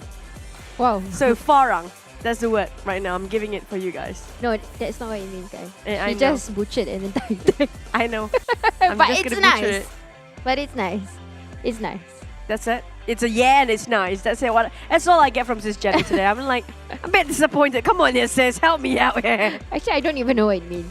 I only know the closest affiliation is a Parang, which is... It's a machete. Yeah. Yeah, there you go. But from afar, running gun sounds really cool. Just like how SMG is still moving under gunfire, but right now they're not moving at all. The bottom spot, so that's really worrisome. But speaking of Miramar, this is where Miramar, the miracle map, we call it sometimes, because whoever get the highest vintage, whoever got the highest terrain when it comes to geography-wise, is always the best team win when it comes to the highest place. Yep, and I'm hoping to see KHI on the highest terrains. They have been doing that, but it hasn't been working. They have been there, but they did not get elimination points, just like how they kind of shine in week 2. Then they fell down a little bit, and they're gonna get back up because they're quite risky also if they don't, being complacent, being comfortable. Yeah, they're not. I honestly, I don't think they're comfortable yet. Not at all. The fact that they're kind of in the bottom of very bottom of it, but do they really have the space to actually make a comeback here? Honestly speaking, they have. I mean, they are. How much they have to secure here? They are in top 10. Okay, they need just a bit more to push it, because if they got in top 5, definitely they can actually push themselves. But we are more than happy. And less than 15 seconds, we're gonna fly back towards the desert and also the sand dunes of Miramar. Is it gonna be circle that's really forgiving? Will it be really a hard circle? Because that's always a bigger question for the players. Yeah, I wish to see a swap though. We've seen Miramar ending in Impala. Probably I want to see an opposite today. I mean right now. But here we go. We're flying over from the military base or the prison from the bottom in Altasar, probably going all the way up to Oasis. It seems like it starts from the south, ends in the north. Yep. The problem is it a straight line or not? That's what we want to know for sure. But I think it kind of separate the map, seems like evenly out based on this flight path. There you go. And pretty much everybody can drop wherever they fancy. But aside from Puerto Paraiso, which usually some teams would love to drop there, depends on the circle. Dingoz was one of it, but usually Los Leones is where Dingoz is going to drop by. But it's always going to be the circle first. Some of them were actually hovering around in the air just to make sure they didn't drop way too far from the circle. But if they happen to drop way too far from the circle, they can actually play a bit of a longer rotation, which we've seen before. I think it was Farang as well back then. And some teams, even the teams that got themselves chicken today, they are not in the center of a circle. Yep. They're rotating quite late, so it's not that all bad if you're not in the center of it. True. But I know some teams who likes to go into the center, and I think I might see another contest here by Almighty and Team Hug again over in Picado. There you go. There you go. It's I'm not gonna done. give you a shot as well. There you go. Yeah. You know what? Yeah. It's like it's not done. This too. Like, stop. It's gonna be Team Hug versus my Almighty. I mean, like, I don't know what Almighty have against Team Hug. It's been season 3, guys. This is season 5. Hello. Since AGMT versus JA, and now Team Hug versus Almighty. Why not? That's the fun part of it, isn't it? Oh man, I was about to see, and I hope that Boyka would come in, but no, he didn't. So yay. It's like not worthy of my time for this kind of fight. Ransky with a Vector trying to actually prone it down, because you know definitely the moment some members of Almighty walk in, gonna come blazing around. So Ransky with a micro Uzi, not actually having the attached accessories yet. Still trying to maybe reload it out for TABAH and see. Voldemort is always their drop spot. Now, we haven't seen this first circle pop, did we? Yep. We did. It is all the way in the center. Oh, generous. Yeah. It went a bit on Los Leones. It has a little bit of San Martin. So, yeah, it's quite generous. And I'm happy because it's no longer on the east side. Maybe it might ended up in Chumosera. We do not know. Never mind. It's at the edge of the circle. R2K is always here and will be here. And this is your time to respond to that. Scan. Just scan it. I'm not going to read it out anymore. I just want to be like, I want to be like Sis Jenny. Yeah. Yeah. You know what? Yeah. Chuchu is framing people today. She's mean. I mean, like, today's the last day. Like, why not? The last day of the league. Keep is having a migraine. Like, stop, Chuchu, stop. I'm like, hey guys, I think I'm the most vulnerable here. I'm the most sick here, but yeah. I just, you know what? It's fun to make fun of people in the last minute. But back about Farang. Now you know. Farang, I'm worried about this, but it seems like he's kind of an expert for it. For Adiluk, definitely knows where and how to jump. And Farang, they just I don't know what happened to them. I think somebody just punched them in the face or something. Maybe they take a broom and just brush them out because they are definitely on fire right now. Feels like somebody's scolding them from behind the bags while they're playing. Is it true then, says Jenny? I don't know. I can't say it, but you will know. You happen to know that person. He's over in BM. Something happened, definitely. So you know. Okay.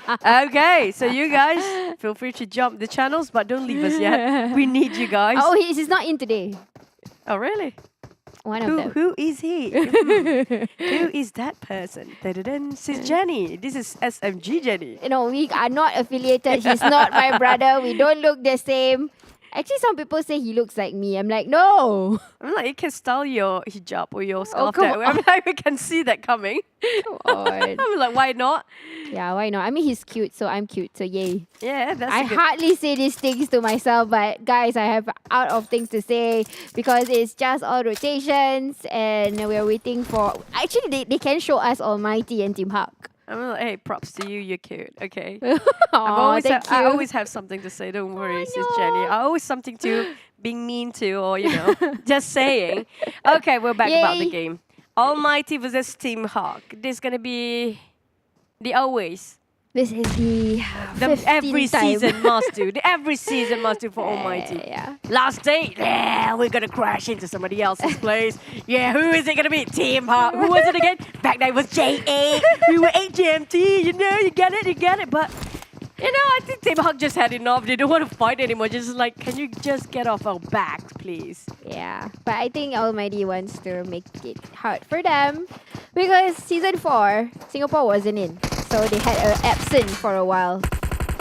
Yeah. So season 3 was the fight. And now they're coming back. They're like, are you lonely? Because I'm coming for you. But we do remember Nasty. The last match was wonderful with the micro Uzi. But this time it's not going to work twice on them. With the Thompson working out for Dams. Team Hawk, this is really raging. You guys are here. You guys are dead. Rensky with the micro Uzi. Not with a full magazine yet attached. Arrest. With AKM, trying to just take an advantage on Zully, who's actually on the rooftop, but this is really going south for Almighty. I don't see this coming out at all. Yep, they need to come in strong, but they are not. They are doing otherwise, and in fact, Jerome goes down. Oh, barbecue, Rensky. What? That's, whoa! That was a scary zombie. He jumped, he stand up before he died. That was a really raging corpse. I'm sorry, that's really scary. But Aras, last man standing, Almighty, has fallen down below. Aye. Almighty, can you tell me what you guys are trying to do? I wish you can communicate to me, but that's not gonna happen. I'm definitely gonna have a chat with them. I don't know what's happening right now. Come on, Almighty. Come on, guys. I mean, like, you have so many places. This is such a huge map. Of all the places, why you have to pick a fight against Team Hawk again twice in a row. 2 games back-to-back in Miramar. What were they thinking? They had a wonderful round last time with Nasty, but nobody actually backed him up. Yeah. So what's the change of idea this time? Nothing. Nothing changed. I don't know. Maybe it's just EGO of both. What's that? What is EGO? EGO. Oh, it's a spelling. Oh, I know how to spell now. Thanks, says Jenny, for spelling out alphabets for me. I can't say that. Then I'll be biased, but I know. I understand. They're like, you know, this is my place. This is mine. Mine. But hey, it's the last day. It doesn't make any difference to point it out right now. But back about R2 again. Dingoz is just exchanging fires, giving some warning shots. But SMG, we do know they are desperate, but their measurement is not up to that desperation yet. We don't seem to get to see SMG in the most desperate in need, because right now they just feel like they're chilling still. They got themselves in overall rank right now at 3rd place, but will it be enough to push themselves? It's a 50-50, honestly. Honestly, I'm more concerned of EVOS and Team Hawk because overall, if you guys manage to catch the bonus point earlier in the infographics, EVOS and Team Huck only have like I think about 10. It's less than 20. It's like either it's a single digit or it's 10. So if this week they get themselves in the lower part of the scoreboard, they will only get a single low is digit. it? Is it below 15? I think it's below It's than below. 10. It's below. If it's below than 10, then it's a problem for them. But if they got above 10, it's okay, right? Yeah. Yeah, that's Because right now, I don't think SMG is also another team that kind of have a small number when it comes to the overall bonus points. But it's less worrying because this week, look, they are at number 3. So number 3 is equivalent to 18 points. That's kind of true. Yeah. But they need to maintain, that's the thing. We have Yeah. like, maybe some teams won't be playing for the next one. That's what's worrying for us.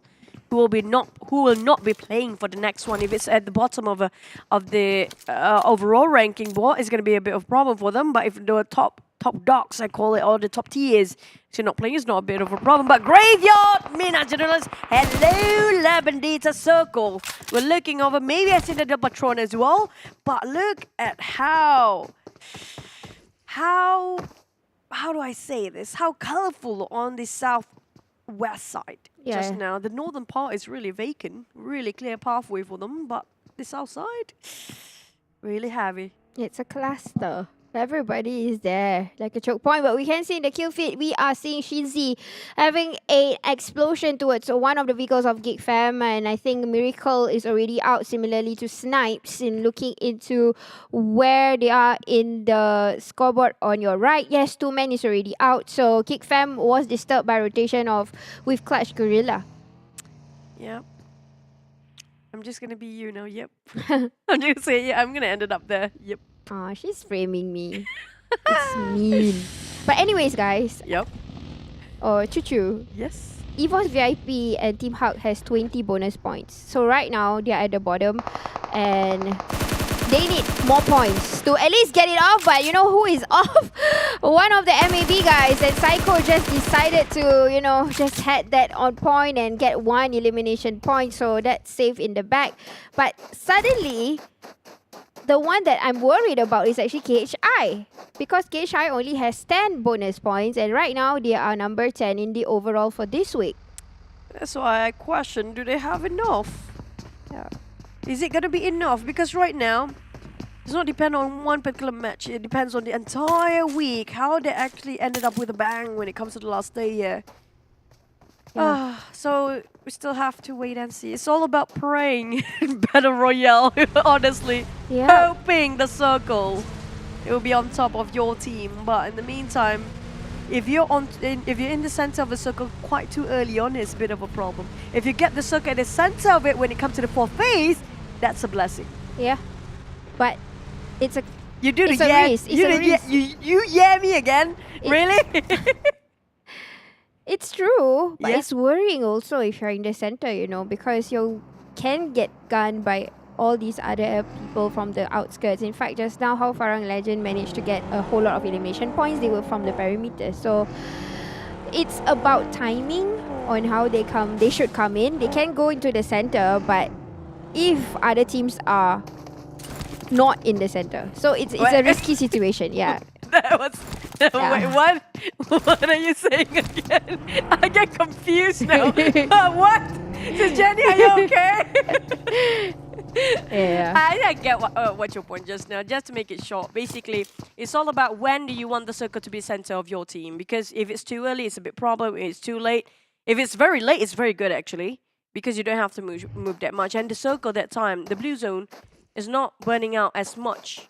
You know, if it's the early. But in the late phase, if you do get the center of the circle, and you don't have time to move in, it's going to be like, what, 6% HP per second. That's really a lot. Really, honestly. But circle, here we go. Who will get it? It's C, Graveyard. Yeah, we're going. It's going to be SMG.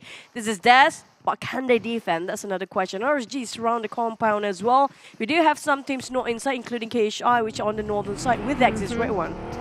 That's usually what they like to do. Stay in the north, take in the vantage point. And I can see a lot of teams, they are spread out. They are not clustered in the center so that they can have an eagle eyes on towards the teams that is rotating in. Which is actually a wise decision for the 4th match of the day. And they need all these extra eyes in order for them to get all these extra points. And plus the circle is a blessing for all of these teams because it's not a hard circle where it's going a down slope like what we saw earlier.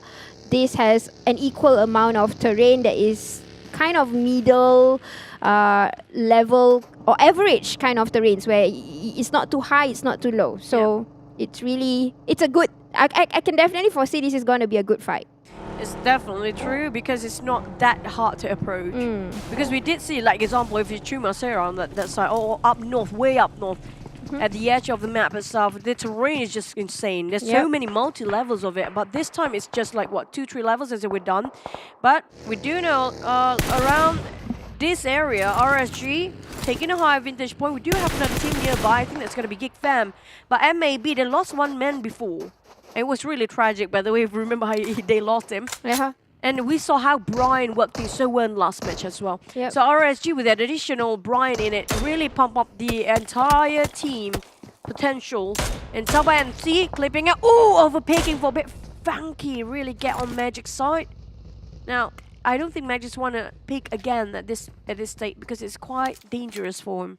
Yeah, but Funky had a greater damage as compared to Magic. So Funky should be more careful rather than Magic's. He immediately went for the painkillers and top out his energy, which is a good thing. At the same time, it's quite a waste also. I don't think I should do that if I were him because you will need that for CQC battle. But then again, Miramar CQC hardly happens unless they decide to crash. Just as of now, we're just looking into teams. You see how segregated they are individually. So they are not going to be clustered into one circle. They are all over the place to get any points. In fact, look into SamZ. They are so desperate to get a point because honestly, it's been a while since EVOS get a chicken dinner. That's kind of true. They even walk in a straight line here for EVOS VIP. They are staying as 4, but SamZ is getting the higher ground while the other 3 is actually inside the compound, giving a lot of information for the rest of the roster that's going to relay back the information that they saw access coming in. Minas Generalis is going to be not inside the circle maybe, or will it be just in the center of Graveyard? We have no clue, and it's going to be on the north of Graveyard and Junkyard. So what yard is that in between? My yard. There you go. Farmyard. Nah, I don't know what Jenny yard is this.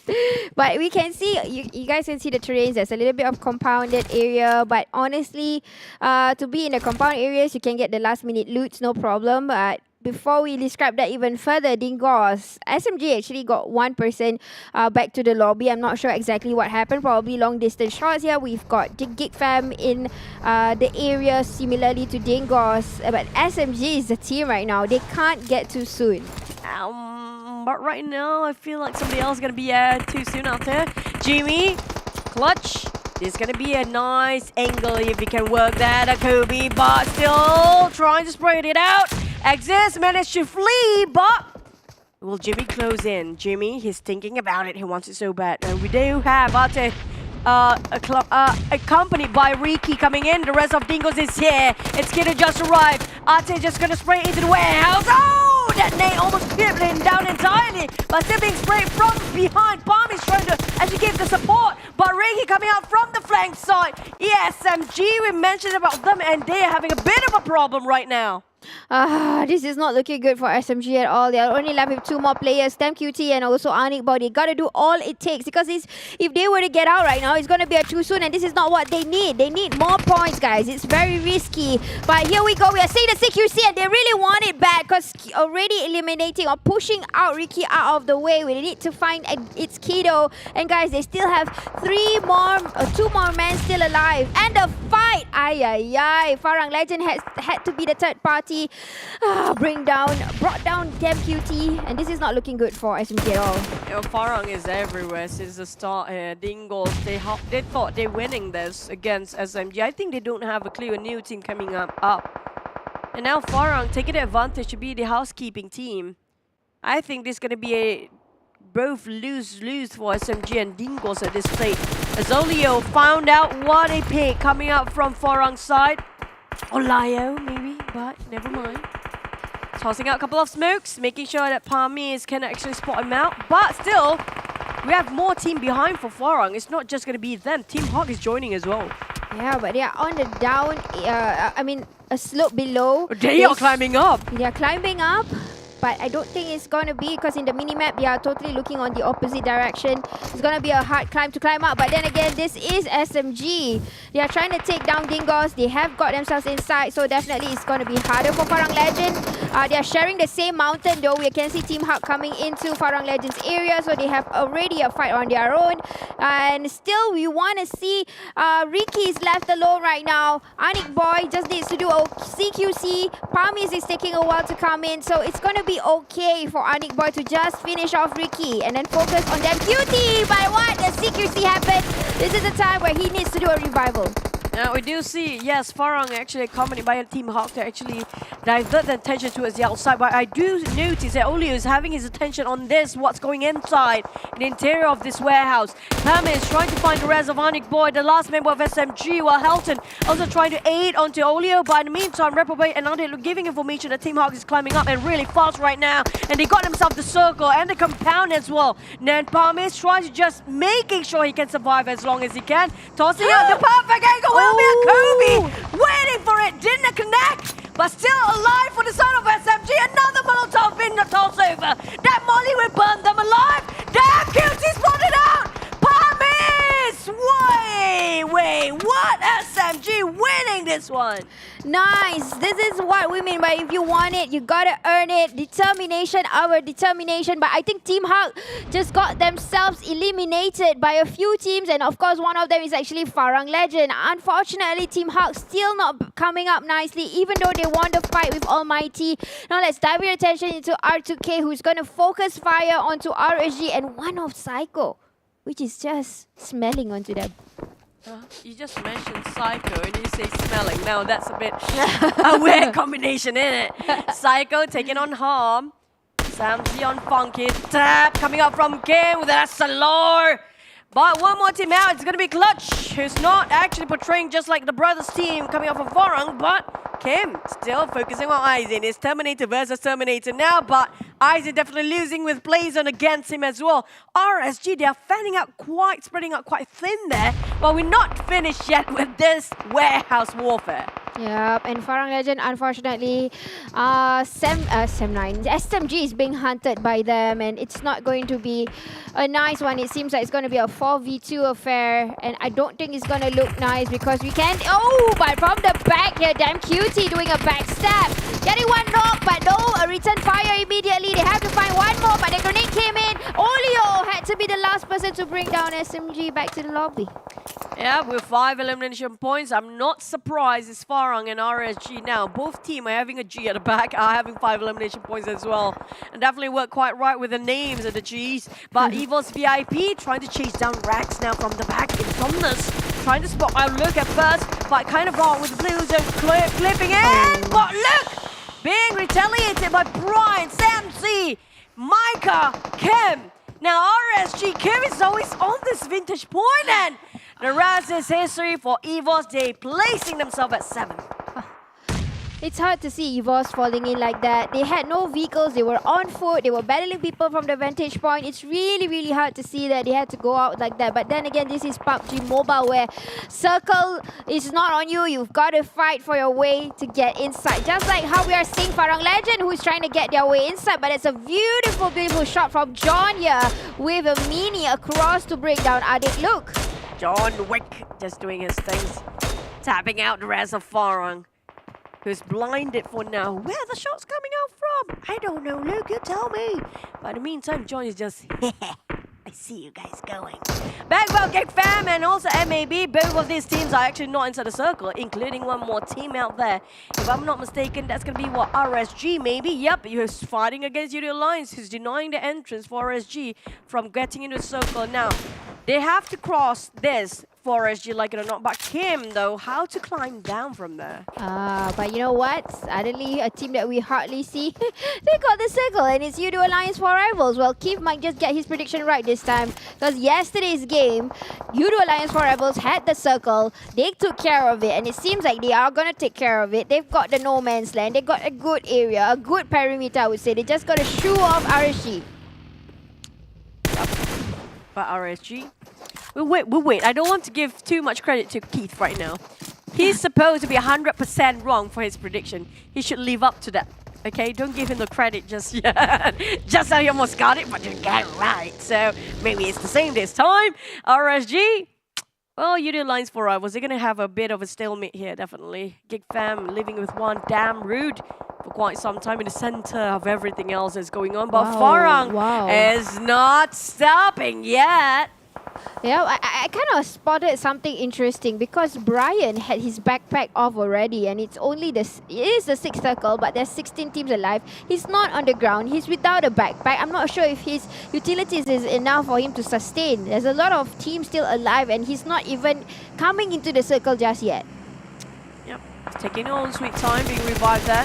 John spraying over M416 against Homebois. It has been quite a long time for John and MAB spotting out Farang, but cannot even move or cannot even budge forward. But the Blues will force them to do so with the 6th space in commands. Yoodo Alliance are moving in unison forward. Whilst the side of RSG came finally climb down from high horses, but Homebois being knocked down on from afar. It's going to be the side of TABAH and NSEA who pops in the last minute.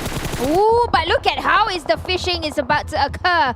And Wadik, look, just having fun, just spraying away towards RSG who's trying to climb up. Pemburu on the other side. It's making it a bit harder for RSG to focus fire on towards Farang Lejund because they are coming in from the back. They're trying to take one by one down, but NSEA from the back, they're disturbing on how Yoodo Alliance Forever should get up back up. TABAH being such a hindrance for Farang. They are on fire! But we're back towards Yoodo Alliance for Rivals. They still have 4 men here. They have huge advantage, giving a lot of full hope coming to Keith. But we're not done yet. Before that, Geek fam, damn rip might be the tone for these guys because nobody spot him out just yet. I think look taken down on TABAH NSEA, and that's gonna be the end of TABAH NSEA. They're out for now. What? And eliminated at 4 with 2 elimination points only. But Yoodo Alliance, Pemburu spotted out. Adik Luke. That was high-speed, crazy fragging from Adik Luke. That angle was just impossible for him to get that, but he did it. Crazy skills we are looking at, and we are looking into 3 crazy skillful teams here. Farang Lejund, Yoodo Alliance for Rebels, and Geek fam. Even though it's only one person, it has to be damn rude. The person that is leading the MVP race, guys. Yes, that's why he's the MVP, by the way. That's the sole reason of it. He always know how to survive. Wow. Now, the circle really taken by Yoodo Alliance 4 rivals, and no way they can botch this, right? Yeah. Now, Adik Luke playing the healing game will be shot down straight away. And spotted out earlier along the process in a straight line. Pemburu spotted him out. Now down to Damroot. Can he hold to get a 2nd place here? Uh-oh. I think he will get his prize after this. He might get it right because when Yoodo Alliance for Rivals get a circle in Miramar, they will get this home. They will bring this chicken home. I'm telling you that. And Olio, it's enough, guys. Enough. There you go. Keith is the winner chicken dinner. We got ourselves a new ambassador in the future. Maybe Yoodo Alliance 4 rivals with 7 elimination points. But Farang plays 2nd with 8. That's going to be really a tight spot between those two. Only a couple of points difference in there for the 1st and 2nd place. But congratulations for Yoodo Alliance 4 rivals. Finally land themselves a 3rd week in chicken dinner again for the last day. But hey, they are overall ranking number 1 right now. So they don't really actually care that much. They are smuggling it out with... yeah, Keith, you have it right this time, giving it away, yeah. Yeah, nice. That's a nice way of predicting at least because he kind of predicted right. Yes, Yoodo Alliance will come out suddenly on top in one of the games, and one of it has to be Miramar. So that definitely, even though through the migraine, he had the thinking cap on. It's because he has the migraine. Hence, he can think it perfectly fine. If he didn't get a migraine, his prediction never get it right. I'm sorry, Keith. But before we jump into Keith, this is the highlight what really happened, how Yoodo Alliance Forever get themselves a chicken. Check it out.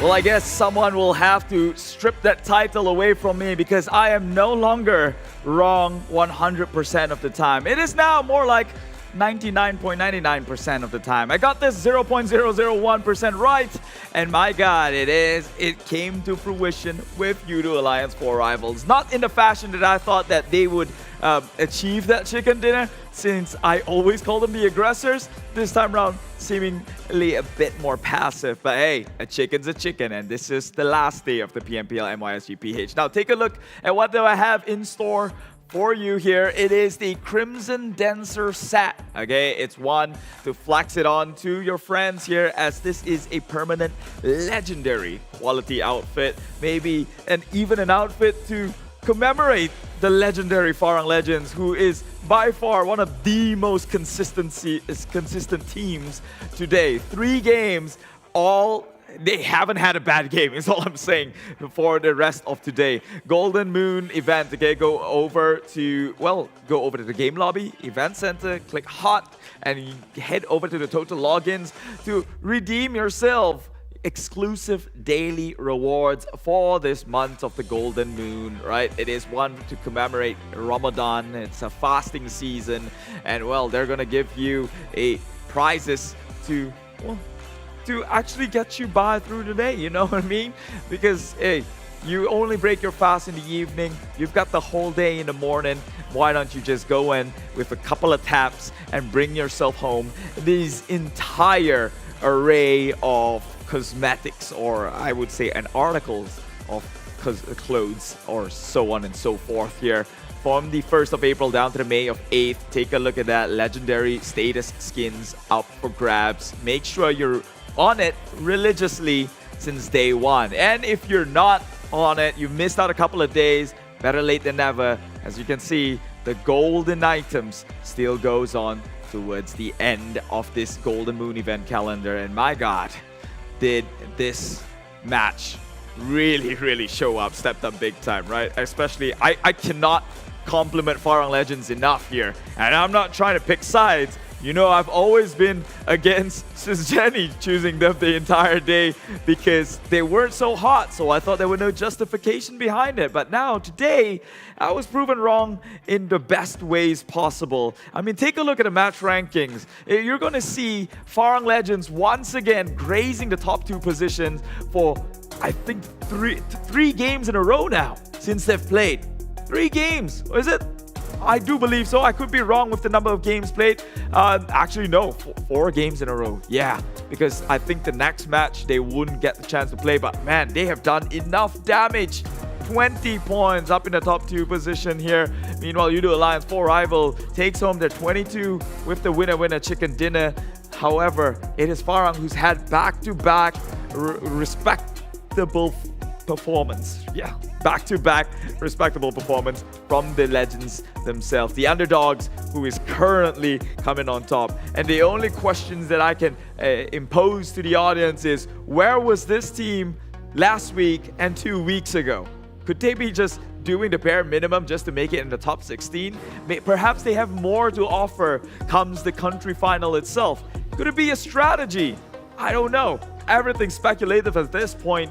But one thing's for sure, if they continue the runway that they are right now, the path that they're on, they could very well be champions towards the end of the country finals itself. But not counting the eggs till it hatch, RSG did get close with 9 kills of their own and a 6 ranking points here, bringing them a total of 15. But man, their chances are slim now for RSG to actually go above and beyond Farang Legends, as their lead just got exponentially increased, just got greater by the second. And here is Farang Adik Luke, our MVP for this match, and it seems like almost all the game seems to have MVPs from Farang, except I do recall Micah showing up in one of them.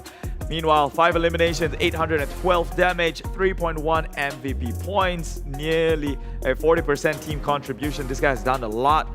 I mean, I guess that's not saying enough.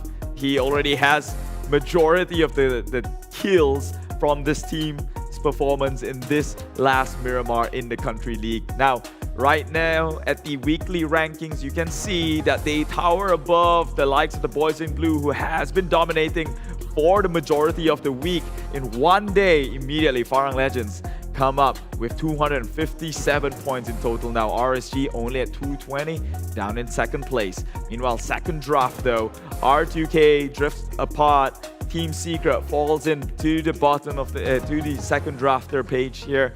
KHI Esports, they did graze the top half for the majority of the week until they started degradation in their performance, and now finds themselves in 13. Same goes to EVOS VIP, who did go up a little bit, but still not so significant to what the team we know that they're capable of. More surprisingly, Team Dingoz, not the week that they would have expected for them to have, right? Because you'd expect that Dingoz to be up there, at least in the top 5 position, or at the very least bit, the minimal expectation from Dingoz to be in the top 10 position.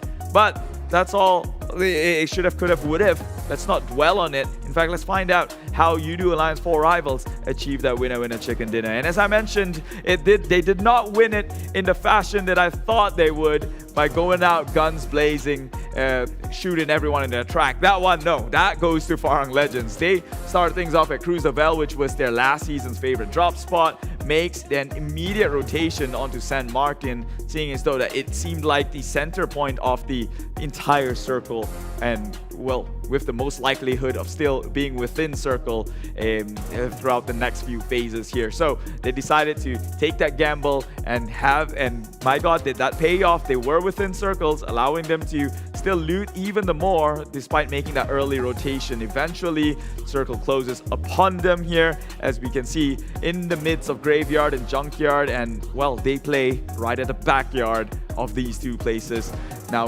in which they held their spot against the likes of Geek Fam, EVOS VIP. Clutch was in the area, but of course Clutch had different teams to go up against. I believe, I think it was it TABAH NSEA or something. Clutch had to deal with some of these teams, and Geek Fam had the fights of their own over in some of the compounds. SMG, my god, for them to actually come out in a close quarter combat against the like of Dingoz, which I have been praising all these weeks for being one of the best, or one of the few teams out there who's lethal with a gun in their hand and fighting in close quarter combat. They came out on top, which was surprising, and to be honest, pretty respectable for Team SMG. So they've really stepped up the notch here. Meanwhile, KHI just couldn't get their footings, finding themselves in between, sandwiched by a number of teams here. EVOS VIP was one of them who, well, got a couple of members down, and RSG had eyes as well across the entire valley. We'll be just shooting them down one by one, especially with, I think, the advantage point of RSG for the longest time by occupying the high ground. I believe even so later, it was RSG who kept the likes of EVOS VIP out, with Kim up on top, sniping them down, denying all entrance from them. Meanwhile, it turns into this where Circle actually closed upon Yoodo Alliance 4 Rivals, which could have been maybe even detrimental for them, because RSG had the high ground and eyes upon them. However, it became a little bit more complicated than that, because NC was still alive here. He's got one member who was gunning down the likes of RSG right across the valley, with Geek Fam as well within the area, and MAB to play on with. It was almost impossible for RSG to come in from the top side and capitalize that advantage to take out some of the members of Yoodo Alliance 4 Rivals. So fortunately for Yoodo Alliance 4 Rivals, they had some of the enemies still around to be a bit more greedy and selfish and farm points for themselves. In that being said, clearing up the problems that they might potentially have, and turn this thing into a 2 teams with 4v2v1, and which eventually falls in the most obvious results ever, with the numbers advantage and, well, one of the more lethal eyesights and mechanics in the game. They claim themselves that 7 kills on top of a chicken dinner finish, but still, all credits goes to them, alongside with Farang Legends, who has been super consistent. I think anyone who's a fan can be proud of that. So we are going to go down to our final game of the day here. We are going to close things with Erringale. But before we hop onto it, first a quick break from me, from the casters, and everyone here in the studio. I'll see you right after this 5-minute break. Bye-bye.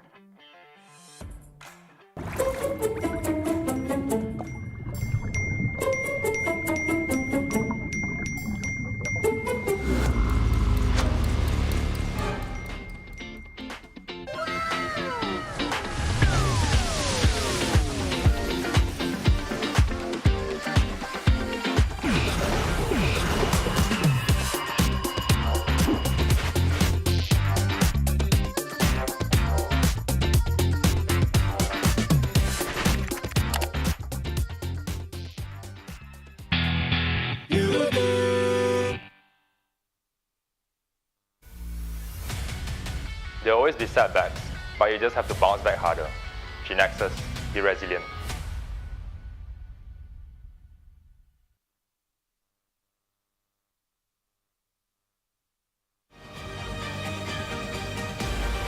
Silence is the best revenge.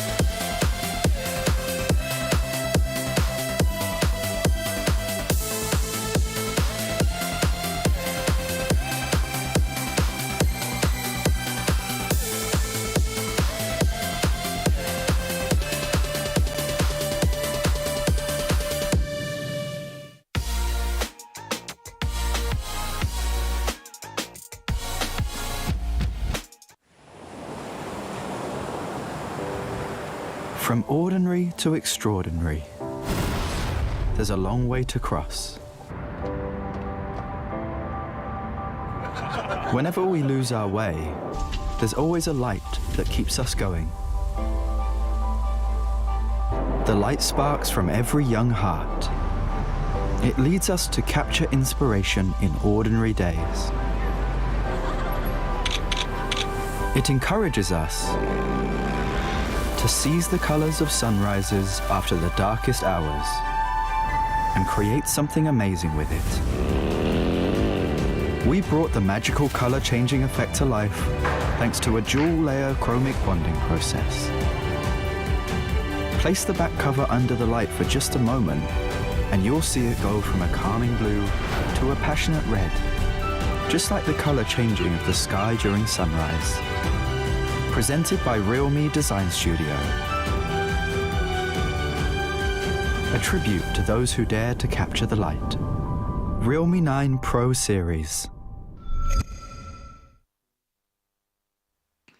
How exciting this is. Okay, we have been playing for the past 2 weeks, 3, now that this week is almost done and dusted, and we have gotten ourselves down to this final moment. One last game in the country league, one more till we find out the overall standings, and well, one more for this team to give out whatever they have left in the tank to be able to grind themselves more points, their final few points to make it up on the top overall rankings. Let's take a look at some of the most damage, the damages that has been dealt in that match alone. Again, we see the ones with the golden emblem. It is one from Farang Esports or Farang Legends themselves. It's Adik Luke at 812. The guy's Suntik or lethal injection, as one of the casters has corrected me also so generously here.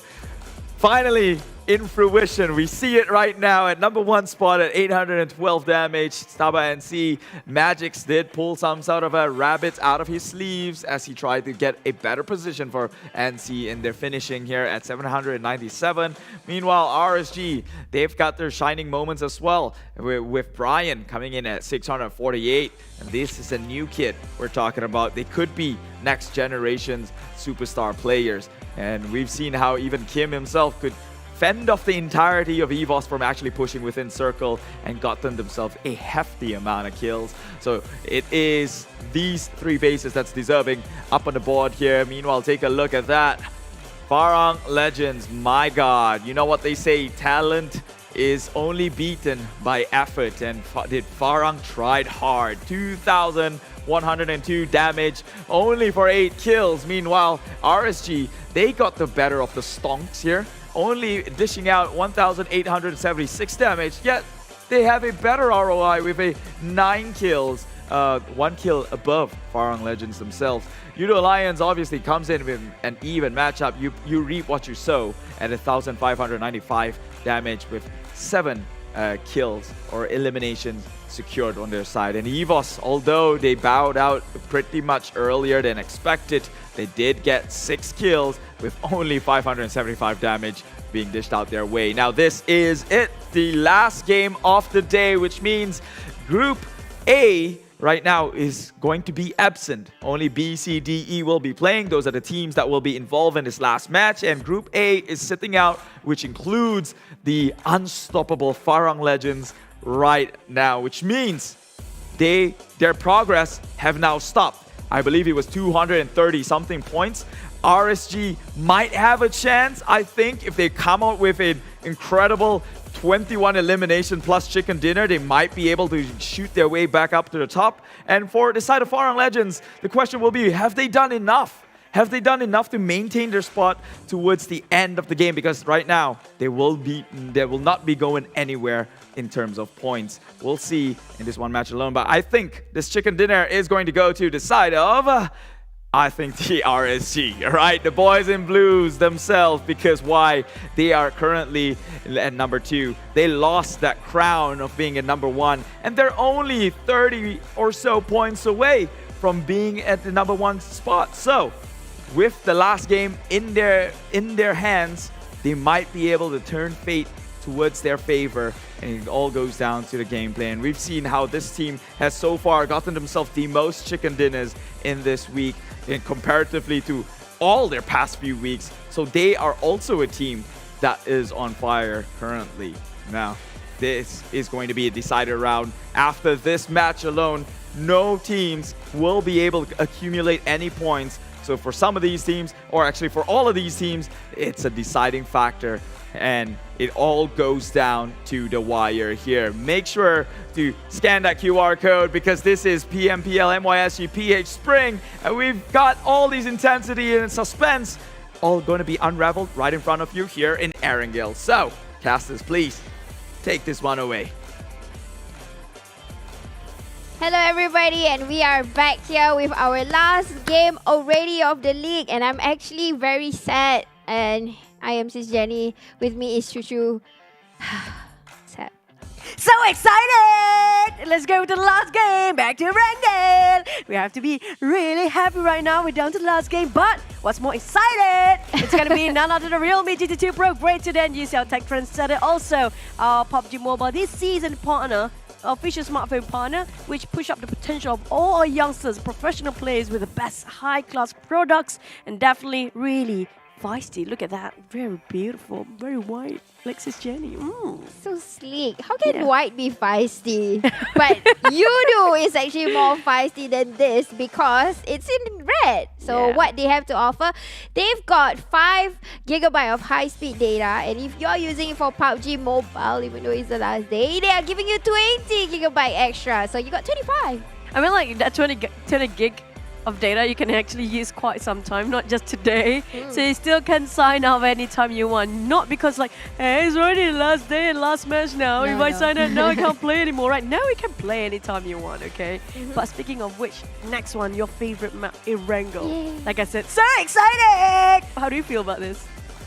Mixed feelings. Mixed feelings. Yeah. We'll still have the country finals though. Yeah, but it's just 3 days, so it's the entire effort of all these pro players who have committed for how many, like 3 weeks continuously, 5 days, 5 matches a day. So it's just a lot of like, yeah, and then we're gonna see another season. So it might, you know, another season might change a lot of things. A lot of players might not be playing, maybe, I don't know, I'm just saying it. But yeah, it's a mixed feeling thing, but definitely I'm happy, excited. Not sure who's going to make it through the grand finals because at least at the bottom part from number 14 onwards, it can be anybody with the determination of who will do well for this round. I agree. It's all down to the last day, last match. Also, I just noticed this is the first on my shirt and this is the 4th for this year. That's just how long I've been with PUBG Mobile. Hello, everybody. It's just me, 4 years old with PUBG Mobile as well. And speaking of which, the last match here, this is entirely a new format system of this season. I'm loving it so far. This is the best format by far for me because every single player, every single team, they don't have a time to actually, you know what, we're going to relax and chill for a bit. Everybody's like, we need to grind now, we need to do something. And this just proven they've been pushed beyond their limits. We saw how many teams progress so far, and Titan teams back then, big organizations. We're talking about 7-9, the usual very famous team, including especially we call it the B team, B group, where the most famous one, the most viewers, right now are not catching up. It just shows that all the teams with this kind of new format really pushing themselves forward. True. Or some teams decided to warm up a bit later, and it's actually a good tacticality too, because if you have been warming up ever since the first week, you'll get drained, and then after that you qualify to grand finals, you are still drained.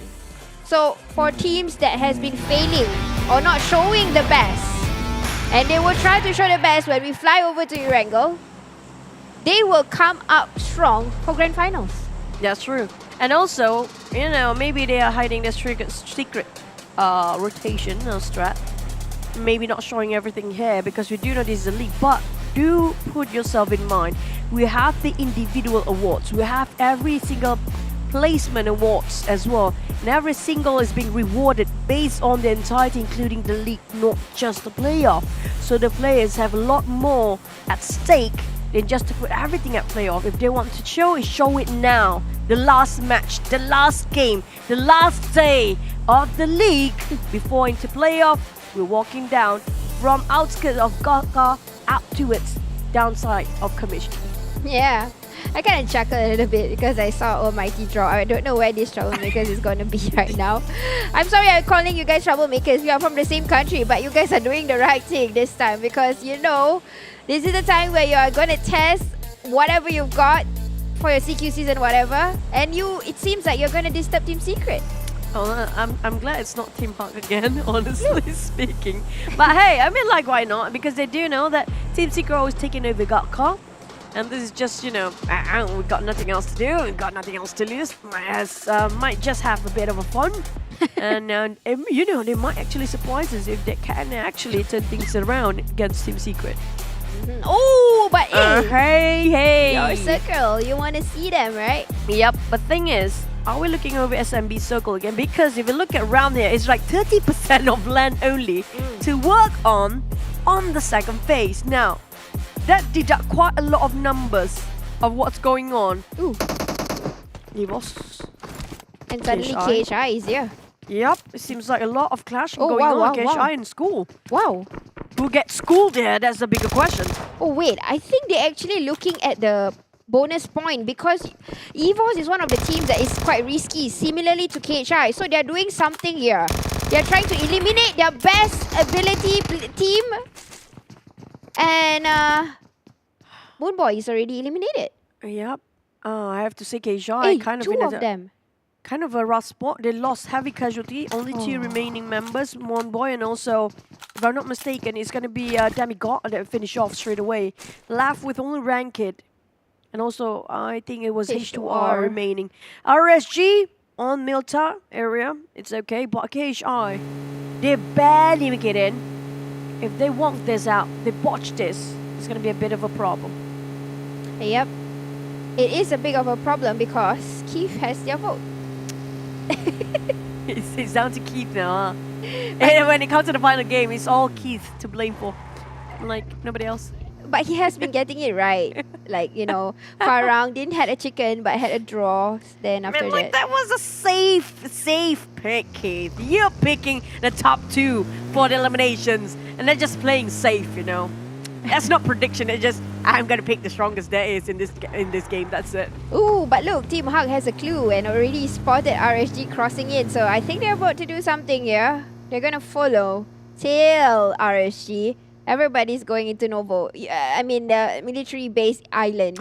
But can you imagine if the circle decides to spam them and go back to the mainland of Irregular? I mean, like, that's kind of a hard spot because of, I think it's more comprises to SMB. And speaking of early rotation, usually Team Huck, Homebois, Bosskur will be one of the earliest, including sometimes Sem9, but Sem9 is quite far off.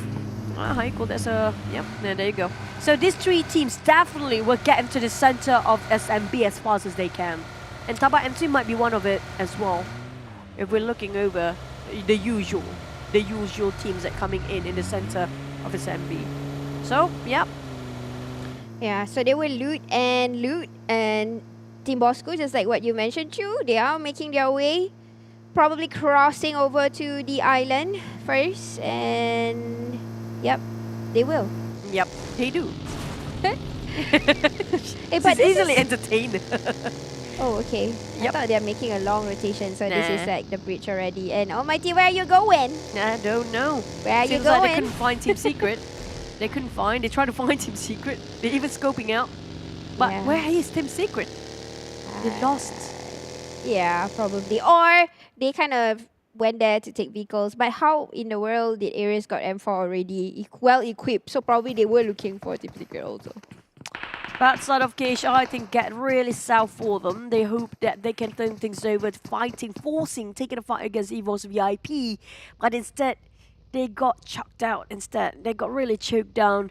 Homebois and Bosskur, like we mentioned, the first one to be in the northern and the southern side or the SMB block. And definitely, I think they kind of respecting each other by giving a bit of a shots there. Just by welcoming them. Hello guys, welcome to the south side. Then it's just going to be them taking their own sweet place and time and just wait it out, usually. Yeah, so already 4 teams in Somnoska military base on the island, which is what we saw earlier. Team Hawk? RSG, Team Hawk. RSG is in here as well? Yeah, they crossed over already. So here we go, H2R trying to do a revenge. And Stormnest will not survive. And I think EVOS will be angry. They want to come back to fight. Yep, they might charge in now. Look at how the rotation done by Somnus.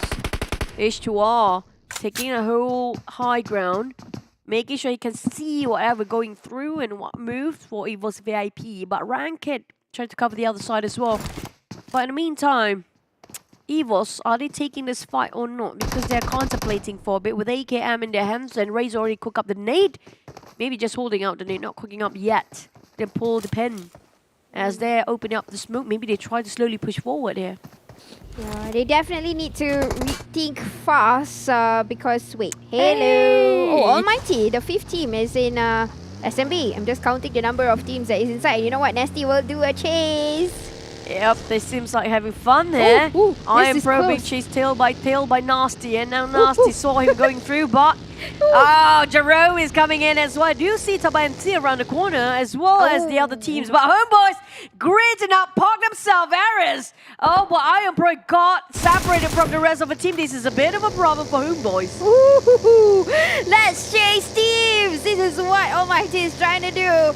They are going to chase them, and right now probably going to guard, and they realize that, hey, they might just drive us into a snake pit. And true enough, good thinking there for Ares and also Jerome, while the other two need to follow up because Homebois is going to bring them into a snake pit. Yeah, we're watching Fast and Furious 11 right now. Is that happening? Really a Hollywood story. Right now they're shooting arrows, taking out on Iron Pro. And Iron Pro right across Tricks. But in the meantime, do they have any smoke? Because he's quite out in the open for Tricks. If you want to pick him up, he got only 12 band-aids here. This spotted out arrows, but yep, there you go. That smoke gonna pop quite a bit and just giving a bit of a cover to make sure he can actually revive his mate. But Almighty is coming in no matter what is happening. Yeah, I can imagine what's going on in the comms of Homebois. They'll be like, hey, somebody's behind me, somebody's behind me. And he's chasing me. And true enough, Almighty is giving all the surprises this time. Without them, I don't think we are going to have such fun. And now ST is going to do a push between Tam and doing a bit of CQC Iron Sight on, but no damage is done yet. Tam is still on the ground, trying to do a rotation, but there's a beautiful grenade. Tossing out another one, a bit too late now. Tam has already disengaged for a bit, going for a bit of a safe spot, but Ares coming up from behind, gonna backstab them, waiting for the right time. He saw Tricks, he saw Iron Pro, he saw 6. It's gonna be really whole team decimated by one Ares now. That's gonna be really hurtful for Homebois. Tricks actually spotted out Nasty first, but waiting. Ares, he whiffed it. He got that spot just now, giving away his position. That's the thing about Almighty. When they have it, they just want to change their plans, and then suddenly it get backstab on them back. I'm not sure exactly to why they are like this. It's like most of the time when one person gets knocked out, they decided to retreat. I mean, like Ares got it in the back, but he just, but Jerome can make it happen. Jerome, go! Now it's Vigil time! Vigil! You can do it, Vigil! Come on, Vigil! Almighty, do something! This is the last match for you! Do something about it! No, never mind. But Virgil is still standing strong on his own. He's probably thinking of ways to pick up his teammate, but no, he's on his own. Come on, Virgil! This is not the time to throw your troll bolts! But no chance, Almighty. No time to shine. Almighty, I have to say. But thank you so much, Almighty, for being part of this season. But we're not done yet, Homebois. They got another visitor here. It's going to be Sam9 who just arrived. And now they don't have time to recuperate themselves yet. They might as build this compound. It's a wiser decision to do so. I still can't get over the fact that Ares had everybody in the back and he just had to retreat a bit. Why is it? He retreated because... Nobody spotted him. No, because his teammate got knocked out. But he got every chance as he could get just now. That's the thing about this. About sometimes when I see Singapore teams, this is the problem, What is the problem? Put it in words. They feel for their teammate and... Yeah, they That's decided a big disappointment. They decided to retreat. So, guys, come on. Come on, guys! I mean, like, if he actually clutched that was really it a would have miracle, been, right? it would have been. Great highlight for them to end it up with a bang for this last match. Yeah. But he decided not to. As the Apparently. Almighty fell down. But it's not the entire Singapore team. I'm just saying that I'm seeing this as a habit of how things Most goes. on the Singaporean scene, I guess. Yeah. It's okay. There's always room for improvement, but Exit Red 1, Jumper just fishing for SMG. Yeah, SMG, again, this is a team that is struggling to get in, but I'm not so worried about them because this week they are at number 3, still consistent at number 3. No problem with that, but they've got to do something about it. Jumper is the only one that is fishing right now. No, the thing is, Homebois on the other end, shooting around SMG as well. So SMG, they're sitting ducks at the moment.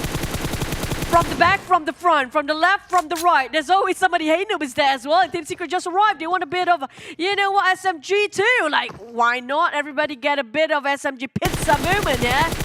No way out! That's it! Uh-oh. Sitting ducks! They're probably thinking on, like, how in the world people know that we are swimming. It's so obvious. There's a ship in the center of a lake, and everybody can see there like 4 pairs of legs swimming over there. And now Axis might want to do the same thing, but I'm not really sure if that's a wise decision because there's so many eyes here. There's Team Secret, there's Homebois as well. Yep, but I think Haynoop did a little bit of scouting and he knows there's definitely Homebois shooting away also. So I probably thinking Jumper, he would probably divert attention before crossing in or just dive in the waters as long as he can. Oh, but there you go, on the kill feed. Axis Jumper already being spotted by Kid from Team Secret. Don't say I didn't told you so. That's definitely what we told them before, but they're not listening to us like usual. But hey, the thing is, the circle will not ended up there. It might ended up maybe an SMB right in the center of it, but you know what? Axis shouldn't have done that. They got themselves their elimination before, and they should have sit it quietly on the coastline. And now, you reap what you sow. Axis back into where SMG were, and the circle shifted way far from them. I can see where this is going right now. You know, who can be the third party for Team Secret? It's EVOS. They have yet to cross into the SMB, so they are right behind Team Secret. So it's like a taking turns on who goes down the waters. And so everybody wants to die in the water now. Yeah, because why? You get burned and then your ash will be swept away by the water. So romantic. Wow. Compared to the earth that just being blown as dust. But back to Team Secret, this is a feast for them, a Thanksgiving one, because you know what? X is just giving away for them, and then they don't want to waste any more time since they're not in the center of a circle yet. They need to cut across the bridge where the SMB kind of being occupied by so many teams, including GENEXUS is there, RSG is here. Who else we're talking about? Well, GENEXUS might have a last blow here if they want to, but it's going to be almost impossible to actually cut across RSG right now. Yep, RSG is just going to find compounds around these areas, but I would say this is actually a choke point for a lot of the teams that have come into SMB. And talking about choke point, look at the amount of damage. Rex, you should know better. You've been sprayed already. You still want to take the vehicles. Brian, he has a good angle, but come on, GENEXUS, they are in the building. They have 2 knockouts. And it's going to be impossible to finish them up unless somebody decided to push from RSG or they get a third party. And now suddenly RSG, you guys are kind of stuck without a vehicle. Well, definitely their vehicle will be denied as well. Coming up from GENEXUS' view is really not forgiving at all, and Snappy will be revived here, and he will heal himself up. Now, nobody actually pushing into GENEXUS. That's a bit of a waste for RSG. They kind of fan out for now with 1-2-1 formation, but in the meantime, can they really corner GENEXUS? Because we do know GENEXUS, when it comes to counter fire, they're pretty much really good at it, but there are times they are a bit wonky. Now, Ryan coming up from the flank side. I'm not sure if actually Lung spot him out just yet. But Team Secret is the ones that's coming in, but Dingoz is all ready to take up the fight over in the bridge. They're still waiting in the bridge. This is the one that we are trying to see here, Choo, or at least you, who wants to see a bridge cam. Yeah. But it's not really on top of the bridge. You're at the end of it already. But hey, we still got a bit of a platform fight, right? Yeah. Farming is going on and downside, but Dingoz trying to fan out. Team Secret have to really scratch their heads how to cut across it. Well, now guys, if you have yet to download the 1.9 patch, this is what you are missing, which is the bridge. Or we know the bridge is usually by the vehicles. Now you can see people walking and they can see that a few of the areas has been connected. So you literally can use this to fight, and it's not easy because there are props along the way. And the reason why the grenade is not connecting because there are props and there are staircase, but Ricky overpicked because there is somebody from Team Secret who's ready and looking into Palmy. He's going to push because there is only one player there, and look at that, coming in the storm with an Uzi. Nice one done, and iShot goes down. And Team Secret down to only one more man left. It's gonna be Fredo the guy. Fredo, can he clutch this? He's the wittiest most of them all, but when it comes to grenade, can he actually deflect that away? It's Kiddo rushing forward, smokes covered him for now. And also Dingoz, Ricky is still on his knees. He's slowly crouching out with the zigzag mana. Kiddo trying to actually just keep in Fredo, but both of them are really being careful. Oh, but this is a nice one. Molotov being tossed. It will get a little bit of the damage, but who will get the one first is actually Fredo. He knows it better, but the amount of damage will not help. Team Secret did not get to cross the bridge safely. Yeah, but flying cars and Magic Man. It's gonna be Magic playing over And that's going to be him shooting and being shot down, maybe, but never mind. And maybe John and also Magic have a bit of a trade where Alex trying to clutch from behind, giving a lot of supportive fire. But on the side of Frankie, he's still far away. MAB, they're kind of being segregated for now, but Yoodo lines for rivals now taking the whole team of EVOS VIP down. The only team just now we saw in the center of the circle was GENEXUS and also RSG. Yep, and you know what? You do Alliance for Rivals managed to take the entire EVOS out. And again, I'm very worried for EVOS right now. Not enough points. Not really sure what's the ending for them, but Frankie already spotted. MAB, that is being a snake. Not enough time to be a snake. It's a bit too early to be the snakes. And he gets spotted out by Frankie. Yep, Frankie. Playing this quiet. Only heard his own footsteps. Spotted out MAB. He heard the gunfire shot. Just gonna take a couple of pills there. Magic's taking out John. Now Rush and the rest of TABAH NC will smoke themselves for a bit, making sure they will be in covers before there's so many teams rushing in, especially RSG, who's having themselves the higher ground here. Definitely a vintage point, a prime spot to work with. But how can TABAH NC go up there as they are down here? Talking about terrains, I really like the fact that this is our last game of the day. This is one of the trickiest terrains over in Erangel for you guys to finish a game, because there's a good distribution of different kind of props, the vantage point, the slopes, the cliffs. It's all about the weights and how you guys rotate and park your cars. That's the reason why we are seeing a lot of teams, they are trying not to spray, because as of now, ammos, utilities is pretty limited over in military base area. Yep. A bit calm before the storm. Sam9 spot out GENEXUS. Still 4 men.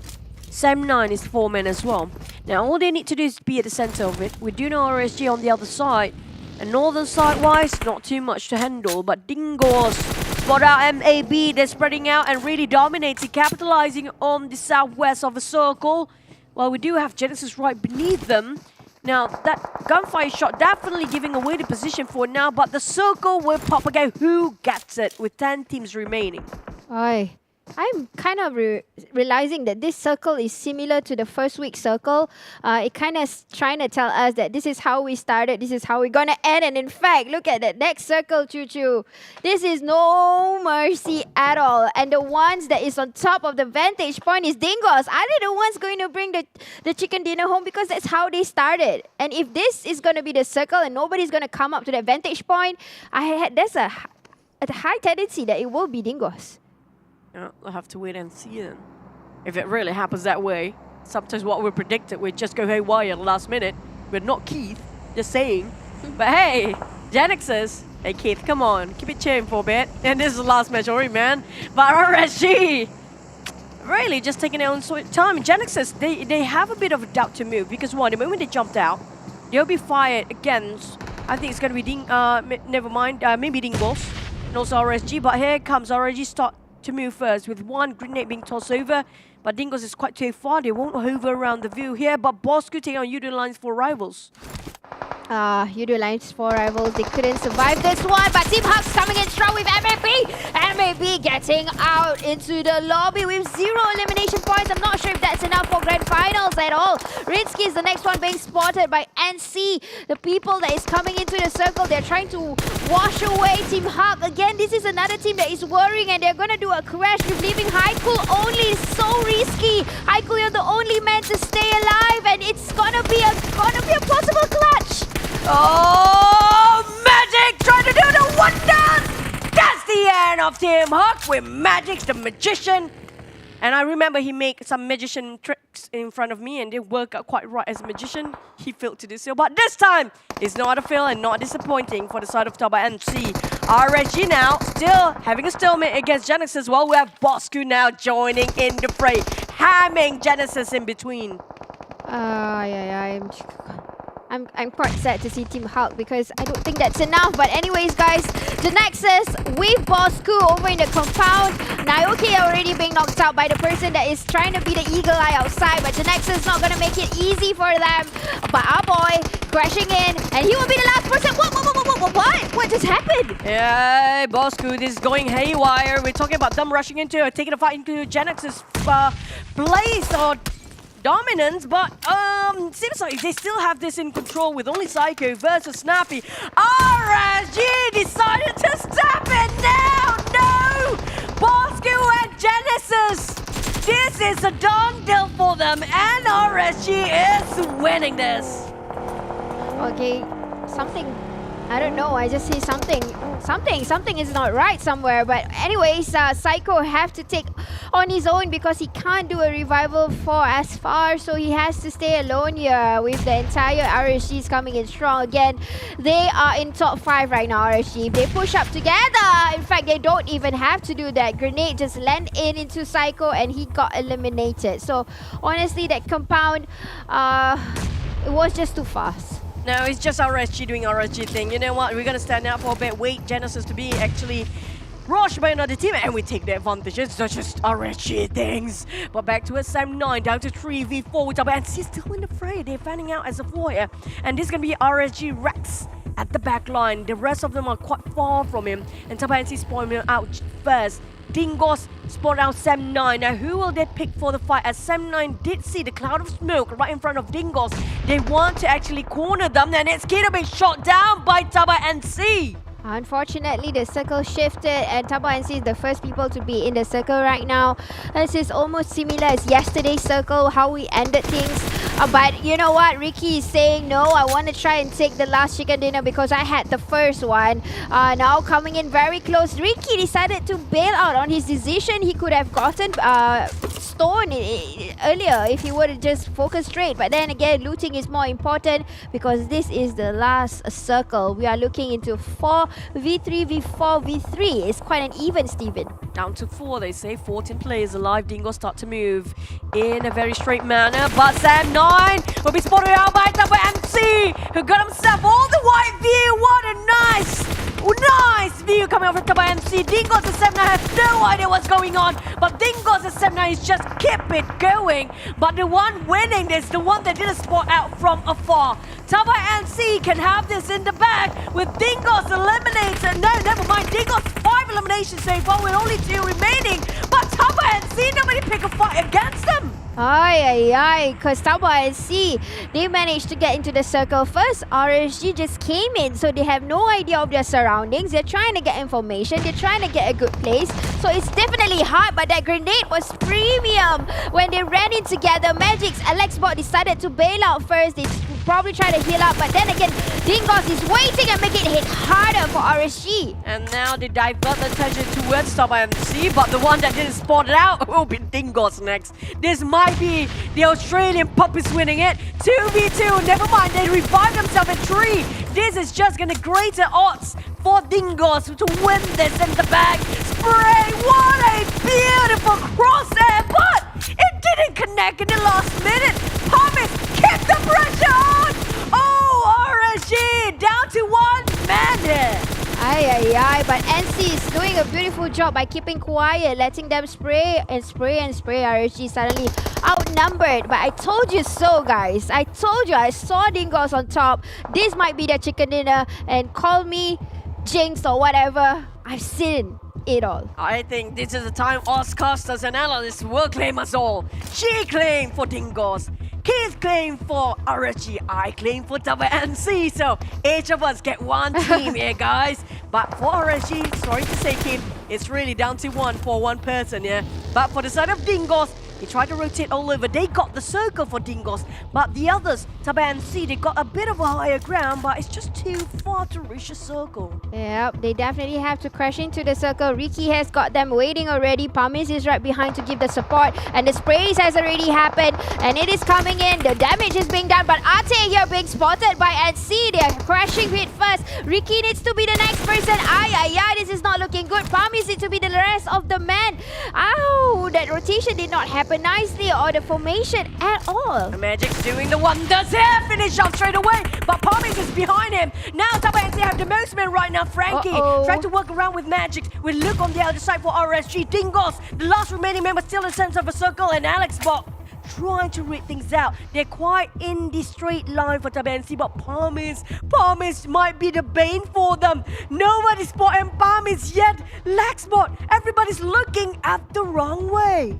Yep, and look, still not giving anything away. He's just creeping right outside, trying to get into the circle. But I think Magic has a clue exactly to where RSG is, because probably they heard the fight. They know where is the last man that was last hit over RSG fight earlier. So they are just pushing in all the throwables towards Luke. But Pamis is not going to give any information, even if he hears a lot of crawling here and there. He will just remain quiet. Drop his pen, drop his back for Pamis. He definitely spot out Frankie the way he tosses out that nade. Quite obvious for the side of Pamis. Now Laxbot is the nearest. He definitely spot out Pamis. Now they're really close against each other. That was like 20 meters away, and they're really close enough. Laxbot's really just next to Pamis with only a rock in between. Oh my god! This is as close as they can be. They didn't still realize that yet. Alex,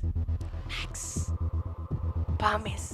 Can you hear me, Pamis? Yeah, Lex, what's up? Still waiting for the right time to go. Yeah. Last circle in 10 seconds, man. We need to run. Not yet. Uh-oh, Pamis. Error. Ay. And there goes Dingoz out. When winning the circle, they just give it away now. Leaving with Luke behind. He can't do the clutch. He's the only person alive. And true enough, TABAH and see winner chicken dinner for pushing in with a mistake of what Dingoz had earlier. And also with what a number of eliminations. 14 at it all. It's my turn to claim. Mine is right. It's TABAH MC, guys. You said Dingoz. He's I said Dingoz won the circle. Oh my god. I'm still number one here. But still, TABAH MC, congrats to the finisher. That's a bang. And what, 14 elimination, 15 full placement. That's going to be 29 points at the end. Yep. They kind of started the league. They had this consistency and they close it up nicely. So it's NC at the start. At the end, we end with NC. So everybody who start off with a chicken, we can predict in a playoff, they'll finish off with the chicken as well. No, the first chicken is Dingoz, Chuchu. So Dingoz got third. So we can assume sort of the same, right? But that's it for us, sis Jenny. Yeah. You close it off. Let's bring you guys to the highlights and see that unfortunate circle. Let's go.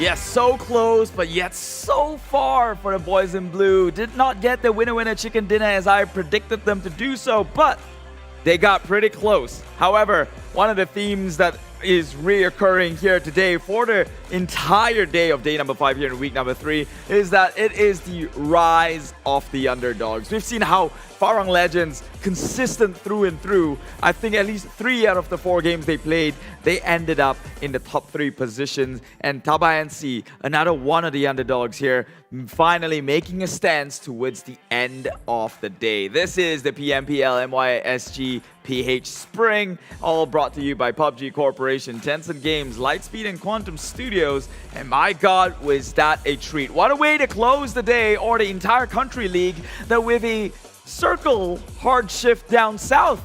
Nobody was prepared for that. It became quite a bloodbath. Nobody but TABAH NC, because guess what? A little hint. Sosnovka is kind of their territory. But we'll get into more of that one in just about a bit. You see the QR code here that's on the right-hand side of the screen here? Yep. Go click on it.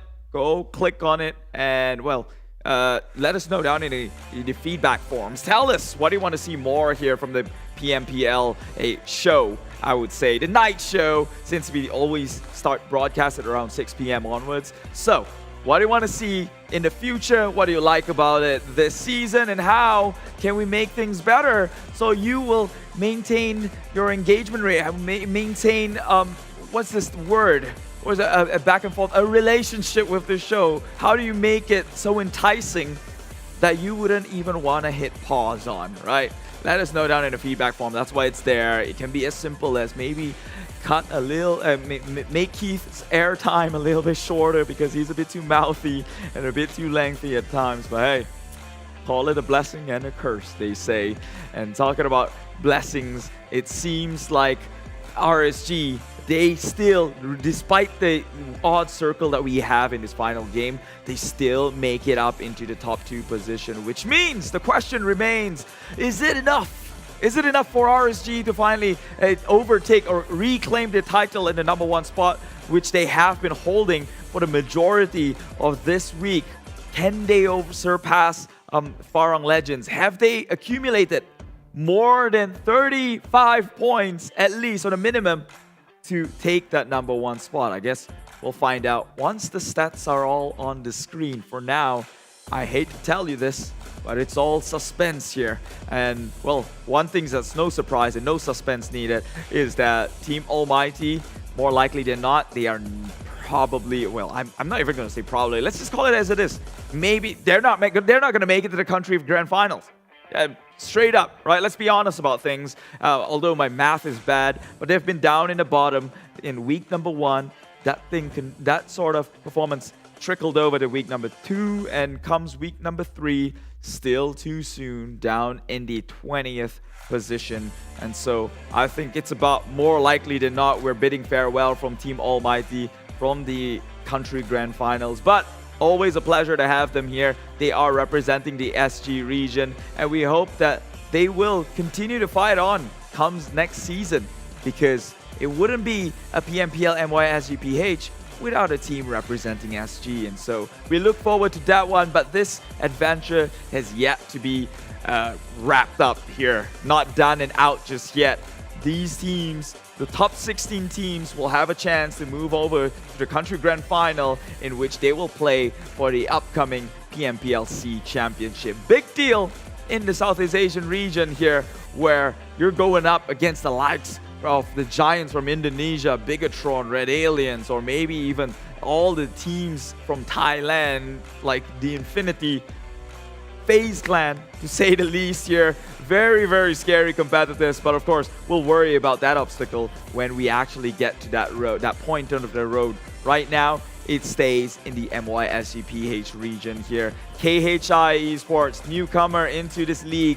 Have they done enough to qualify into the top 16? Based on my judgment of them throughout these 3 weeks, I think they might actually have. Despite the poor run in the first week, they actually pulled through come second week, and week number 3, they're not doing that terrible. Although second pager, I think they might have had enough points just to inch it in the top 16 and have probably a clean slate, I'd say that. But with this new format coming in, teams will be getting bonus points from the start, so they're starting off with a couple of points already in the bag comes the country finals itself. So I wouldn't say clean slate, but they might have a second chance. Although a steeper hill to climb, the chances is still better than 0, right? Looking forward to that one. Looking forward to whoever is going to be down in the bottom 4 position, because unfortunately this is the unflattering truth in every league format, and that is finding out who is going to get eliminated before comes round the country finals. And I know some of your favorite teams are down below, but wait, let's talk about that match previously. Check out the rankings that we have. And so far, NSEA obviously come out a clear victor here with 14 eliminations and, well, 15 full winner chicken dinner ranking points onto their name. What a way to end it with an underdog victory here. Dingoz, they've had a rough week so far. Down in the second pager, I think down in the top 4 position for week number 3. However, overall, they have been pretty consistent and pretty good. Maybe just a blunder in week number 3. Meanwhile, RSG, unfortunately, only 16 points was brought home in this final match, which means they will have to settle at the number 2 position right under Farang Legends, who in one single day just negated all the lead that they have accumulated. 5 chicken dinners under RSG just destroyed by the Farang Legends or the underdogs here within the scene. And sooner than later, they probably will not be underdogs anymore, seeing as though that they have now shifted things onto overdrive here. Meanwhile, Sem9, well, decent finish themselves. And it is Dingoz Ricky who comes out the MVP here. 5 eliminations, 813 damage, nearly half, I guess, would say, with the team contribution. 40% is a hefty sum, seeing as though that they are playing with 4 members, so 40% could almost be 2 members' efforts exerted from one guy himself.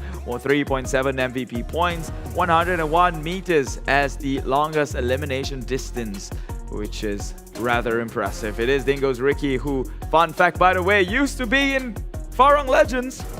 So we all know that they've got good talents. Take a look at a weekly ranking so far. Farang Legends maintain their number 1 spot, albeit only 2 chicken dinners, but they hold a whopping 257 total points because of the number of eliminations they were able to actually rake in. Meanwhile, RSG will have to secure or settle with that second placing here, despite the 5 chicken dinner head starts that they had over Farang Legends. Meanwhile, second pager is where it matters the most, because Almighty, done and dusted. I think it's almost of a confirm here that Almighty will not make it onto the country grand finals. They're consistently down in the bottom. And meanwhile, Team Huck, EVOS VIP, some of these names, maybe even MAB Esports, will also risk eliminations. However, MAB is a tricky one since they do have some good maps in their game. Now, let's take a look at the top 3 eliminators. So far, we have Yoodo Alliance, 4 rivals with Appy coming in at 98 eliminations thus far, nearly breaking that 100. All they have to do is 2 more for his name, but unfortunately that will be the end of the country league, so no one breaking the triple digits just yet. Meanwhile, GENEXUS, Loyu, again, the player who is now under my radar or my spectacle ever since their performance in week number 2. I think I've got eyes on them. I think they are a team with many potential here. However, and well, Axis Micah as well to be in the mix, because we all know Axis, they're pretty formidable foe from the get-go. Meanwhile, take a look at the MVP race. We have Damrude still holding number 1 spot. It seems like this guy is just not moving anywhere at this point. Almost impossible to push him out of this main screen on the left. 73 elimination points with the damage being dished out, nearly 20,000 itself. well, a decent average survival time and 1.3 MVP points. Only right next to it is GENEXUS Loyu, and it goes on as you saw that. And of course, here comes the Gunslinger ranking. So far, remember, there are individual points here or rewards for these rankings at hand, and it seems like Appy might just come in with $1,400 here, as now he also takes home the Gunslinger rankings at #1 spot with 98 eliminations and an average of 0.2 headshots. And well, meanwhile, Brian, the RSG Brian, also is a new kid, so for him to be here means he has got potential, and he's one to be looking out for. Comes the country grand final, 54 eliminations, 0.3 average headshots per round, and well, Axis Micah comes in with 80 kills and 0.3 headshots as well. Meanwhile, when it comes to the Survivor rankings, you do not see the aggressive teams up front. However, Clutch, they are somewhat in between, I would say. They have their moments in which they play things slow, but they also can play things really aggressive if they wish to. And we've seen it time and time again, especially in week #2 when they outperform their bigger brother, Farang Legends. CLC, Clutch, Shinzi now comes out at #1 as the #1 survivor with the longest average survival time of 20 minutes plus. Meanwhile, TABAH, Frankie comes in second at 19 minutes something. Field Medics rankings though, here we see 3 faces who might or might not have a doctorate degree in PUBG Mobile. Yes, that school does not exist. So we have a school in which they shoot people out each other in Erangel. You get my drift here. Punny, but here it is. Serious note, Team Huck Haikul, despite not having the spotlight almost exclusively, here he is with 27 rescues for himself here. But Zeke's also matching that up with 27. And Farang Legends Helton also matching up with 27. So I don't know how they got Haikul as the #1, but they did. And I'm not going to argue with that one. Meanwhile, Eagle Eye rankings, of course, the man who is on his way to be his MVP, Damrud, has to be in the mix here. Only at second place at 368 meters. And it is the hired assassin himself, MAB John Wick. 395 meters, the furthest distance ever shot from a rifle, and actually getting that kill confirmed. Jumper comes in as well. As we all know, he is one of the veterans with a good eyesight. Meanwhile, here's one to the masochistic individuals who love to just deal damage in an entire area. It is Kid from Team Secret who's got all the nades being tossed out and actually registering onto their opponents. So this guy, he might seem like a lovable little boy, but he is probably crazy in the head, just like blowing things up, they say. And the people right next to him is no different, with Bosskur, our boy, and GENEXUS Loyu, only shy with 11 and 10 grenade eliminations each respectively. And my god, we have gone towards the end here. No more points accumulation. That phase is finally over. Country League is done and dusted.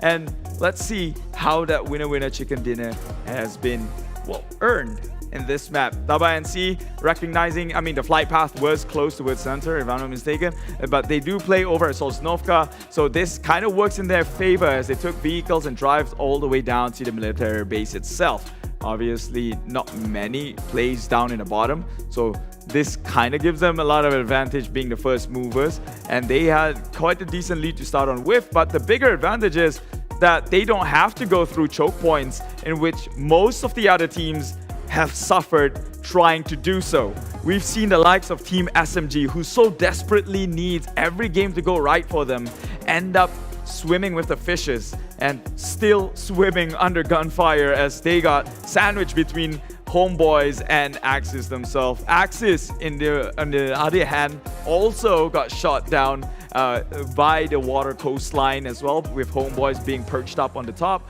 And then we see Team Secret, who gets gatekept by Dingoz, losing that close quarter combat, or a hand-to-hand combat, you would say so, by the bridge entrance here, by the left bridge entrance. As you can see, there we go. So a lot of the teams actually got sacrificed under rotation over, because it's not an easy feat to do. Sem9 eventually got across, But when they were pushing in, Homebois was there to put a stop to the attack. And it's the saturation that's happening is all over at the military base. You see Bosskur in the area, TABAH NC. This was the area they initially start things from.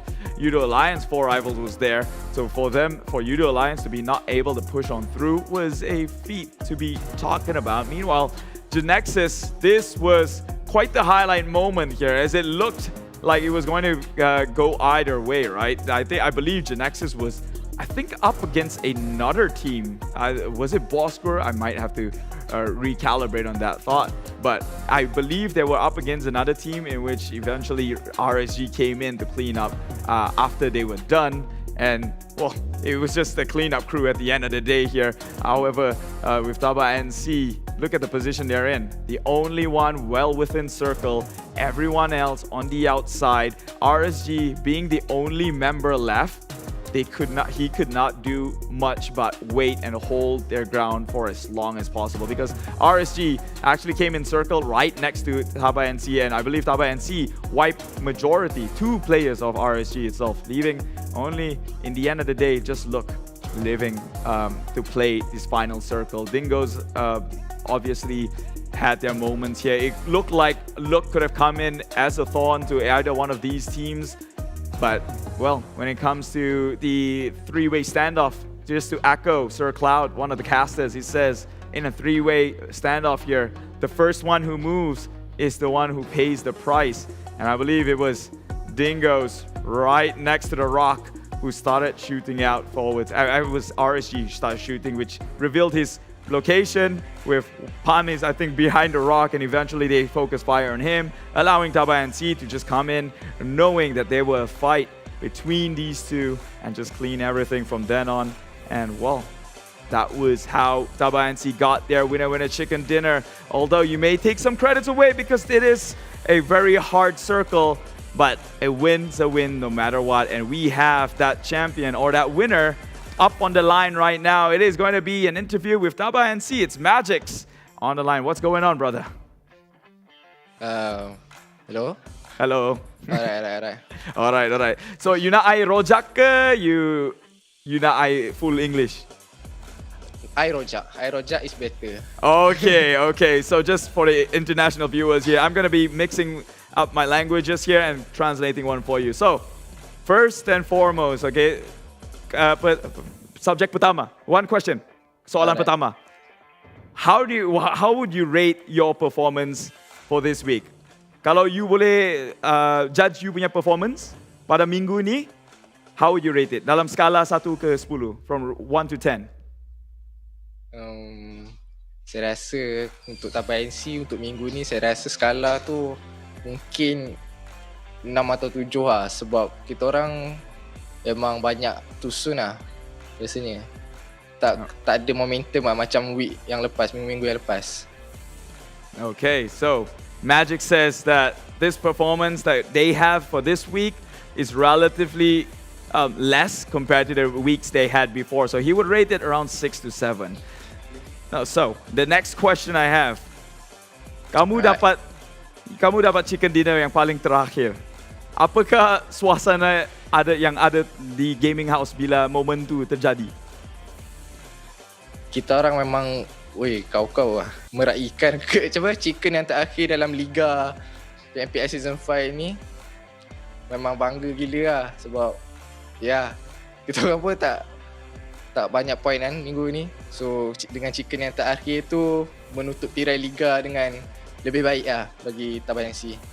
Yeah, just to again translate Magic's here, they were happy, they were ecstatic, excited to be able to close the game with such a high note here as they got themselves the last chicken dinner in the league.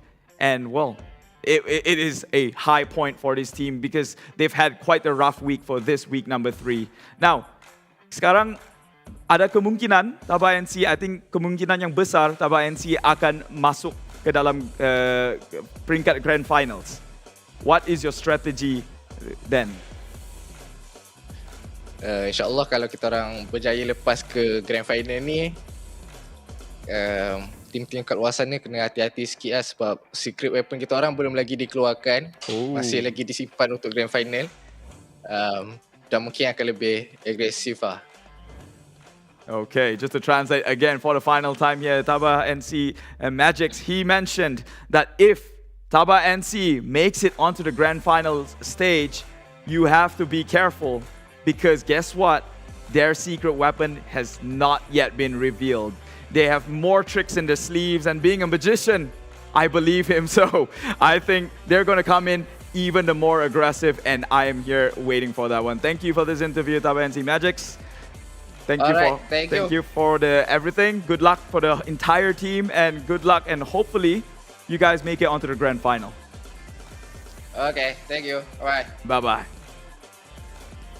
There you have it. One for the taking here. TABAH NC definitely ending things on a high note, and man, for him to come out and claim that the entire 3-week run they had, they were just keeping strats. And for that, I think a lot of a team has to be worried about it. You kind of have to be afraid, because if this team for the longest time has been playing with only maybe 50% of their what they're capable of, then we're in for a treat comes the grand finals, right? Obviously, looking forward to the results. We don't have it just yet, okay? Let me just tell you straight up, you're gonna hate me for this, and that's why I'm here, standing on this podium for you to hate on me. I can see you ready to type it down in the chat comment before, okay? But if you want to know who makes it onto the grand finals, you have to follow all PUBG Mobile pages, right? I'm going to be completely transparent and honest with you. I don't think we're going to show you, right, live on this broadcast. So if you want to know who makes it through for the country grand finals, make sure you're followed on the PUBG Mobile platform on Facebook, Instagram.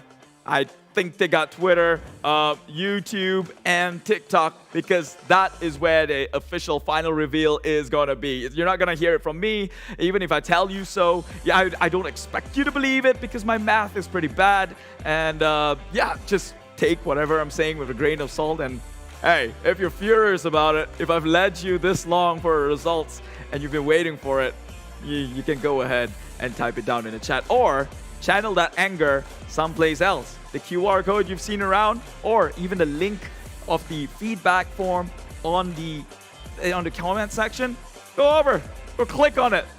Just write it down there. I don't like the fact that Keith is keeping me on a hook, because I want to know. I want to know the result, and I want to know it now. Well, I think a little suspense makes it a little bit more interesting, but that's my take on it. You don't have to like it. Come on. All right.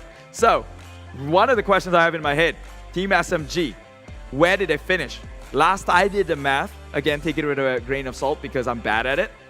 They needed a minimum of a top 2 finish in order to maybe break through in the top 16, assuming some of the teams down in the top 4 position are accumulating points as well.